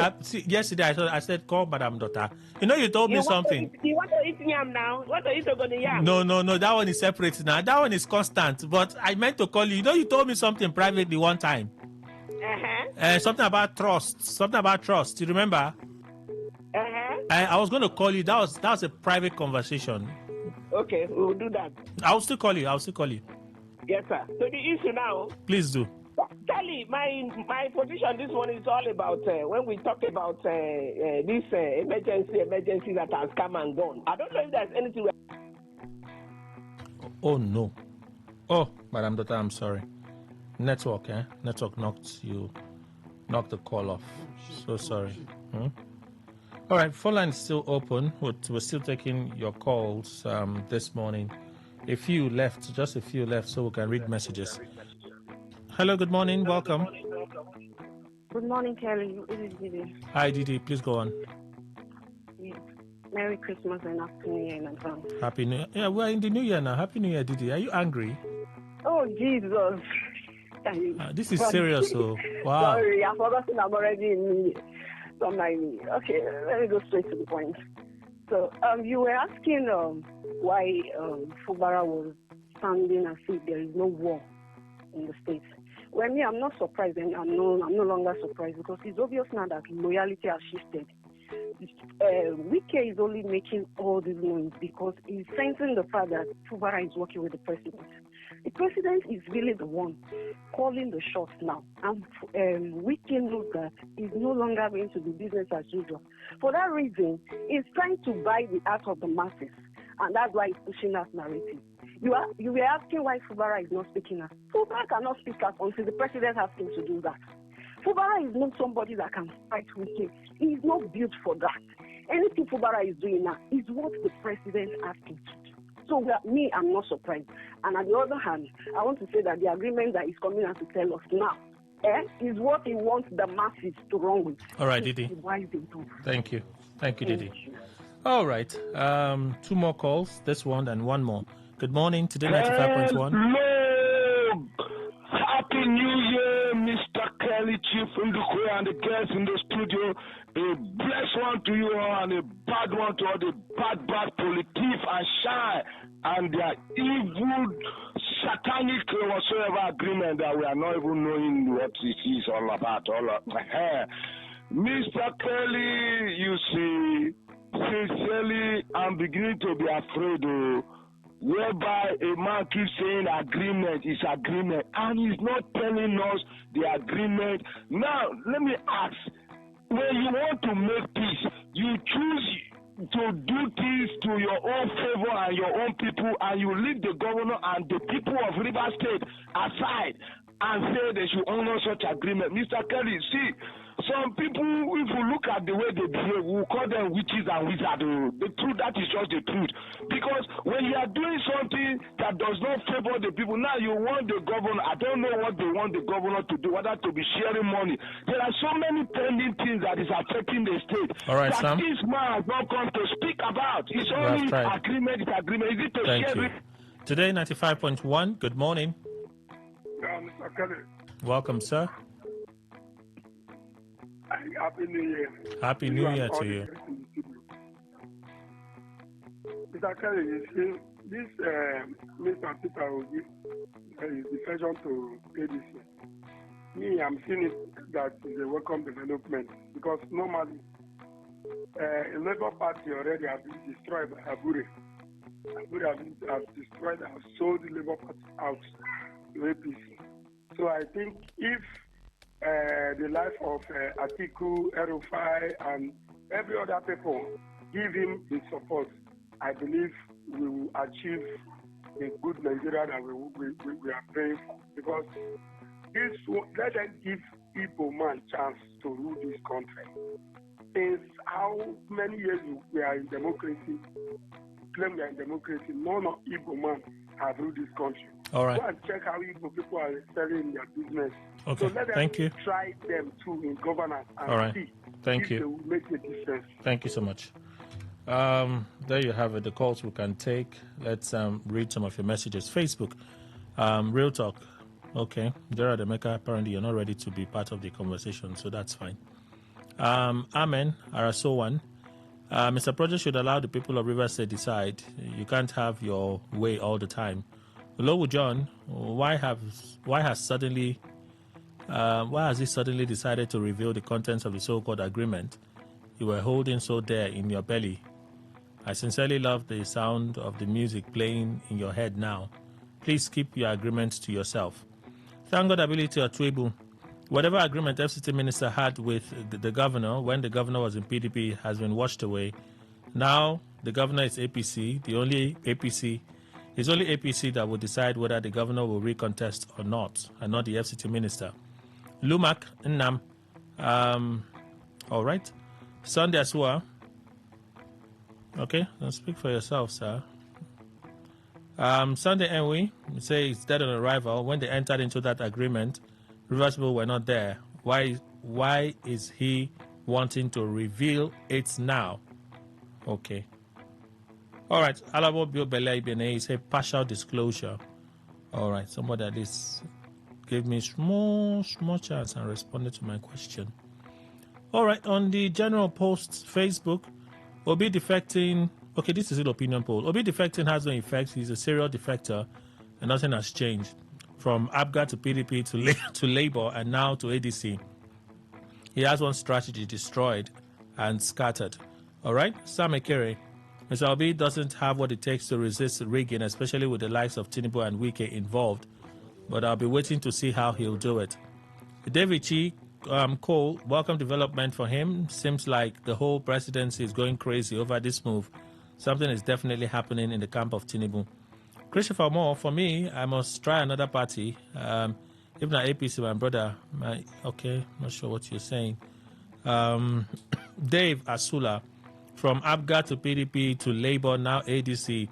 Is he telling me all these parties have the ideology he associates with?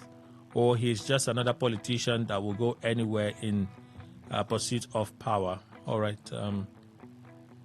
General post, let's read a few there.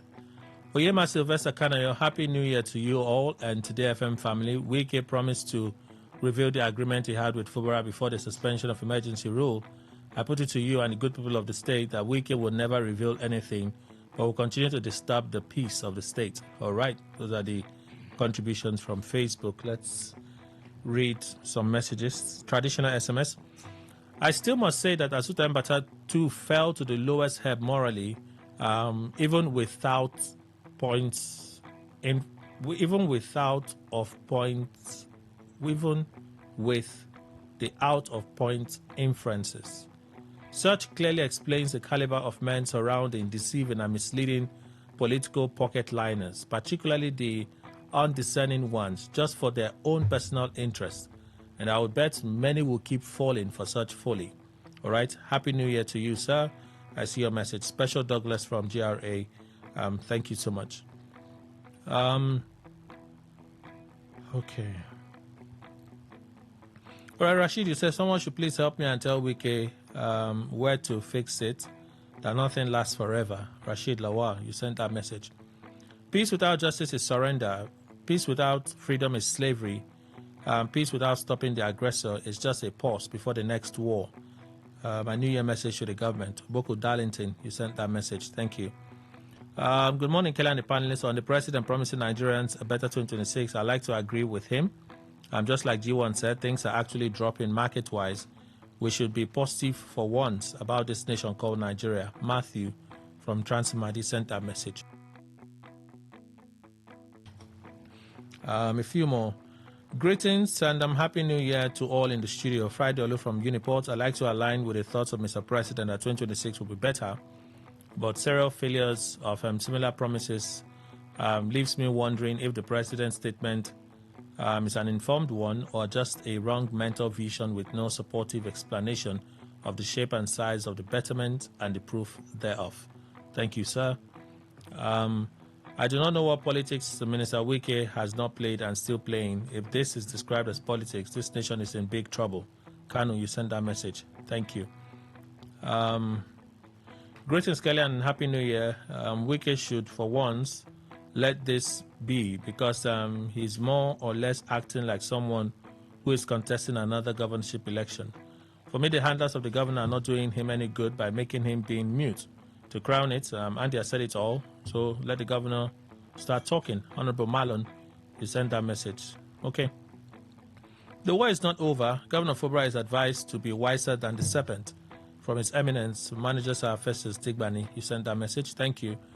Good morning, Kelly, and Happy New Year. Agreement or no agreement, let Wike leave that young man alone. Nobody worry him in his own time. Even Mr. Jonathan or Mrs. Jonathan that brought him into power. All right? And then the last one we can squeeze in from here. Wike cannot reveal any agreement that is fraudulently structured and drafted. His feeling of mortal God will soon expire, and it will dawn on him when his hope on Tinubu's incumbency will be dashed. If Atiku truly loves Nigeria, he should support a candidate from the south that will swear to an affidavit in the court to serve one term and on sitting Tinubu's government. Mr. Law, those are some of the messages from the traditional SMS channel I can take. All right. Good morning, everyone. Fubara cannot do anything on River State to bring peace, war, or development. River State has been handed over to the president and the rule of law collapsed. So now in River State, anything can happen because the body language of the president determines everything. Sapi from Oyibo, you sent that message. Thank you, sir.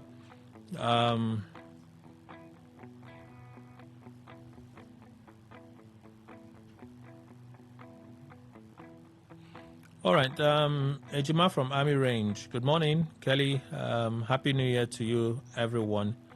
Please, the FCT Minister, is your agreement in favor of Rivers people or for you and the governor and the president? See, if it's not for the good of Rivers people, forget it. Thank you. All right, though. Yes, sir. You have spoken. Hopefully, they've heard you.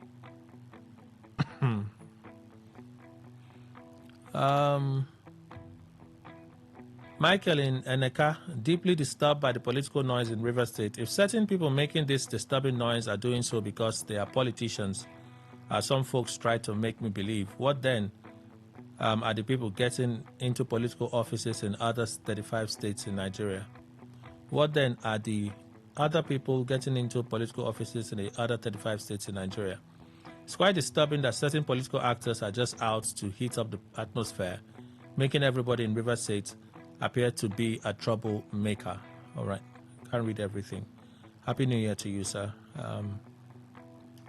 Happy New Year, Mr. Kelly and the analyst. Barsa Wike has been cooking for River people for the past 10 years. My question is, when will River people come together and cook for him?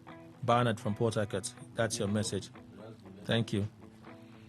Regarding President Tinubu's New Year message and his claim that inflation rate has dropped, I would like to state that food inflation is still high when compared to his predecessor's administration.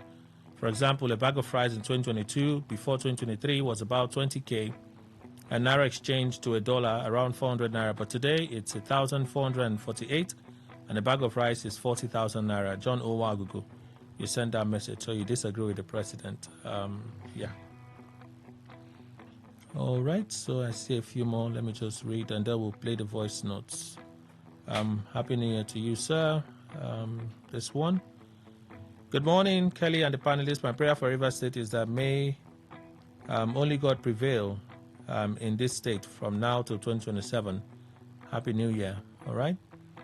Aboyo Kingsley, the FCT minister, has succeeded in heating up the politics in River State, while a state like Abia is making news on developmental projects. River State is tied down with drums of war. Now God will separate this fight, no be man.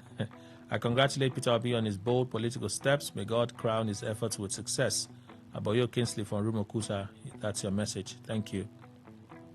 Happy New Year, Kelly. I think most of the time people seem to condemn the speeches of Wike, but when others make same comments, nobody talks about it.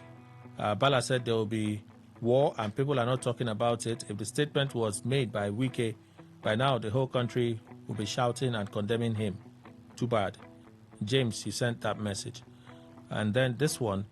If anyone believes Wike would reveal the agreement reached between himself and the governor before Tinubu is doing that at their own detriment, it is not the same Wike. Is it not the same Wike that said he will reveal the candidate he was going to support before the 2023 election, which he never did? And when he was confronted by the media, he started saying Bobo juice. Patrick from Paris. Thank you, Patrick, for reaching out. Okay, so let's listen to some of your voice notes, all right?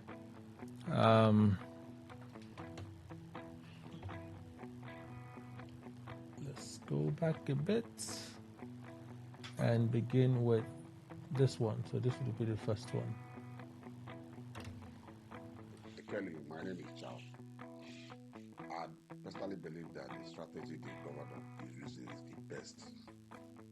Like, allow your enemy to play all his cards. So, the Wike and his group, they have been touring all the local governments, making all the noise, saying whatever they are saying. So the best is for the governor to live in. After all, we have 23 local governments in River State. By the time they go around and finish saying whatever they are saying in the local government, all this noise will dial down. Then the governor can come out and play his hand. So there's no need for him to now start making noise so that they will now say, the governor said this, we say this. They use it at point as topic when they go for this, their local government visit. So the governor is in the right direction. You should keep mum, allow them to play all their cards. When they finish playing their cards, then you come out and hit them where it hurts hard. Thank you. Good morning, Mr. Kelly and Big Bros in the house. My name is Tony Chinoso from Port Harcourt. Very sorry about yesterday. I was so tense about what is happening in River State. It seems to be irritating for me. All the same, let's focus on national development. On what our president said, his the message, I concur with him. Life without hope is hopeless. I will continue to hope that it will work out in Nigeria, but not to trust Mr. President. Let's see how it goes. If he fails, Nigeria continues to exist. If it comes to pass, we continue to be happy together. So the only thing I advise to Mr. President is to be pragmatic. This doesn't just happen.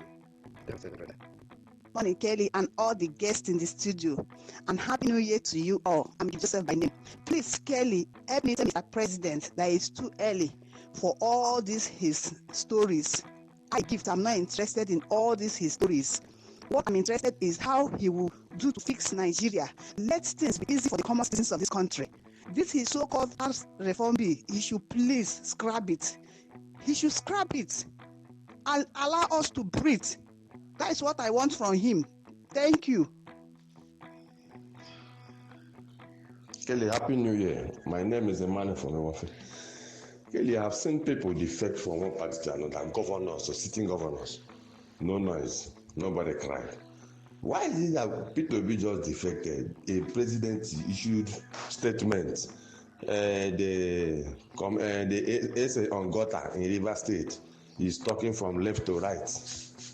It's showing unsettling in the high places. Because I know when Obi has not joined, they were happy. They made it clear that they were happy that he has not joined.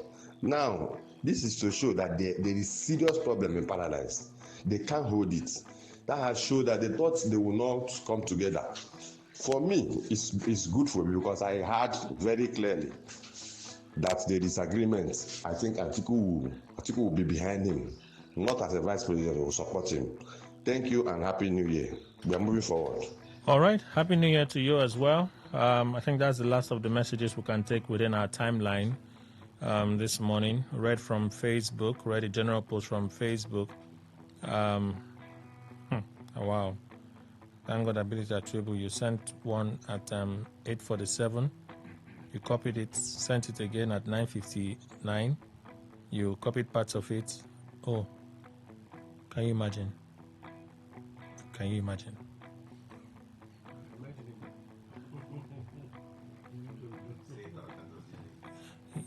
You know, sometimes when I sit from this point, I have an advantage that some people do not have. So this person I'm talking about, once his message is read, sometimes he becomes naughty. So I don't read the message. So he will send a message at 8:47. And I mark the messages. So I start looking at messages early. And when it gets to about 10:20, those that send from 10:20 up, I don't read them. So in trying to get me to read, the one that he has sent earlier, he copies it, sends it again. He doesn't know that it shifts the timeline. It's no longer early now. You have pushed it up because you have sent it again. But I've seen it. Now, the message he sent here, I've read it on Facebook. I've gone to Facebook to read this same message on Facebook. Perhaps he did not hear me read his message on Facebook. He's now coming to accuse me of stuff in the next set of messages. You know why I'm doing that's why I'm doing it on air. Because when I will respond, I won't respond by telling you anything. No.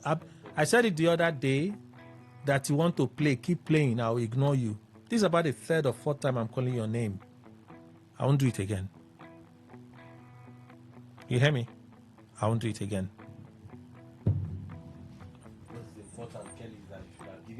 If you don't want to behave yourself, I'll just ignore you. Kelly, you should have given us fried rice and chicken this morning. That's what is important. And it's that simple. Kelly, you are not listening. He's choosing to listen to whatever I want to listen to. I have to close. You should have given us fried rice and chicken. Fried rice and chicken.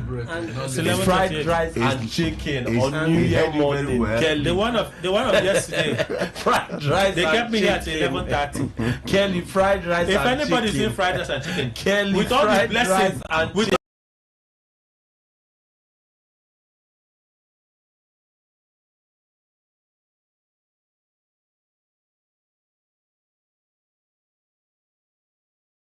all the blessing that Andy has enjoyed in Nigeria, she took all of us out. Andy, take all of us out. Kelly, give us fried rice. We came on the 1st of January, which we eat fried rice and chicken. Can you do us a favor, please? Yes, I'm listening, sir. Just as soon as we just need one small placard. Yes. Fried rice and chicken to the FM. Mark Ita and Adubabari Esquire, solicitor and advocate, as well as Nigeria, socio-political analyst, mentorship coach. Thank you. Able to take passing words. Please bear with me. It's almost 11:30. I adopt my prayer.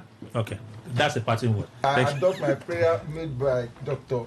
Philip Njemanze for Ikurimadu for the trouble of Rivers State. Alhaji Ambassador Nasir Owelebe Uhor, JP, State Islamic Leader, Vice President General, Rivers State Council for Islamic Affairs, Chairman Association of South Umar of Nigeria, veteran journalist. Thank you, sir. Thank you very much. My pleasure being here. Chief Engineer Kadom Richard Dekai, MNSC 2019 governorship candidate, Publicity Secretary concerned, and patriotic ex-governorship candidate, Rivers State G1. Thank you, sir. Thank you, Today FM, and Happy New Year to all the Barians. Akpotive Andy, author, thinker. Thank you, sir. Thank you for having me. And Mr. Emmanuel Indukwe, our in-house analyst. Thank you, sir. Thank you very much, Kelly. Thank you, Nigerians. Hola.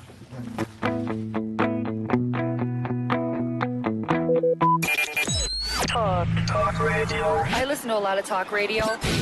95.1 FM.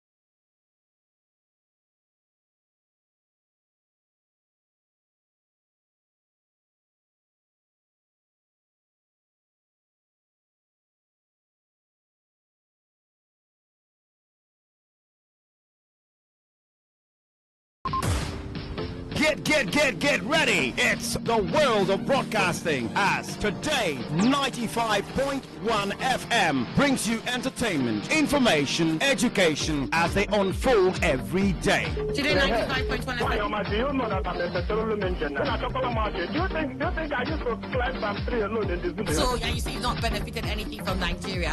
What was your favorite Nigerian movie growing up? 1, 2, 3. Isakaba. Yeah. It took time.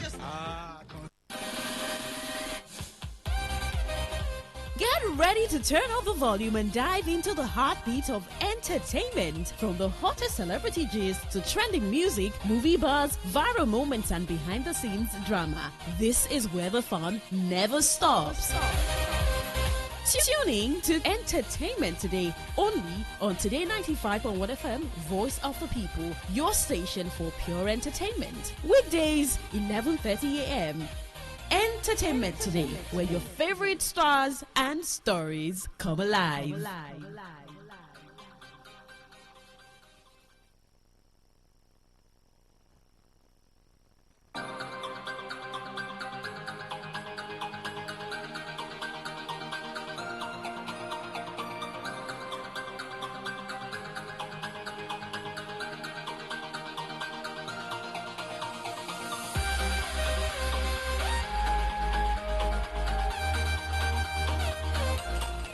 Entertainment Today on Today 95.1 FM, Voice of the People. It's 11:37, Thursday, January 1, 2025. Thank you so much for staying here. Happy, glorious New Year to you. And this year, we're going to be getting into everything happening in the world of entertainment. Today, we're starting with a very exciting note. I want you to call in, phone in. And I have some questions to ask you, entertainment questions to ask you. So prepare your mind, prepare your entertainment mind. If you get the answer, trust me, I have a gift for you. And I'm not kidding. I have a very special gift for you this morning. It's the new year. It's the beginning of a new year. The first day in the first month in the new year. And what better way to start than sharing love and giving you something that I have prepared for you. So you get to call me. The phone lines are 0810-951-0951. Write it down somewhere. As I open the phone lines and you call, when you call, I pick up, I ask you the question, you give me a response, and you get yourself a gift.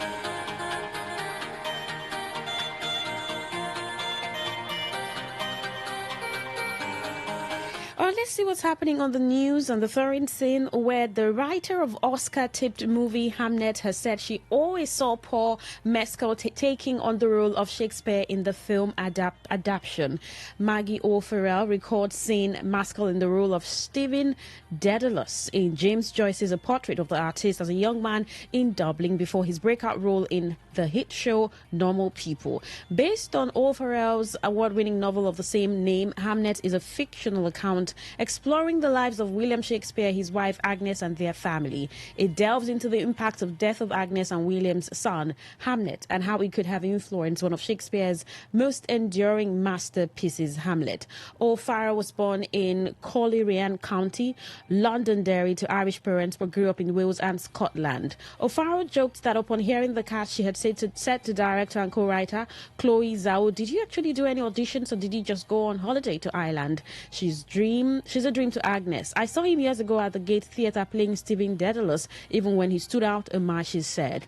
Well, speaking about researching for her novel, O'Farrell said there are no shortage of books on Shakespeare. In order to understand the lives of the female character, O'Farrell said the research was more hands-on. She can be seen in the film with spending time with her pet hawk and picking herbs for medical concoctions. Well, the film will be released in UK cinemas on the 9th of January. In Nigeria, where media personality Mo Abudu has celebrated the success of Funke Akindele, Tony Abraham, and Inedo, whose movies are dominating the Nigerian box office, Abudu on Instagram praised the actresses for their outstanding performances, highlighting their creativity and strength in the film industry. As reported, the movies Behind the Scenes, Over Sabi Auntie, and A Very Dirty Christmas are breaking barriers and captivating audiences nationwide. Abudu commended them for leading and shaping shaping the future of Nigerian cinema. She wrote, "Good morning, beautiful people. Today, let's celebrate the phenomenal queens of the box office lighting up December in Nigeria. From Afunke Akindele's behind the scenes to Tony Abraham's over Sabianti and Iniedo's A Very Dirty Christmas. These incredible women are creating magic, breaking barriers and showing the unstoppable strength of women in the film. Their stories are captivating audiences everywhere, and you can catch all these films in cinemas nationwide, including at Ebony Life Cinemas. Here's to women leading, inspiring and shaping the future of the Nigerian film industry." Well, Spotify says Afrobeats superstar Ashake will curate its African Heat playlist for an exclusive New Year's Eve takeover as the world ushers in 2026. Well, Spotify's head of music for Sub-Saharan Africa, Fiona Okumo, who disclosed this in a statement released yesterday in Lagos, said that the collaboration would feature Ashake's chart-topping songs alongside defining sounds from across the African continent. She added that the African Heat would capture the energy and confidence of contemporary African music, offering fans a high-energy soundtrack to welcome the new year.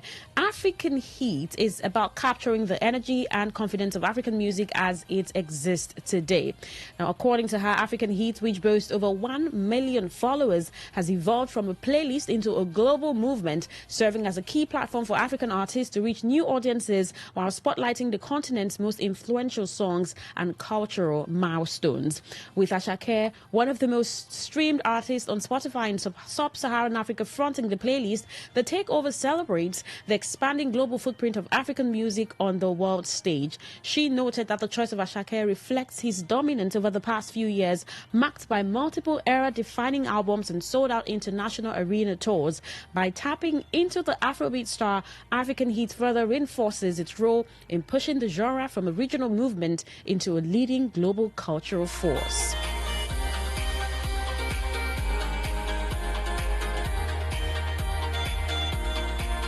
Well, Afrobeat singer Oxlade has addressed the stigma surrounding mental health and encouraged open conversations by urging fans to seek help if they are struggling with overwhelming emotions. Oxlade on X emphasized the importance of reaching out for support, highlighting that survival is only possible if one is alive to tell their story. The singer stressed that taking one's life would be selfish and would hurt loved ones.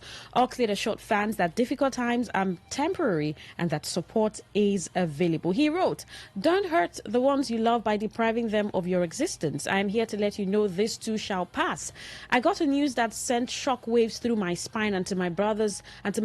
Please don't die on me. I don't have the strength to heal from any loss again," he wrote. "I know things can be overwhelmingly tough. Some of you might have been bottling it in for so long. Survival can only happen if you're alive to tell the tale. Please talk to someone so you can reflect if this is worth dying for. Don't take your life, please. That will be so selfish of you."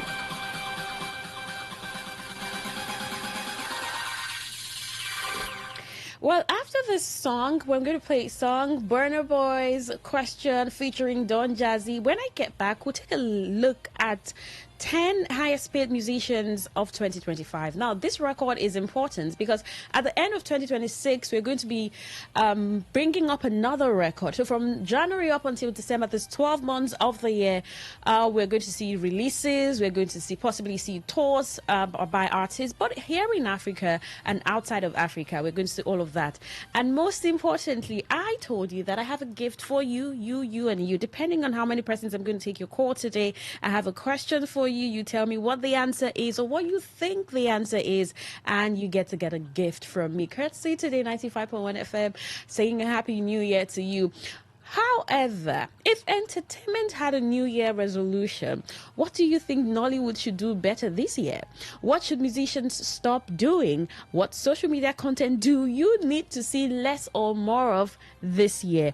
And talking about reality TV, upgrade or retire? Should it just end every reality TV shows? Should we just end everything reality TV? Do you think investors should just stop putting their money into that? So, if entertainment had a New Year resolution, what would it be? What do you think Nollywood should do better this year? What should musicians stop doing? What social media content do we need less, more of this year? When you call me and I pick up, I want you to give a response to this, ask you a question, and you get something today. Happy New Year, still entertainment today on Today 95.1 FM. Do stay with me. I'll be back shortly. Meanwhile, we have a lot of questions. Do you have questions for 2026? It's going to be a great year. Do stay here.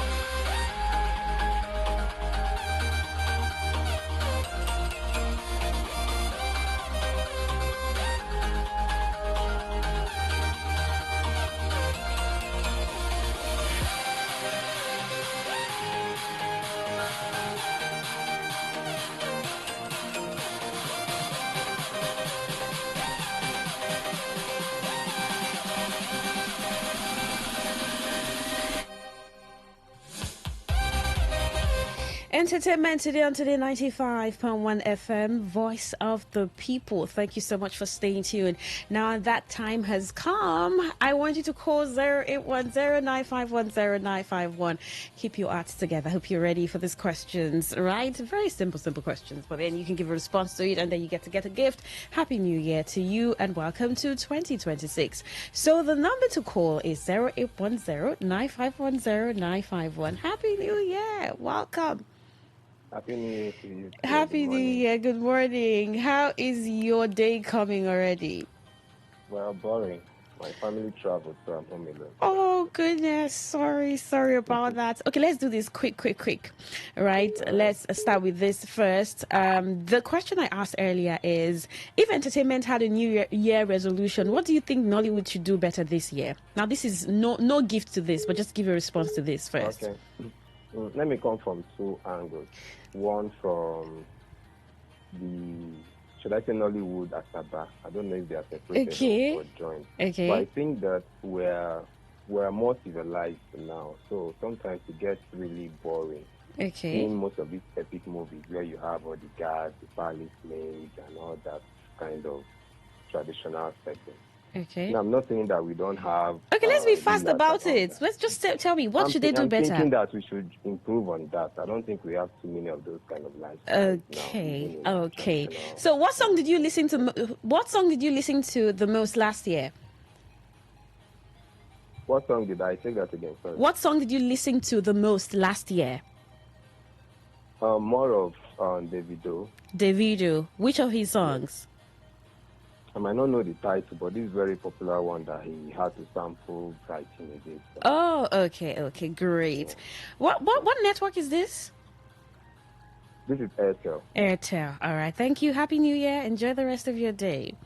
Thank you so much. All right.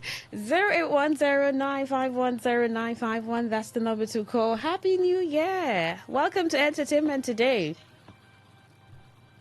Oh, the call dropped. So you're not going to get this gift. Oh, I'm so sorry. Dial again. 08109510951. Happy New Year. Hello. Happy New Year. What's your name? My name is Deborah. Deborah. How old are you? I'm 11 years. 11? You listen to Entertainment Today? Yes. Oh, you do? Okay. So, what song did you listen to the most last year? Oh, she's not saying anything. Hello, good morning. Happy New Year. Hello, good morning. Good morning. Happy New Year. Welcome to Entertainment Today. What's your name? My name is Ifoma.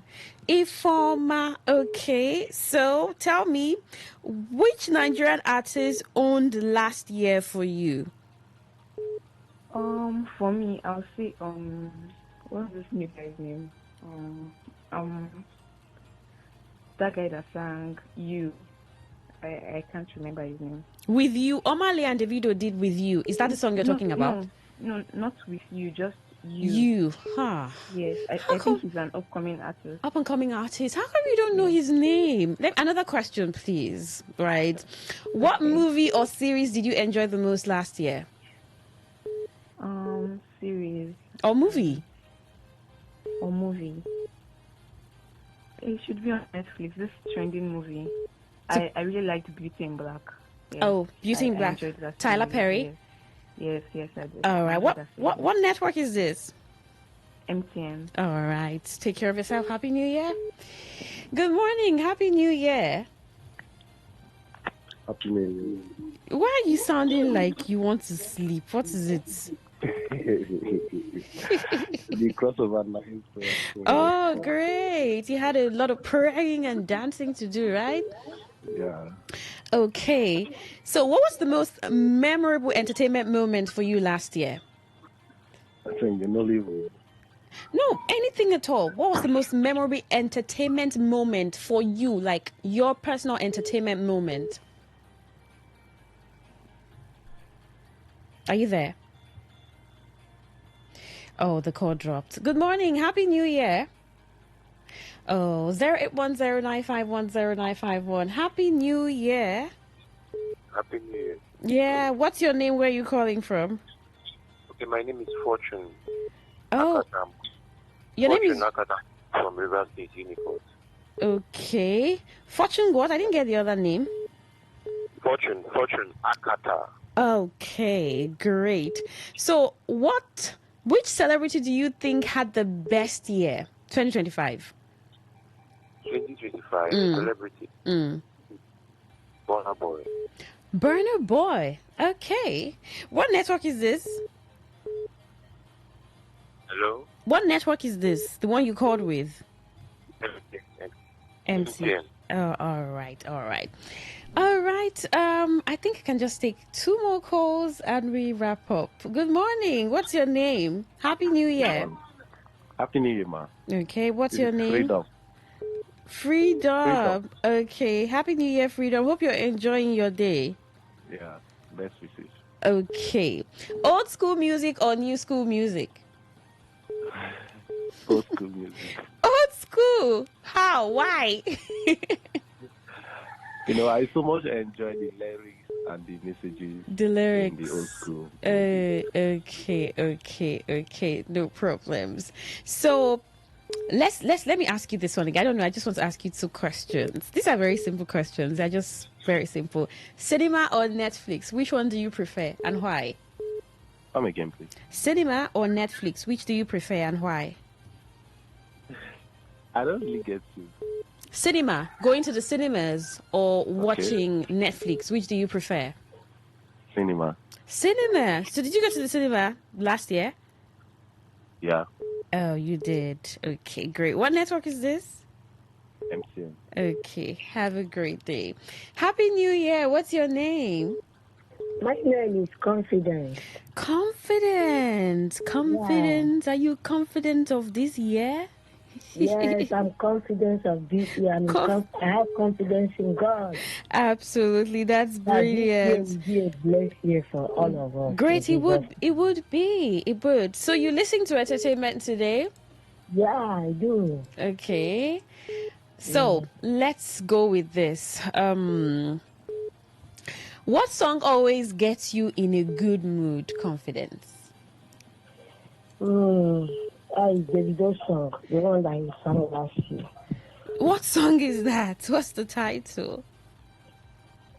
Oh, my baby. You for me. Okay. I'm so much in love with that song. Oh, great. What network is this? MTN. Okay, great. Thank you so much for calling Confidence. Whoa, this calls this is a lot. Happy New Year to all of you, and thank you so much for calling in. We have to wrap it up here.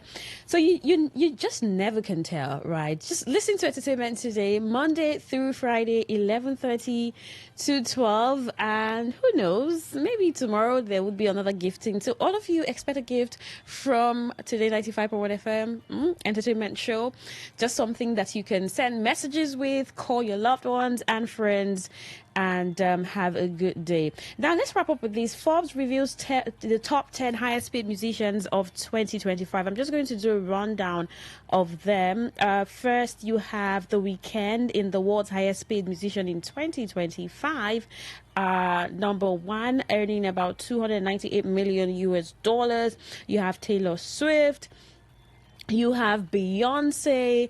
You have mid-table contenders.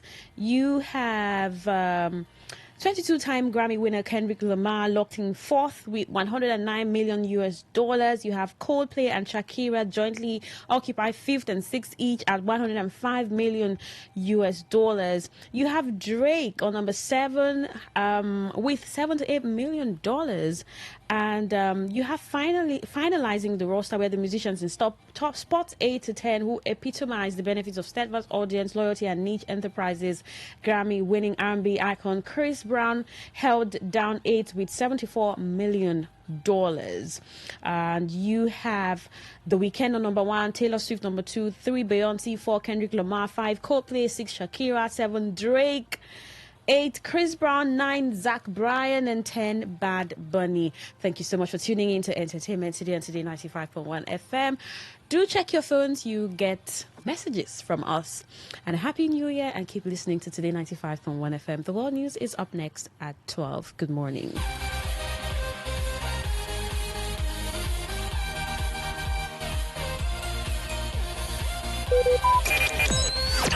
Talk radio. I listen to a lot of talk radio.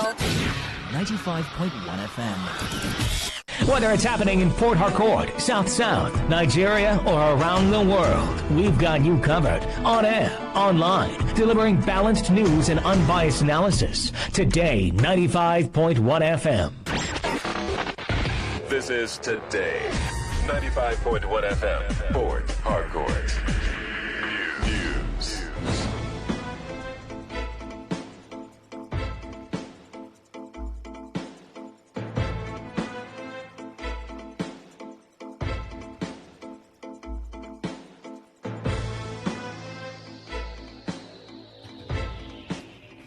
Good afternoon. This is the World News on your premium talk radio Today 95.1 FM Port Harcourt.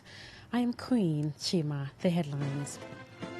President Bola Tinubu promises inclusive economic growth for Nigeria. NLC asks federal government to urgently review workers' salaries in New Year. Clergyman tasks worshippers in holding on to God as a possible way of succeeding in 2026. On the foreign scene, UN describes alarming humanitarian conditions in Sudan's western Darfur city of El Fasher. Now the detail.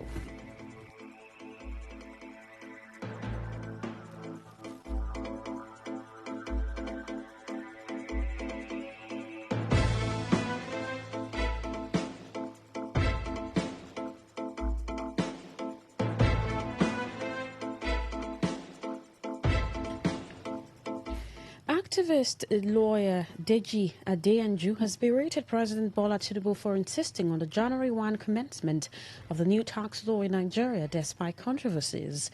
Adeyanju described the enforcement, despite controversies of forgery and breach of the constitutional process, as an insult to Nigeria and the rule of law. The Nigerian government has been accused of having different tax reform acts. However, Adeyanju posted on X that despite the controversies and issues of allegation of forgery and breaches of the constitutional process, the president is insisting on implementation. The Inter-Party Advisory Council has called on Nigerians to resist the temptation of vote buying ahead of the 2027 general election, while warning the Independent National Electoral Commission against partisanship and any action capable of undermining public confidence in the electoral process. IPAC National Chairman Yusuf Dantale made the call in a New Year message issued on Wednesday in Abuja as political activities gradually intensify towards the 2027 polls. Looking ahead to 2026 and beyond, the IPAC chair urged Nigerians to actively participate in these processes and to reject vote buying, which he described as a threat to democratic development. In the statement, Dantale also urged Nigerians to recommit themselves to democratic values and national development, stressing that nation building is a collective responsibility that requires the active participation of all citizens. On the controversial new tax law, the council restated its earlier position, calling on the presidency to address alleged inconsistencies in the legislation. President Bola Tinubu says 2026 marks the beginning of a more robust phase of economic growth for Nigeria. The president made this note on Thursday in his New Year's message to Nigerians, expressing optimism about the country's economic direction and prospects.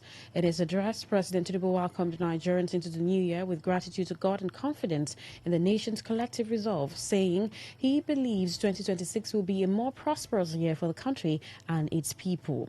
Reflecting on the past year, the president said 2025 was marked by sustained momentum in key economic reforms, including what he described as a fiscal reset alongside steady economic progress.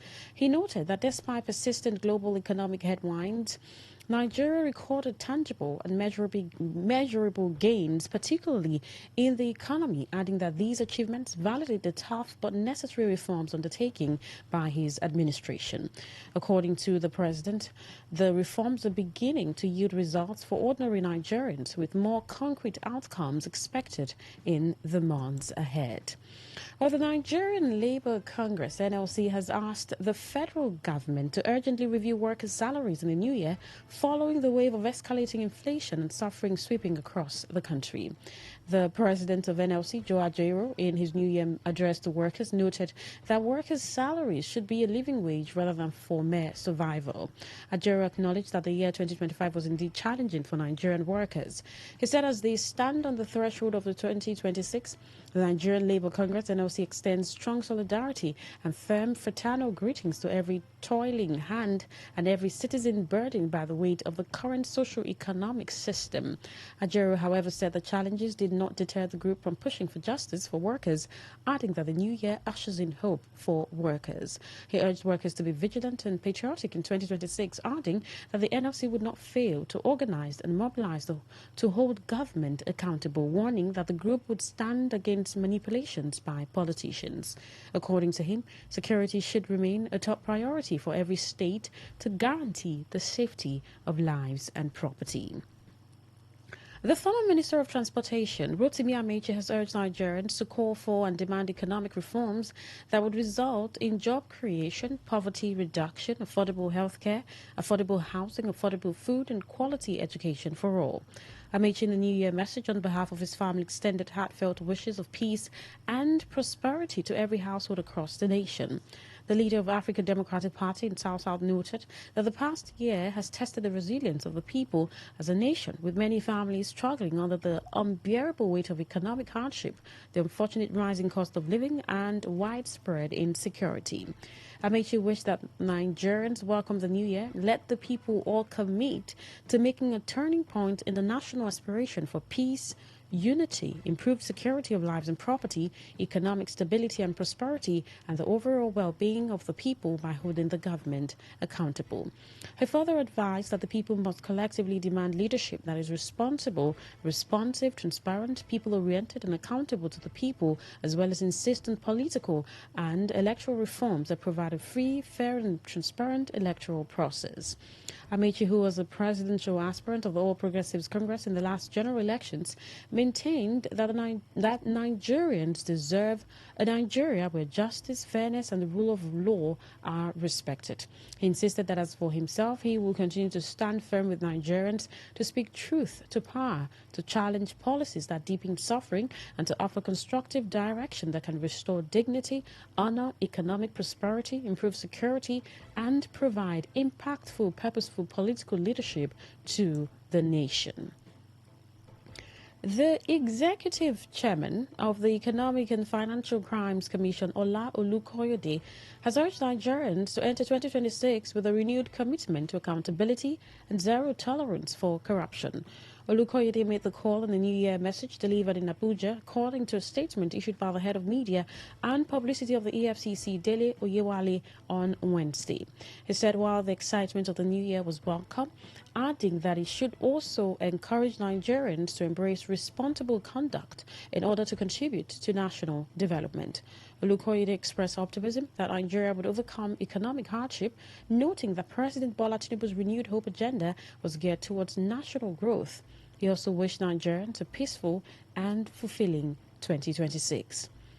Well, the River State Governor, Siminalayi Fubara, has called on people of the state to express no fear concerning unsettling reports of a political crisis brewing in the state. Governor Fubara gave the charge in his New Year message delivered shortly after the crossover service at the Government House Chapel of Everlasting Grace, Port Harcourt. He expressed optimism that 2026 will usher in improved fortunes for River State, assuring that his administration was entering the new year with renewed strength and confidence.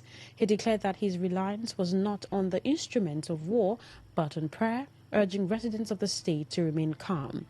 The governor reflected on the past 2 years of his administration, saying that the period had been challenging. He, however, noted that his government was stepping into the new year with hope and faith. Fubara acknowledged that some expectations had not been met in the course of the last 2 years, but maintained that the state would experience progress and development in the new year. You're listening to the World News on Today 95.1 FM, Voice of the People. After the break, more news, foreign and sports stories. Do stay with us. Every day, every hour, when the big stories break, depend on our 24-hour news team to bring you the latest. Today, 95.1 FM.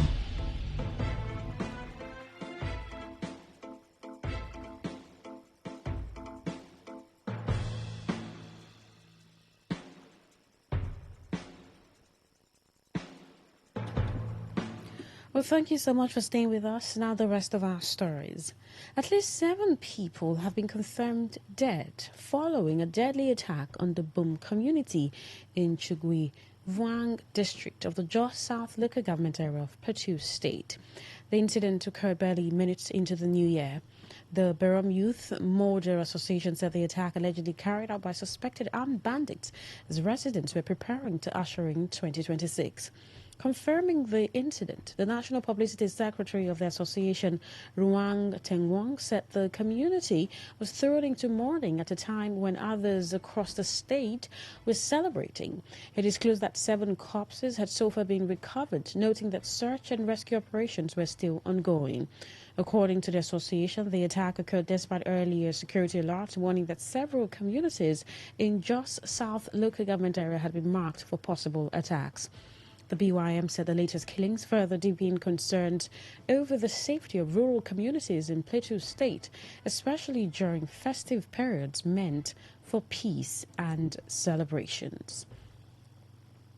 Christians all over the world gathered in different worship centers to pray, make declarations and wishes on how they want God to bless and direct their new year, 2026. Several churches also expected to observe first worship service on the first day of January as a mark to begin with God. During the course of the night, the clergy make declarations for God's blessings upon their members and families ahead of the new year. And when it is 12 midnight, the crowd will all cheering joy, happy new year. The General Overseer of Omega Fire Ministry, Apostle Johnson Suleiman, in his New Year message, cited the Bible book of Deuteronomy, chapter 1, verses 11, which is a promise of God to give 1,000 folds of blessings to his people. In a separate declaration in Second Chance Prayer Minister, Port Harcourt, the General Overseer, Pastor Nnanna Chinda, declared the year 2026 as a year of progress and all-round victory. Pastor Chinda urged the Nigerians to hold on to Jesus Christ in all they will do in 2026 and expect blessings of God. In 2026, the blessing follow you. Not only the blessing follow you, the humans are destiny helpers. If you are destiny helpers, if you are destiny helpers, in the name of Jesus, the Son, in 2026, we shall be a year of better victory. You are not the side. Also, Pastor David Ibiomie of Salvation Ministry urged Christians to carry fire to war against Satan, with reference to a verse of Holy Bible that revealed that right from the beginning the kingdom of God suffered violence, and that only the violent people can do what belongs to them from the enemies. A minister of the Federal Capital Territory, Nyesom Wike, has said he will soon make public the details of the peace agreement reached between him and River State's Governor Siminalayi Fubara before President Bola Tinubu. Wike spoke on Wednesday during a thank-you visit to Tai local government area of River State. President Tinubu had in June brokered a peace deal between Wike and Fubara to end the long-running political crisis in the state.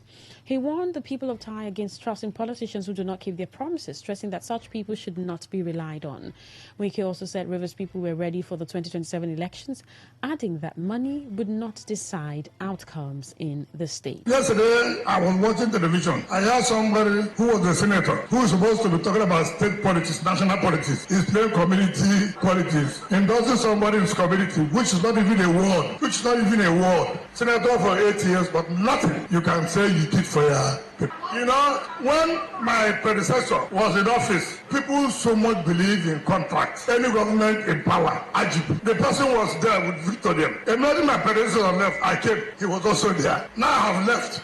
He's also there. Any government in power, people don't have integrity. Nobody can think that you will use us after agreeing on something, you renege, and you think you're a smart politician.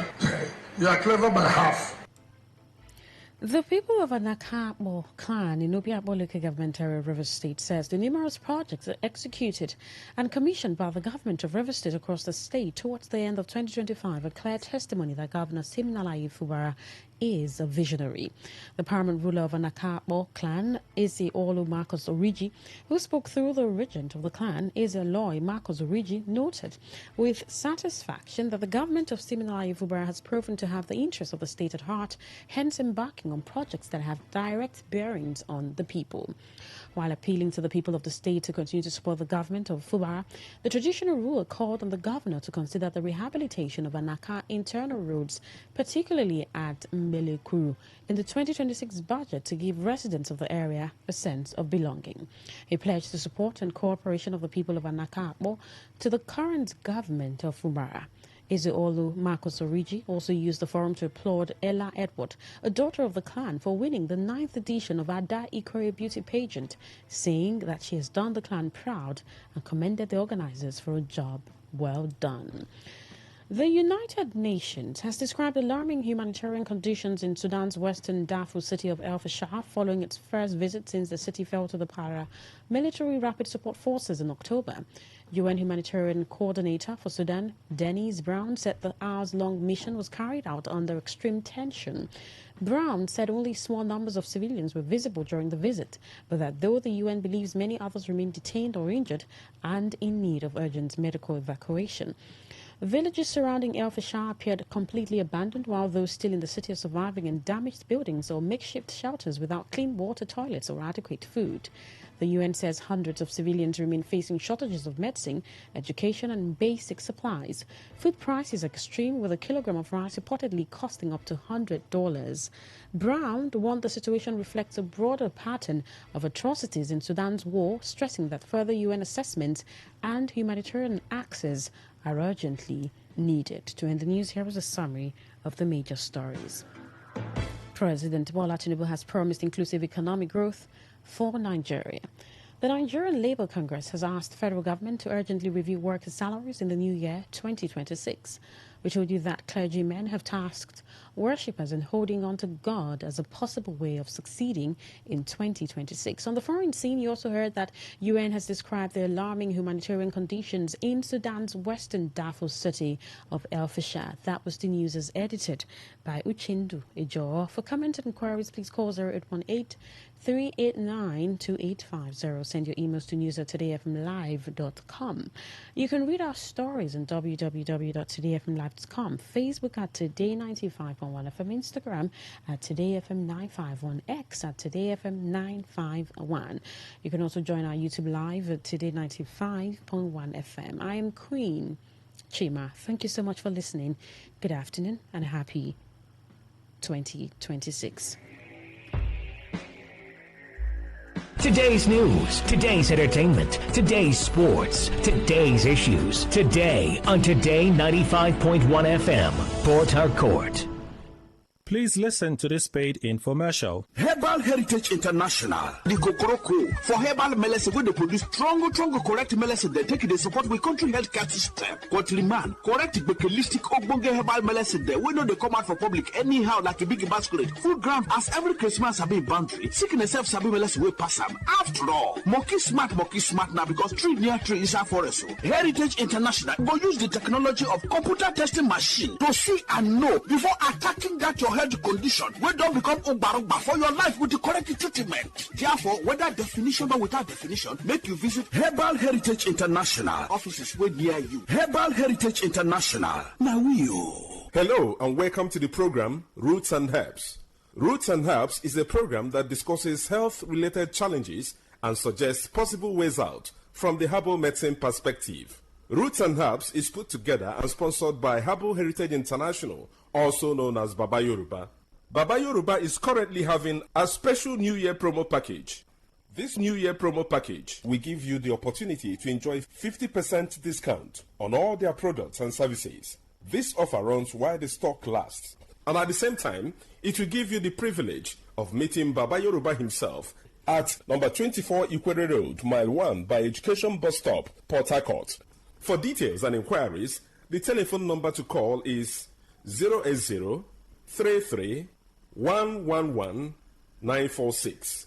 I repeat, 080-33-111-946. 080-33-111-946. On today's edition of the program, our topic for discussion is male-related health challenges. And I have with me in the studio, Dr. Otumba Abiodun. Sir, you're welcome to the program. Thank you, Mr. Moderator. Man problem can be seen in men whenever it frequently occurs that a man is unable to satisfy his partner when it comes to man and woman interaction. it can feature in many ways. In some, it is possible for them to experience poor energy, a situation where a man is unable to get into the act at all. In some are preparing to get into the act, but unfortunately, they just discover that the energy dropped. That is called early ejaculation. It is possible for a man to get into the act and discover that he is unable to stay more than a minute. That is called premature ejaculation, as the case may be. Some may experience total loss of energy. In some, it can be as a result of excessive tiredness after the whole exercise. And some can experience total loss of the energy for even weeks or months. A number of factors can be responsible for this. In some, it can be as a result of infections, of which staphylococcal infection, gonococcal infection are inclusive. There are other infections that are capable of destroying the nerves or the blood volume, making a man to become totally weak. It is not only infections that do destroy the energy in men that have to do with satisfying their partner. When one has used some drugs for a very long period of time, it is possible for one to experience this. In some, it can be as a result of drug abuse. Drug abuse can feature in many ways. Some do abuse alcohol. Some do abuse energizers. People that are faced with sugar problem, that is, diabetes mellitus, if it is not controlled properly, it can weaken the nerves, and under that condition, a man may not be able to stand like a real man again. It is possible for a man suffering from pile to also be very weak in this aspect. And under this condition, there will be serious waist pains. Not only waist pains, there can be stooling of blood. In some, you discover that there can be serious constipation, a situation where a man will wake up and is unable to free his fecal waste. He has to take some regimens for him to be free from such as well. It is possible when there are hormonal changes in a man for a man to be very weak in these aspects. Stress also has a role to play. We should not forget that under depression, the energy a man needs to get into this act can disappear completely. Whichever the case may be, we have to understand this line of action in a man, that before a man is able to stand like a real man, the arousal center in the brain must be stimulated. And it is after this stimulation that energy or signal is sent to the male organ through nerves. And after getting it through nerves, we need volume of blood for engorgement of tissues in the male organ for a man to stand like a real man. And anything that is capable of destroying the blood cells, the blood volume, can also make a man to be totally weak in performing his duty in the second room. And that is why we say, whenever we are faced with any challenge, it is very important for one to visit a healthcare giver who will be able to evaluate one and determine the root cause of the challenge. And after this, to know the right regimen to put together for one to be totally free from the challenge. And that is why evaluation from healthcare givers is very important to pinpoint the root cause of the challenge. And once the root cause of the challenge is determined, you will discover that solution to such challenge is around the corner. Prostatic gland enlargement also have a role to play in a situation where a man is not able to stand like a real man. When the prostate starts growing after 55 years of age in some people, you will discover that there can be frequency. A situation where when a man sleeps at night, before daybreak, he has voided urine for more than 5, 6, or even 10 times. The volume is not always a very large one, like in diabetes mellitus. But after that stage, you discover that the stream of flow of urine will not have the normal force it used to have, or it may start splitting to two. It is when nothing is done for all these challenges that such will now result to total blockage of flow of the urine. And that is why we say a stitch at time saves 9. having all these challenges is not the end of the road. For more enlightenment and advice, the number you can call is 080-33-111-946. I repeat, 080-33-111-946. I repeat, 080-33-111-946. Thank you. All right. You've been listening to the program Roots and Herbs. Roots and Herbs is a program that discusses health-related challenges and suggests possible ways out from the herbal medicine perspective. Roots and Herbs is put together and sponsored by Herbal Heritage International, also known as Baba Yoruba. Baba Yoruba is currently having a special New Year promo package. This New Year promo package will give you the opportunity to enjoy 50% discount on all their products and services. This offer runs while the stock lasts. And at the same time, it will give you the privilege of meeting Baba Yoruba himself at number 24 Ikwere Road, Mile 1 by Education Bus Stop, Port Harcourt. For details and inquiries, the telephone number to call is 080-33-111-946. I repeat, 080-33-111-946. 080-33-111-946. Let's take our sponsor's message. Don't go away. We shall be right back. Herbal Heritage International, the Kokoroko for herbal medicine where they produce strong, correct medicine. They take it, they support the country healthcare system. Kotliman, correct bakelistic ogbonge herbal medicine. They know they come out for public anyhow like a big basket. Full ground as every Christmas have been boundary. Sickness self sabi medicine will pass them. After all, monkey smart now because tree near tree is our forest. Heritage International will use the technology of computer testing machine to see and know before attacking that your health condition. We don't become ubarugba for your life with the correct treatment. Therefore, whether definition or without definition, make you visit Herbal Heritage International. Offices way near you. Herbal Heritage International. Now You're welcome back to Roots and Herbs. Roots and Herbs is a program that discusses health-related challenges and suggests possible ways out from the herbal medicine perspective. Baba Yoruba is currently having a special New Year promo package. This New Year promo package will give you the opportunity to enjoy 50% discount on all their products and services. This offer runs while the stock lasts. And at the same time, it will give you the privilege of meeting Baba Yoruba himself at number 24 Ikwere Road, Mile 1 by Education Bus Stop, Port Harcourt. For details and inquiries, the telephone number to call is 080-33-111-946. I repeat, 080-33-111-946. 080-33-111-946. Until we come your way again, remain blessed. And that was a paid infomercial. Today 95.1 FM, where news meets insight, sports meets passion, and entertainment meets excellence. Expert analysis from seasoned professionals and our top analysts, informing, educating, and entertaining you. Your voice, your station. We are the voice of the people.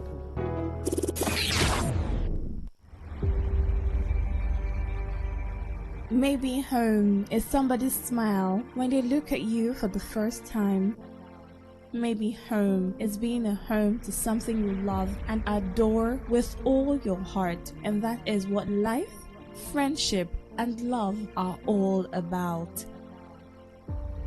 Maybe home is listening to all of your favorite shows on Today 95.1 FM. We create memories. We inspire comfort. We are the voice of the people, and we are home away from home.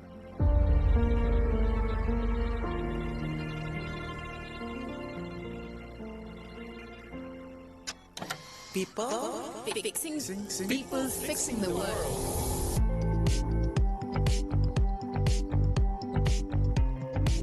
It's been a fantastic year here at People Fixing the World from the BBC World Service, filled with lots of exciting ideas that are changing our world for the better.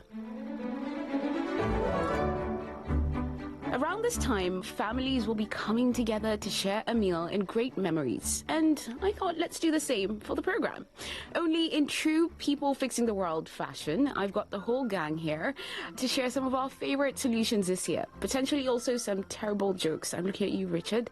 I'm Myra Anubi, and today I'm joined in studio by two Claires, Claire Bates and Claire Bose. Hello. Hi. And Richard Kenny and Katie Solivel. Hi. Now, speaking about jokes, our producer today, Louise Pepper, who sat right behind me, wants us to start with a very British holiday tradition, crackers, Christmas crackers. These are just colourful wrapped cardboard tubes, and we've got to pop one to unveil a joke. Let's get cracking. Yes. Okay. Oh, woohoo! There we are. Yeah. I've got a joke. Hang on. What do cows do on Friday nights? Why look at me? I didn't hang out with you, cows Mara. on Friday night. Let's see. What do cows do on Friday night? They move it. Oh. They go to the movies. Oh, I prefer Katie's. Thanks. I'm going to save everyone and stop this right here. But we do have some hats in our Christmas crackers, and we can put those on. As we do, one of my favorite things about this program is the fact that sometimes we get the opportunity to travel to fascinating places in search of solutions. And this year, we took a very memorable trip to Malawi with my partner in crime, Richard. Yes, we did. Yeah, Myra. It was a packed trip across much of the country with Marie, our local journalist who we work with, and our superb driver called Obvious. Obviously. We went from the capital Lilongwe to the shores of the beautiful Lake Malawi in the east and to farming villages amongst the spectacular hills and green fields in the north. I have to say it was a great experience. Going there, we'd heard all these stories about how poor Malawi is. Actually, more than half of the population is said to be living in poverty, but the wealth is really the people. They are strong, they are welcoming, warming, and willing to share whatever they have with you. Yeah, that's right. It's such a friendly place, wasn't it? The warm heart of Africa, they call it there. And it really is. And everywhere we went, despite the fact that people often had very little, we were met with a smile and quite often a song as well. Yeah, I got to dance. But also, it's a place with very many ideas and initiatives. That's right. We looked at lots of different solutions. We looked at some education innovations. We saw how tablets are being distributed to primary schools around the country so children can learn about literacy and numeracy on tablets. We saw the world's first 3D printed classroom, which was quite something. And we met a group of women who'd made a living by recycling waste into compost. I actually enjoyed touching the compost, you remember? And of course singing with the women. It felt like I was a child again. But I think my most memorable bit would be one where we went to this rural farm to check out a technique called deep bed farming, which has apparently more than doubled farmers' yields. And I had to do some digging myself. Good? No? No? Yeah.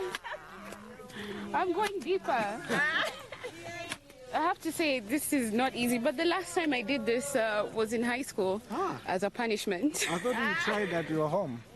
Yeah, she's trying, but not hitting at the recommended depth. Am I going 30 No, centimeters? you're not. How much? 10? 10, yeah. I'm not even doing half. Yeah. My gosh. Yeah. That was not easy. Also, it's midday, so the sun is right above me. I'm sweating, and despite my best efforts, I've been told I'm not even hitting half the required amount, which just goes to show you how much work goes into this. And I guess it's safe to say I will not be quitting my day job anytime soon. No, I think they were making fun of you there, Myra. Well, thank you for reminding everyone. It is, however, the farming itself, really hard work, as we found out. But we did see them use a demo solar-powered tractor invented in the UK, which could make digging a lot easier. It's overseen by TNE, the NGO that developed deep bed farming. And one of their staff members, Franz Gondway, told me what sort of impact this could have. It can run for about 3 hours digging without stopping. How long does it take to charge? It can charge for about 3 hours and then it can go again for 3 hours, yes. So how much time can a farmer save using this than digging the way I experienced earlier, which wasn't very easy? So a farmer to dig an acre, he would need about 20 to 30 days. But if he uses this tractor, within 2 days, he will have dug the whole field. That's what I call digging deep for solutions.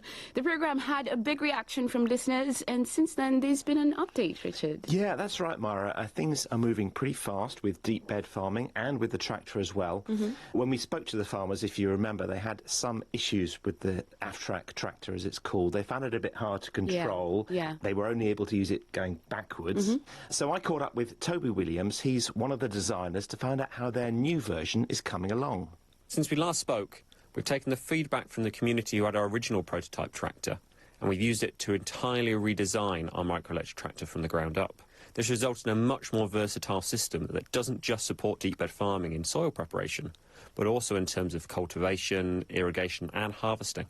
The first of our production-ready tractors is already en route to Malawi and should arrive in late January.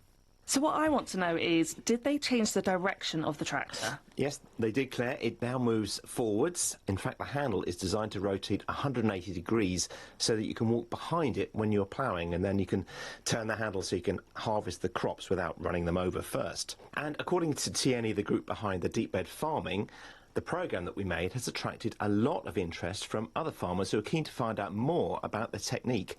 And we got this voicemail recently from Godfrey Kunwenda, who's their training manager. We have received so many requests from different countries and within Malawi. We have received requests from 5 countries: Mozambique, Zambia, Tanzania, Nigeria, Uganda, who have asked us to train them on deep bed farming after seeing the documentary. Within Malawi, about 100 farmers who reached me. They wanted to, maybe we should train them on deep bed farming. That really is incredible, isn't it? All those people, all those countries. It's what we're about. Exactly. It's one of those things we never expect to happen, or, you know, we just report about the stories, but it's good to see people connecting and see the solutions going further. Yeah. Really nice to hear back from everyone, seeing the impact it's made. And now we are travelling from the farming fields of Malawi to the tropical heat in Ghana, and to a story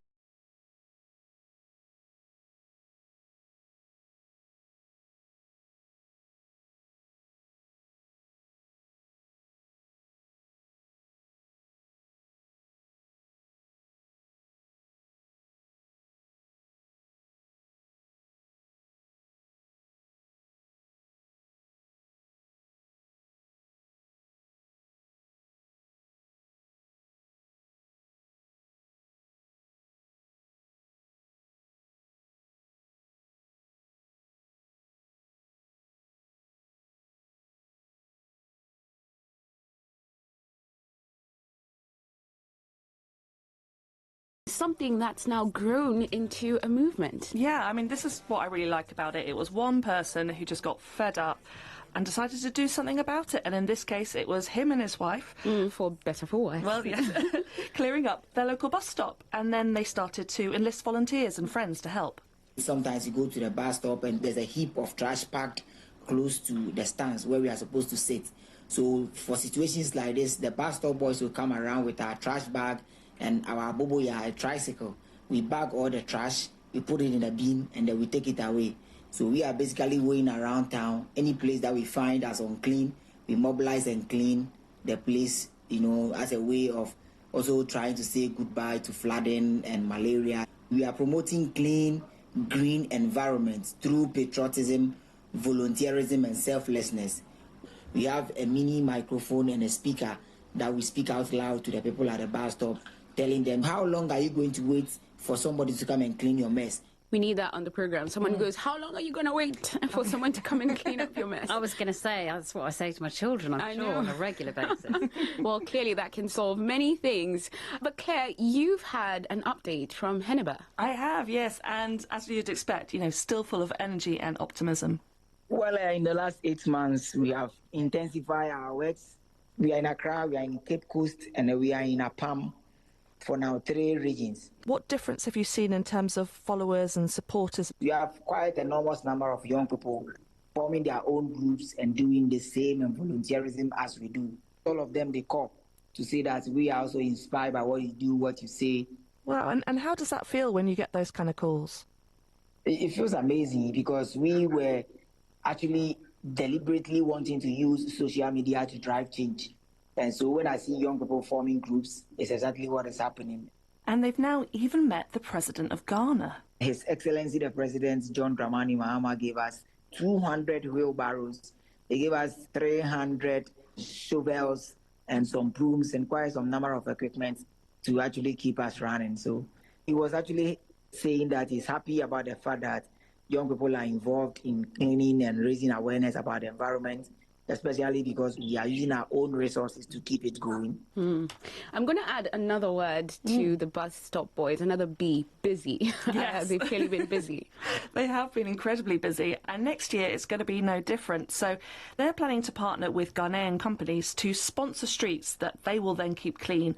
And they're also raising money for a volunteer bus because they said it's going to be safer than using tricycles to get everywhere. Plus, they are called the bus stop boys, bus. Exactly, so they need a bus for sure. Thanks for that update, Claire. And just before we finish, is Hennibal's wife still involved? She is, but actually they've had a child now, so she doesn't go on the cleanups, but she's really involved with their social media. Raising the next generation of bus stop boys. What did you guys think about this, guys? I'm just so obsessed with people that take matters into their own hands and just want to help their community and crack on with it.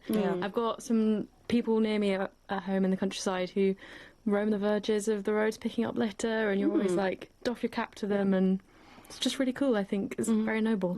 Yeah, it just shows the power of positive thinking, doesn't it? And being able to motivate people, and the power of having some good music behind you. Oh, yes, very good music. But also exactly that anyone can make a difference. I'm Myra Anubian. Just a reminder, you're listening to People Fixing the World from the BBC World Service. And joining me today is the People Fixing the World team. And we've been catching up on some of our favourite solutions this year.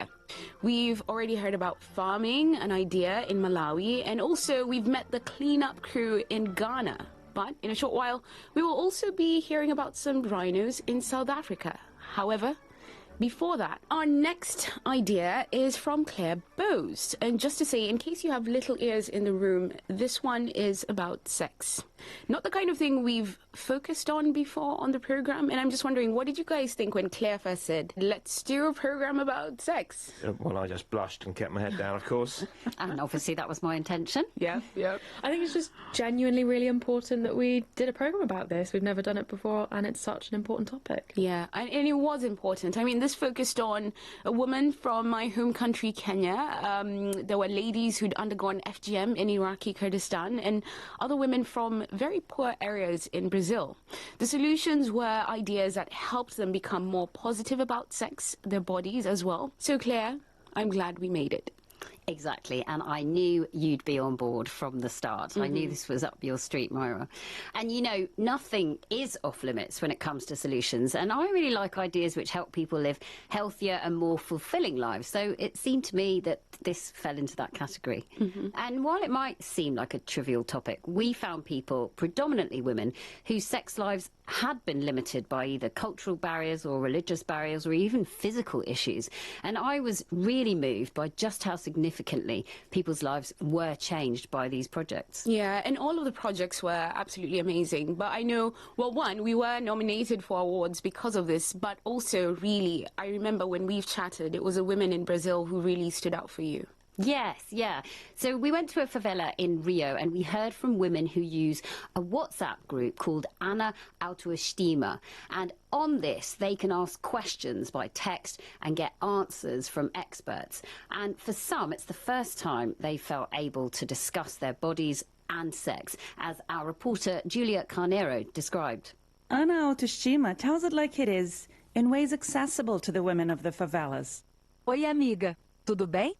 Nem todo prazer sexual é sexo. She, or rather the team behind her, answers her questions on WhatsApp groups and shares especially made videos about pleasure, consent, bodies and relationships. And obviously because it's visual, it means that you don't have to be super literate to use it as well. But it didn't just stop with sex, and the team behind Ana Autoestima, which literally means Ana self-esteem, found that through this information came newfound confidence and power. And many of the women reported that their lives and relationships had changed for the better. And this is Evelyn dos Santos, and she's one of the first women to use the app. Fui muito traída, não me valorizavam. I was cheated on. I was told my clothes were vulgar and I shouldn't wear lipstick. Anna had a very important role in my life. She helped me discover who I am and that I don't just have to do what my partner wants to. I can do what I want to, and I can say no. You can say no. It's a good reminder there. The app, Claire, is still going from strength to strength? Yes, I was really pleased to hear from Laura Ramos Tomas from Taboo Taboo, that's the charity that set Anna up, that yes, it is going from strength to strength, and she called to give us this update. Hi, people fixing the world. I'm really happy to share that after 3 years of development and growth under Taboo Taboo, Ana Autoestima is now being run by an all-Brazilian team. So we're very hopeful that Ana will continue to get the funding to go on creating joyful spaces where women can talk openly about sexual health and pleasure. Also, since we last saw you, the team has collaborated with the Pleasure Project to specifically explore if and how conversations with Ana around pleasure and well-being link to dynamics around gender equity in women's lives. Now, Laura there mentions the Pleasure Project, and that's an umbrella organisation who were really helpful to us in making our programme. They're all about taking a sex-positive approach to sexual health and well-being. And as Laura mentioned, they themselves are finding more and more that what starts in the bedroom ends up giving women greater power and control over their lives and relationships. Well, I, for one, am ready to hear part 2 next year, but... Watch this space. Okay, good. Now, let's completely switch gears, solutions and continents for this one. We're headed to the Waterberg Mountains in South Africa, where an unexpected method is saving rhinos from poaching, which was produced by Katie.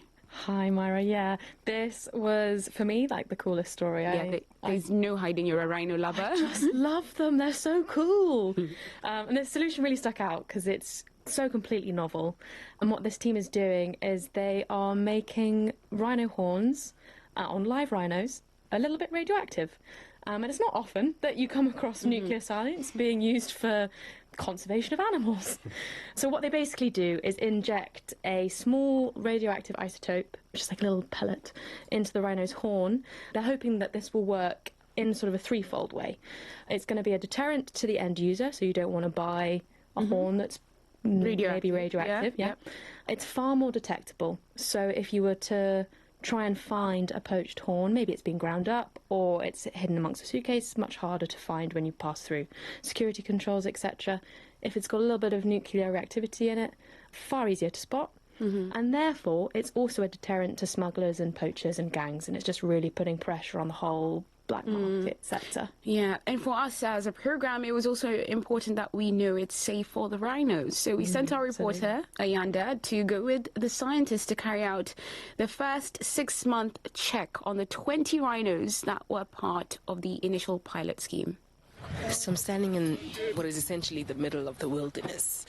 Anywhere I turn, in every direction, I see a rhino either on the ground from having been just sedated or feasting on a heap of grass awaiting its turn to be sedated.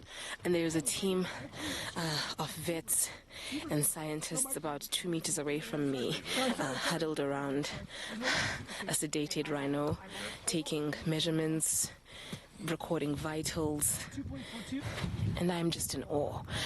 I look up and there's an endless field of grass, bushery, trees, wild flora. And then beyond that are these mountains covered in even more forestry. I wouldn't want to be anywhere else in the world. This is majestic. These animals, this vast land is stunning.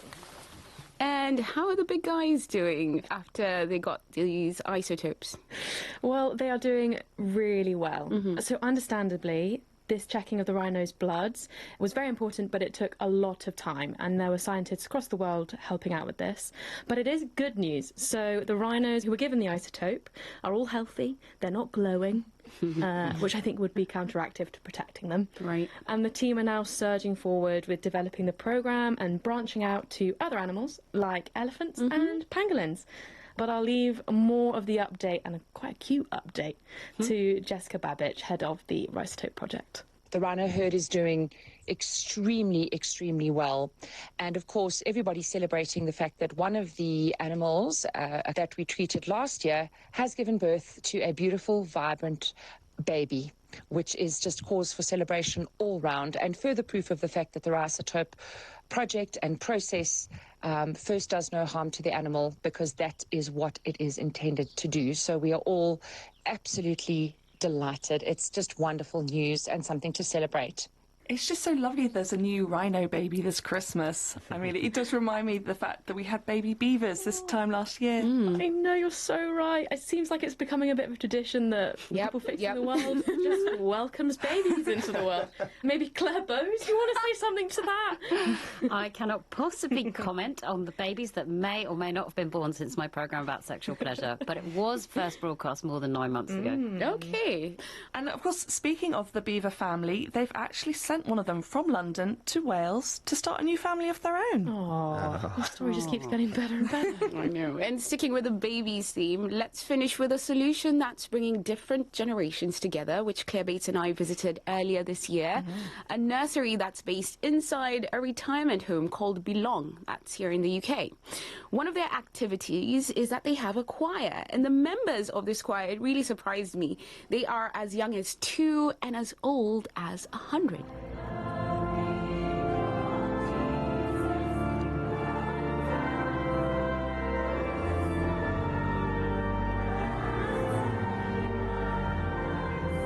That's a Christmas carol they performed at Westminster Abbey.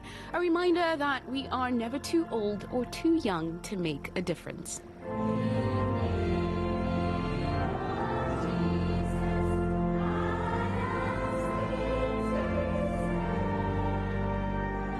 A massive thank you to our team today, reporters that we work with from all around the world, our producer Louise, and the man who somehow entertains and manages all our brilliant and sometimes crazy ideas, John Bithry.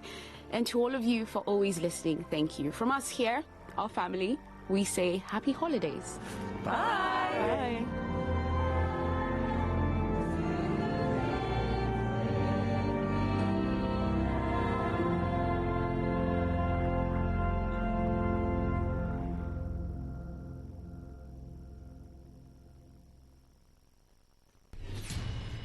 Stay informed, stay ahead. Tune in to Today 95.1 FM for the latest news, insightful talk, and exciting sports updates. Your trusted source for everything you need to know. Today 95.1 FM, the voice of the people.